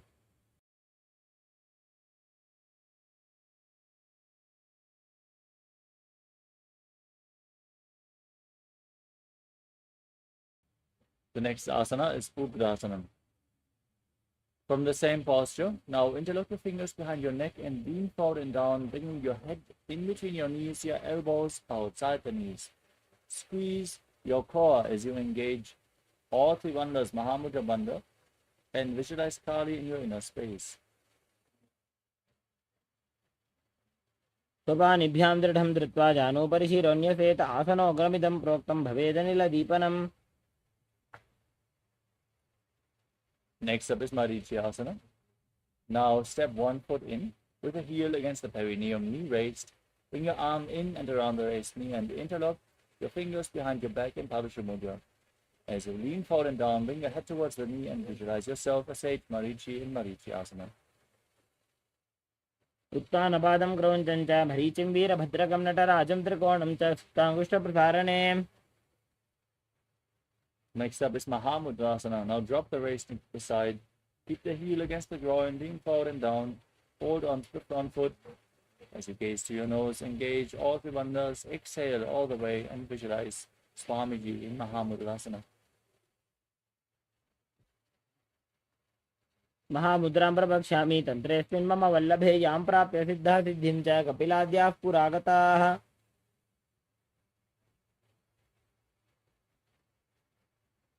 Now repeat Marichyasana on the other side. Extend your legs forward and bring the other heel in towards the perineum with the knee raised. Lean forward and down. Interlock your fingers behind your back and visualize yourself as Sage Marichi. उत्तानपादं क्रौञ्चं च भरीचिं वीरभद्रकं नटराजं त्रिकोणं च सुप्ताङ्गुष्ठप्रसारणे. Now drop the knee to the side, lean forward and down, hold on to the front foot, visualize Swamiji and engage Mahamudra Bandha in Mahamudrasana on the other side. महामुद्रां प्रवक्ष्यामि तन्त्रेऽस्मिन् मम वल्लभे यां प्राप्य सिद्धा सिद्धिं च कपिलाद्याः पुरागताः. Next up is Bhadrasana 2. Now join the soles of the feet together in front of your body with your heels close towards your perineum. As you gaze up towards your third arm, visualize Swamiji in your inner space and push your knees down towards your mat. गुल्भौ तु वृषणस्याधः सीवन्त्याः पार्श्वयोः क्षिपेत्.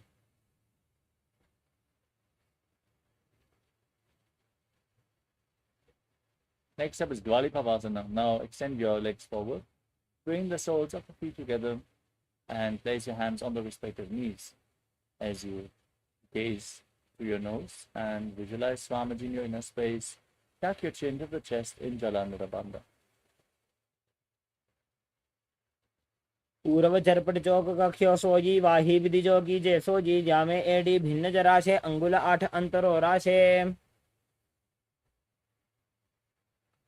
Next up is Joni Asana. Now bring your feet back in towards your perineum. Hold on to your soles of the feet as you gaze to your nose and visualize the Joni Mandala, which is projected in the top right corner of the screen. Lean forward and down. Place your chin on the toes. दो पगदले संपुट करे AD made के ढिंग दरे.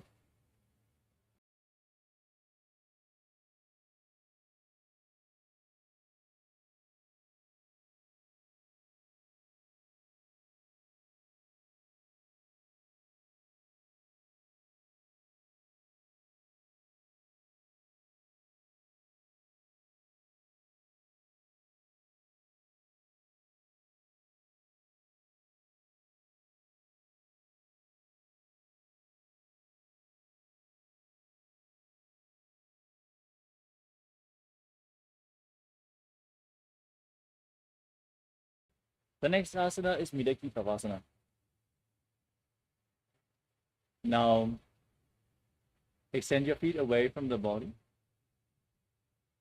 with the heels together, toes apart, and extend your arms out to the side as you lean forward and down, placing your forehead on the ground behind the heels, gazing to the nose, visualizing Swamiji in Midakitavasana. पूर्व विधि परिपक्तली संपूर्ण शोल AD मिलीराशे. Next up is Siddha Samadhi Asana. Now bring the heels back in towards the perineum, separate the heels, keep the toes together, bring your hands underneath the shins, elbows on the ground, palms facing up as you place your chin on the ground over top of the toes, bring your toes to your throat, gazing to the nose, visualizing Lord Surya in your inner space. दोबू पगदली संपूर्ण करे सोले मेढ आगा मेधरे.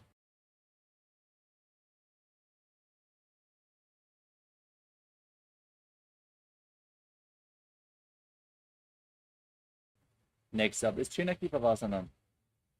Now bring the heels in towards the perineum. Keep your heels together, toes apart. Hold on to the soles of the feet and open them up like a book. As you place your elbows on your thighs, gaze to your nose, and visualize Swamiji in your inner space. दो पगा के AD धरती मगिवा मेढ लगावे. Next up is Charapata Chokasana. Now keep the soles of the feet together. Place your hands on the knees and push them down towards the mat. As you gaze to your third eye and visualize Swamiji in your inner space, perform Ujjana Bandha and Mula Bandha.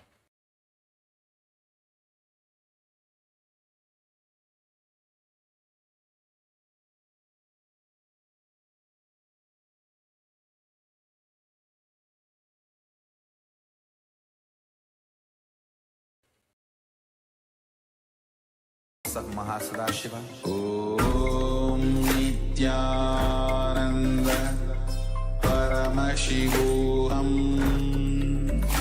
ॐ नित्यानन्द परमशिवोऽहम् ॐ नित्यानन्द परमशिवोऽहम् नित्यानन्द परमशिवोऽहम् ॐ नित्यानन्द परमशिवोऽहम् ॐ नित्यानन्द परमशिवोऽहम् ॐ Nityanand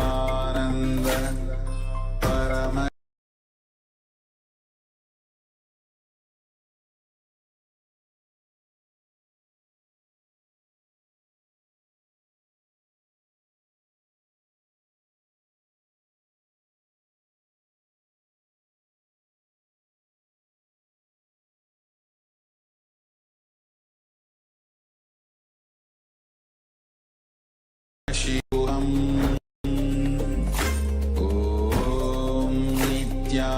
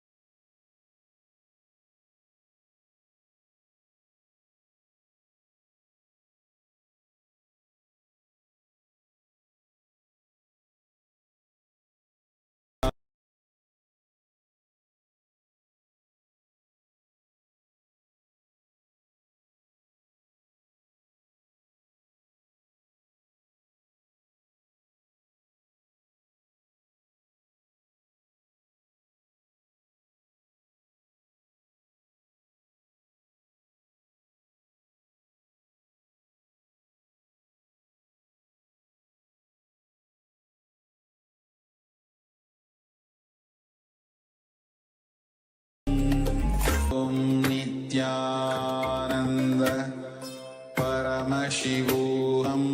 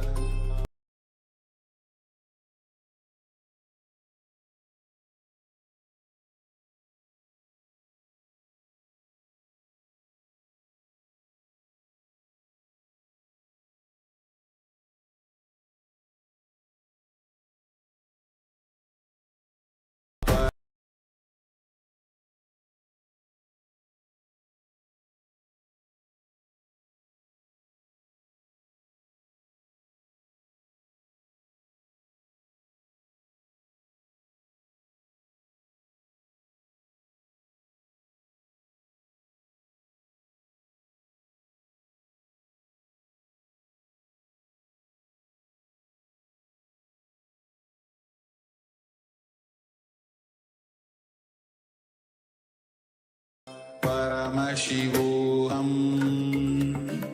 Om Nithyananda Paramashivoham. Om Nithyananda Paramashivoham. Om Nithyananda Paramashivoham. Om Nithyananda Paramashivoham. Om Nithyananda Paramashivoham. Om Nithyananda Paramashivoham. Om Nithyananda Paramashivoham. Om Nithyananda Paramashivoham. Om Nithyananda Paramashivoham. Om Nithyananda Paramashivoham. Om Nithyananda Paramashivoham. Om Nithyananda Paramashivoham. Om Nithyananda Paramashivoham. Om Nithyananda Paramashivoham. Om Nithyananda Paramashivoham. Om Nithyananda. Yes. Sorry for the technical glitch, Nithyanandam. We are back. Let us now move on to the next asana of the sequence, which is Chadapata Chokasana. Now join the soles of your feet in front of your body with the heels against the perineum. Place your hands on top of the respective knees and gently push them down towards the ground. Gaze up towards your third eye. Visualize Swamiji in your inner space as you engage Ujjana Bandha and Mula Bandha. दो पगदली संपुट धारे आगा ने करे जारे पसारे.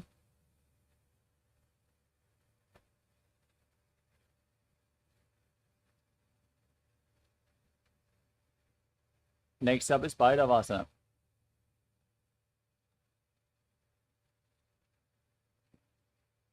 Now, put the soles of the feet together.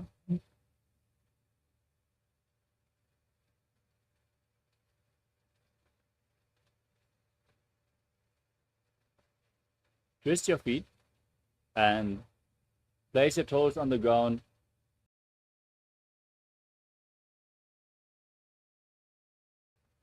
Raise your heels up and bring your knees on the mat.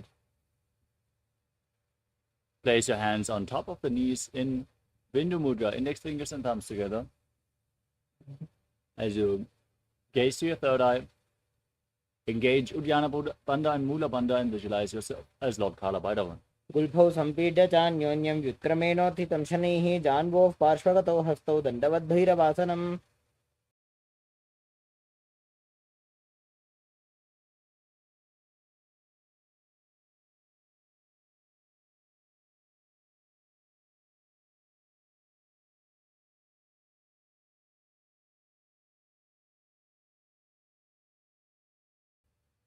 Next up is Samanasana. Now keep one heel against your perineum and lift the other foot up against your chest. Keep your soul touching your chest. As you gaze to your third eye, visualize Swamiji. Perform the Mula Bandha and hold your breath in the Muladhara chakra. समानासनमावक्षे सिद्धमन्त्रादि साधनात्. Next up is Apanasana. Now bring one leg over your shoulder and extend the opposite leg forward and up. Keep your hands at the side for balance as you gaze to your third eye and visualize Swamiji in your inner space. केवलं पादमेकं च स्कन्धे चारोप्य ततः Now repeat Samanasana on the other side. Lift the other foot against your chest.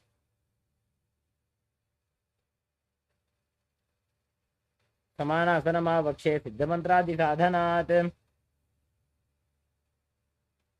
Now lift the other foot over your shoulder. Extend the opposite leg forward. Repeat Apanasana as you visualize Swamiji. केवलं पादमेकं च स्कन्धे चारोप्य ततः. The next asana is Gomukhasana. Now, stack your knees in front of your body. Hold on. Interlock your fingers and place them on the top knee. As you gaze to the nose and visualize the face of a cow, breathe in Siddhkari Kumbhaka. Press your tongue up against the top of your mouth without touching the teeth. And hiss through your teeth as you inhale. सर्वे दक्षिणगुल्फं तु पृष्ठपार्श्वे नियोजयेत्. Internally chant the japa Om Nithyanandoham as you move to Anasuyasana. Interlock the fingers around the big toes as you gaze to the nose, engage your Dhyana Bandha and Mula Bandha, and visualize yourself as Rishikana. दक्षिण गोड़ नीचे उठाने बाहों ताकि ऊपर आने.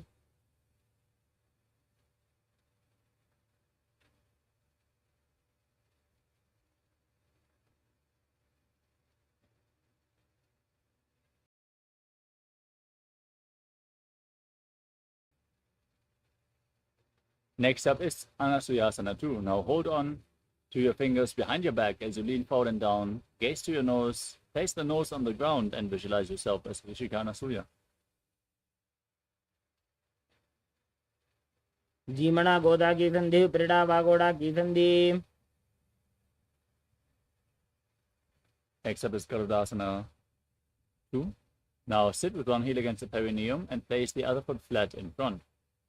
Keep the knee raised against your chest, hands on the respective knees. Gaze to your nose and visualize yourself as Lord Garuda. डाबो पगमोड़ी एड़ी माहिलो गुल्फमूल द्वारनी चाहिए. Next up is Narudasana. Now raise your perineum onto your heel. Interlock your fingers behind your neck and twist your elbows outside the raised knee as you gaze to your third eye and visualize yourself as Sage Naruda. इष्ट जो आम पगदली केरी भूपरी ताही लगावे फेरी. Next up is Matsya Pitakasana. Now keep one knee raised and place the other foot on top of the raised thigh. Keep holding onto the big toe of the raised leg and the shin as well with the opposite hand. Now gaze to your nose and visualize Matsya, the fish avatar of Lord Vishnu in Matsya Pitakasana. वामेन वामाङ्गुष्ठन्तो गृहीतं मध्य पीठकं योनि वामेन सम्पीड्य मेढ्रादुपरि दक्षिणम्. Now once more, stack your knees with the other knee on top this time. Interlock your fingers on the top knee as you gaze to your nose and visualize the face of a cow in Gomukhasana. सव्ये दक्षिणगुल्फं तु पृष्ठपार्श्वे नियोजयेत्. Now hold onto the big toes, pull your stomach in up, and keep internally chanting Om Nithyanandoham in Anasuyasana on the other side. दक्षिण गोड़ नीचे उठाने बाहों ताकि ऊपर आने.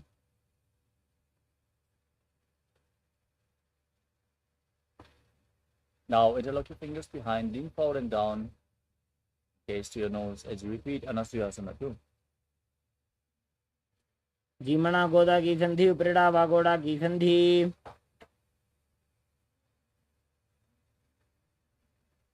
Now repeat Garudasana 2. Raise the other knee with the other heel against the perineum. Visualize yourself as Lord Garuda with big wings on your back. डाबो पगमोड़ी एड़ी माहिलो गुल्फमूल द्वारनी चाहिए. Now raise your perineum onto the heel. Interlock your fingers behind your neck. Twist your elbows outside the raised knee as you gaze to your third eye and visualize yourself as Sage Naruda and Narudasana on the other side. इष्ट जवाम पगतली केरी भूपरी ताही लगावे फेरी.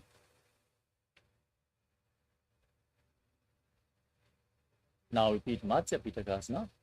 Raise the other foot onto the opposite thigh with the opposite knee raised. Keep holding onto the shin and the big toe of the opposite leg.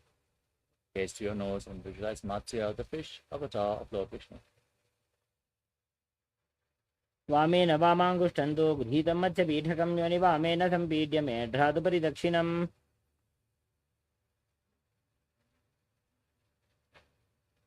The next asana is Matsyendrasana.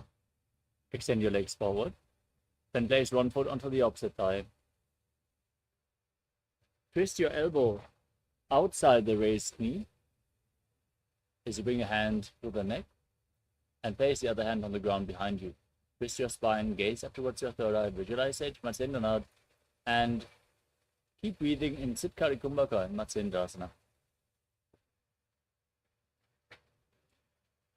उदरं पश्चिमाभासं कृत्वा तिष्ठति यत्ततः नम्राङ्गं वामपादं हि दक्षजानुपरिन्यसेत्. Next up is Kupasana. Now, hold on to the big toe of the front foot as you extend your front arm down. Place the other hand on your ear. Gaze up and visualize yourself as a camel. आसन को गुण झोलो जाए. Next up is Matsyendrasana too. Now, drop the hand from your ear down to the ground behind you. Gaze to your third eye and visualize Sage Matsyendranath, the master of Hatha Yoga.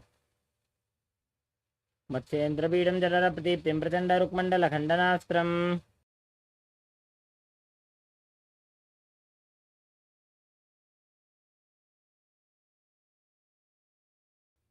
Now extend your legs forward and place the other foot onto the opposite thigh. Raise the opposite knee, twist your elbow outside the knee. Gaze up and visualize Sage Matsyendranath in Matsyendrasana on the other side. उदरं पश्चिमाभासं कृत्वा तिष्ठति यत्ततः सम्राङ्गं वामपादं हि दक्षजानुपरिन्यसेत्. Now extend your arm down towards the foot at front, hold onto the big toe and place your other hand on your ear. Visualize yourself as a camel as you gaze up in Kupasana. आसन को गुण झोलो जाए. Now drop the hand down from your ear, twist your body even further, gaze to your third eye and visualize Sage Matsyendranath in Matsyendrasana too. मत्स्येन्द्रपीडं जठरप्रदीप्तिं प्रचण्डरुक्मण्डलखण्डनास्त्रम्. Next up is Padmasana. Now place your feet on top of opposite thighs. Sit with your head, neck and spine in a straight line. Keep your hands on the knees. Gaze to your nose. As you visualize yourself as Lord Shiva, breathe in Siddhkari Kumbhaka. Press your tongue against the back of the teeth and hiss through your teeth as you inhale. Engage all Trivandhas and internally chant the new japa. Om Nithyananda Rudras. आसनं द्विविधं प्रोक्तं पद्मं वज्रासनं तथा. Maintain your legs in the same position. Cross your arms in front of your body. Hold on to the big toes in Prana Mudra. As you gaze to your nose and visualize yourself as Goddess Parvati, the consort of Lord Shiva in Padmasana too. उत्तानौ चरणौ कृत्वा उरूहं सौप्रयत्नतः. Next up is Kukutasana. Now bring your hands in between the legs, place your palms flat, and lift your entire body off the ground as you visualize yourself as a rooster, calmly breathing through your nose in Sahadra Kumbhaka. पद्मासनं सुसंस्थाप्य नान्वोरन्तरे करो. Next up is Baddha Asana. Now place your hands flat on the ground, raise onto your knees with your legs still in Padmasana. Bend your elbows, bring them towards your navel. As you lean onto your elbows, lift your knees off the mat and balance, visualizing Swamiji in your inner space. अथ वक्षे Mahadev मयूरासनमुत्तमम्. Now extend your legs back with your fingers still pointing towards your body. Lean onto your elbows, find balance and lift your legs off the ground straight as you visualize yourself as a peacock in Mayurasana. अथ वक्षे Mahadev मयूरासनमुत्तमम्. Next up is Makarasana. Now lay down on your stomach, interlock your fingers behind your neck and place your forehead on the ground As you twist your feet, so the toes are pointing out to the side and the heels are on the ground. Now visualize yourself as a crocodile. And breathe through your nose in Sahadra Kumbhaka Makarasana. अध्यासचेते हृदयं निधाय भूमौ च पादौ च प्रसार्यमानौ.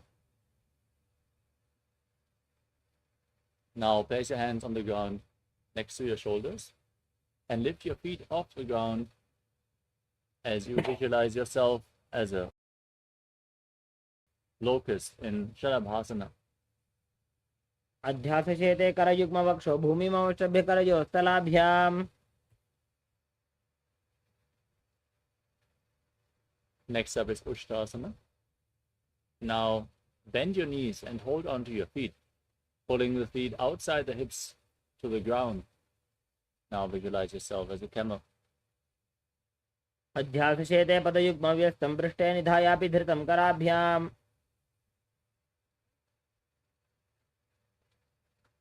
Next up is Dhanurasana. Now hold onto the feet and kick your legs back and up, raising your head and chest off the ground, gazing to the third eye and visualizing yourself as Pinaka, Lord Shiva's bowl. प्रसार्य पादौ भुजदण्डरूपौ करौ च पृष्ठे धृतपादयुग्मम्.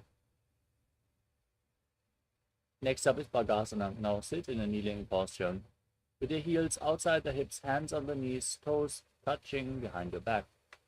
Gaze to your third eye, visualize Swamiji and internally chant the new japa Om Nithyananda Paramashivoham. Visualize it rotating around your throat. उल्टा मोड़ी पादो वैसे बहुरो जुगति करे एक ऐसे. We move on to the next inverted posture of the sequence. You need set up in front of a wall. As you place your forearms on the ground, elbows shoulder width apart, interlock your fingers, place your head on the mat and walk your feet forward, raise your hips and lift them off the ground. As you tuck your knees towards your chin, squeeze your body into a ball. As you gaze to your nose and visualize Swamiji in Gogi Asana. दो हाथ की कहुनी जोई पुनः कलाई जाने दोई. Now extend your legs up straight into Shirshasana, the headstand posture, as you gaze to the nose and visualize Swamiji in your inner space. विपरीतं मण्डलं च द्विदैव विदितं हिनः. Gently lower your legs down. Come to a seated posture with your legs extended forward. Now get ready for a sequence of rapid exhalations and intense contraction as you breathe in Bhastika Kumbhaka, contract.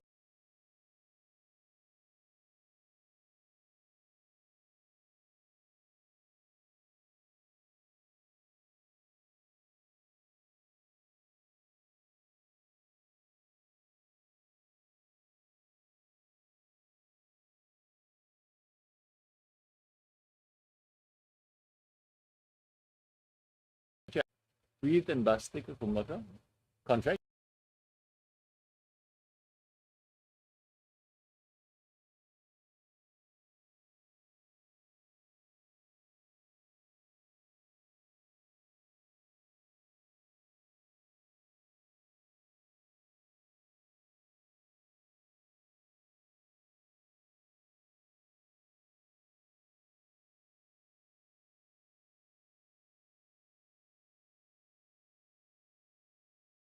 Om Nithyananda Paramashivoham. Om Nithyananda Paramashivoham. Om Nithyananda Paramashivoham. Nithyananda Paramashivoham. Om Nithyananda Paramashivoham. Om Nithyananda Paramashivoham. Om Nithyananda Paramashivoham.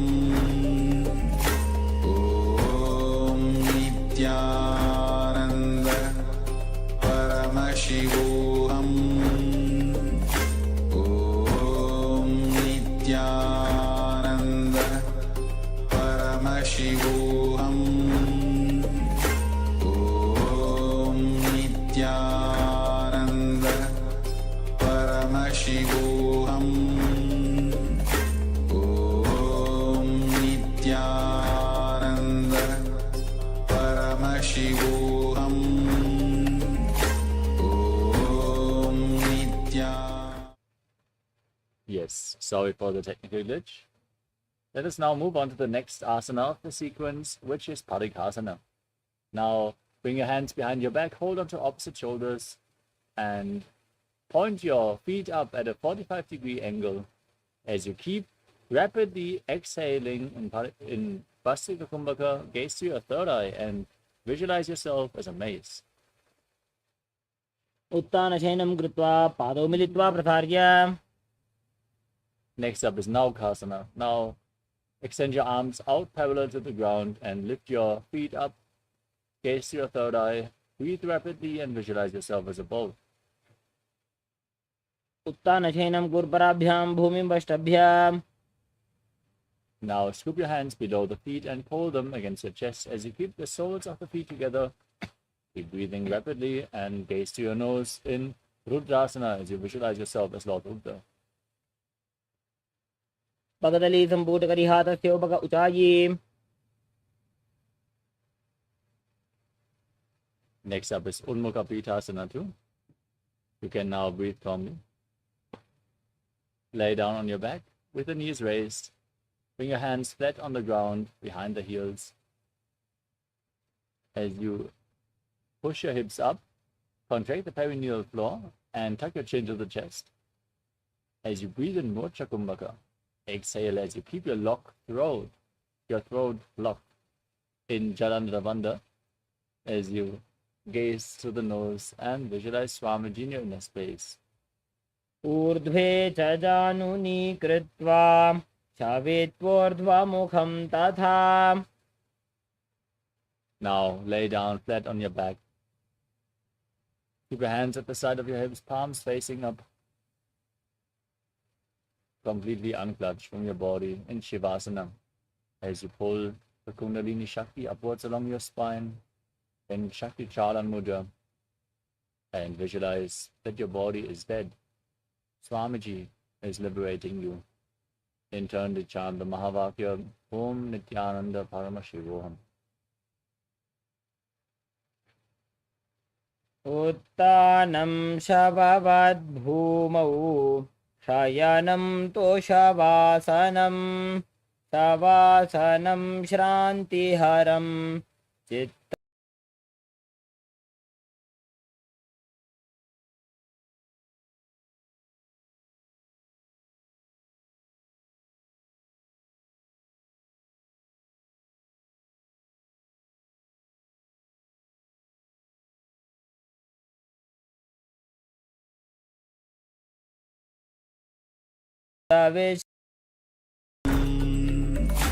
Om Nithyananda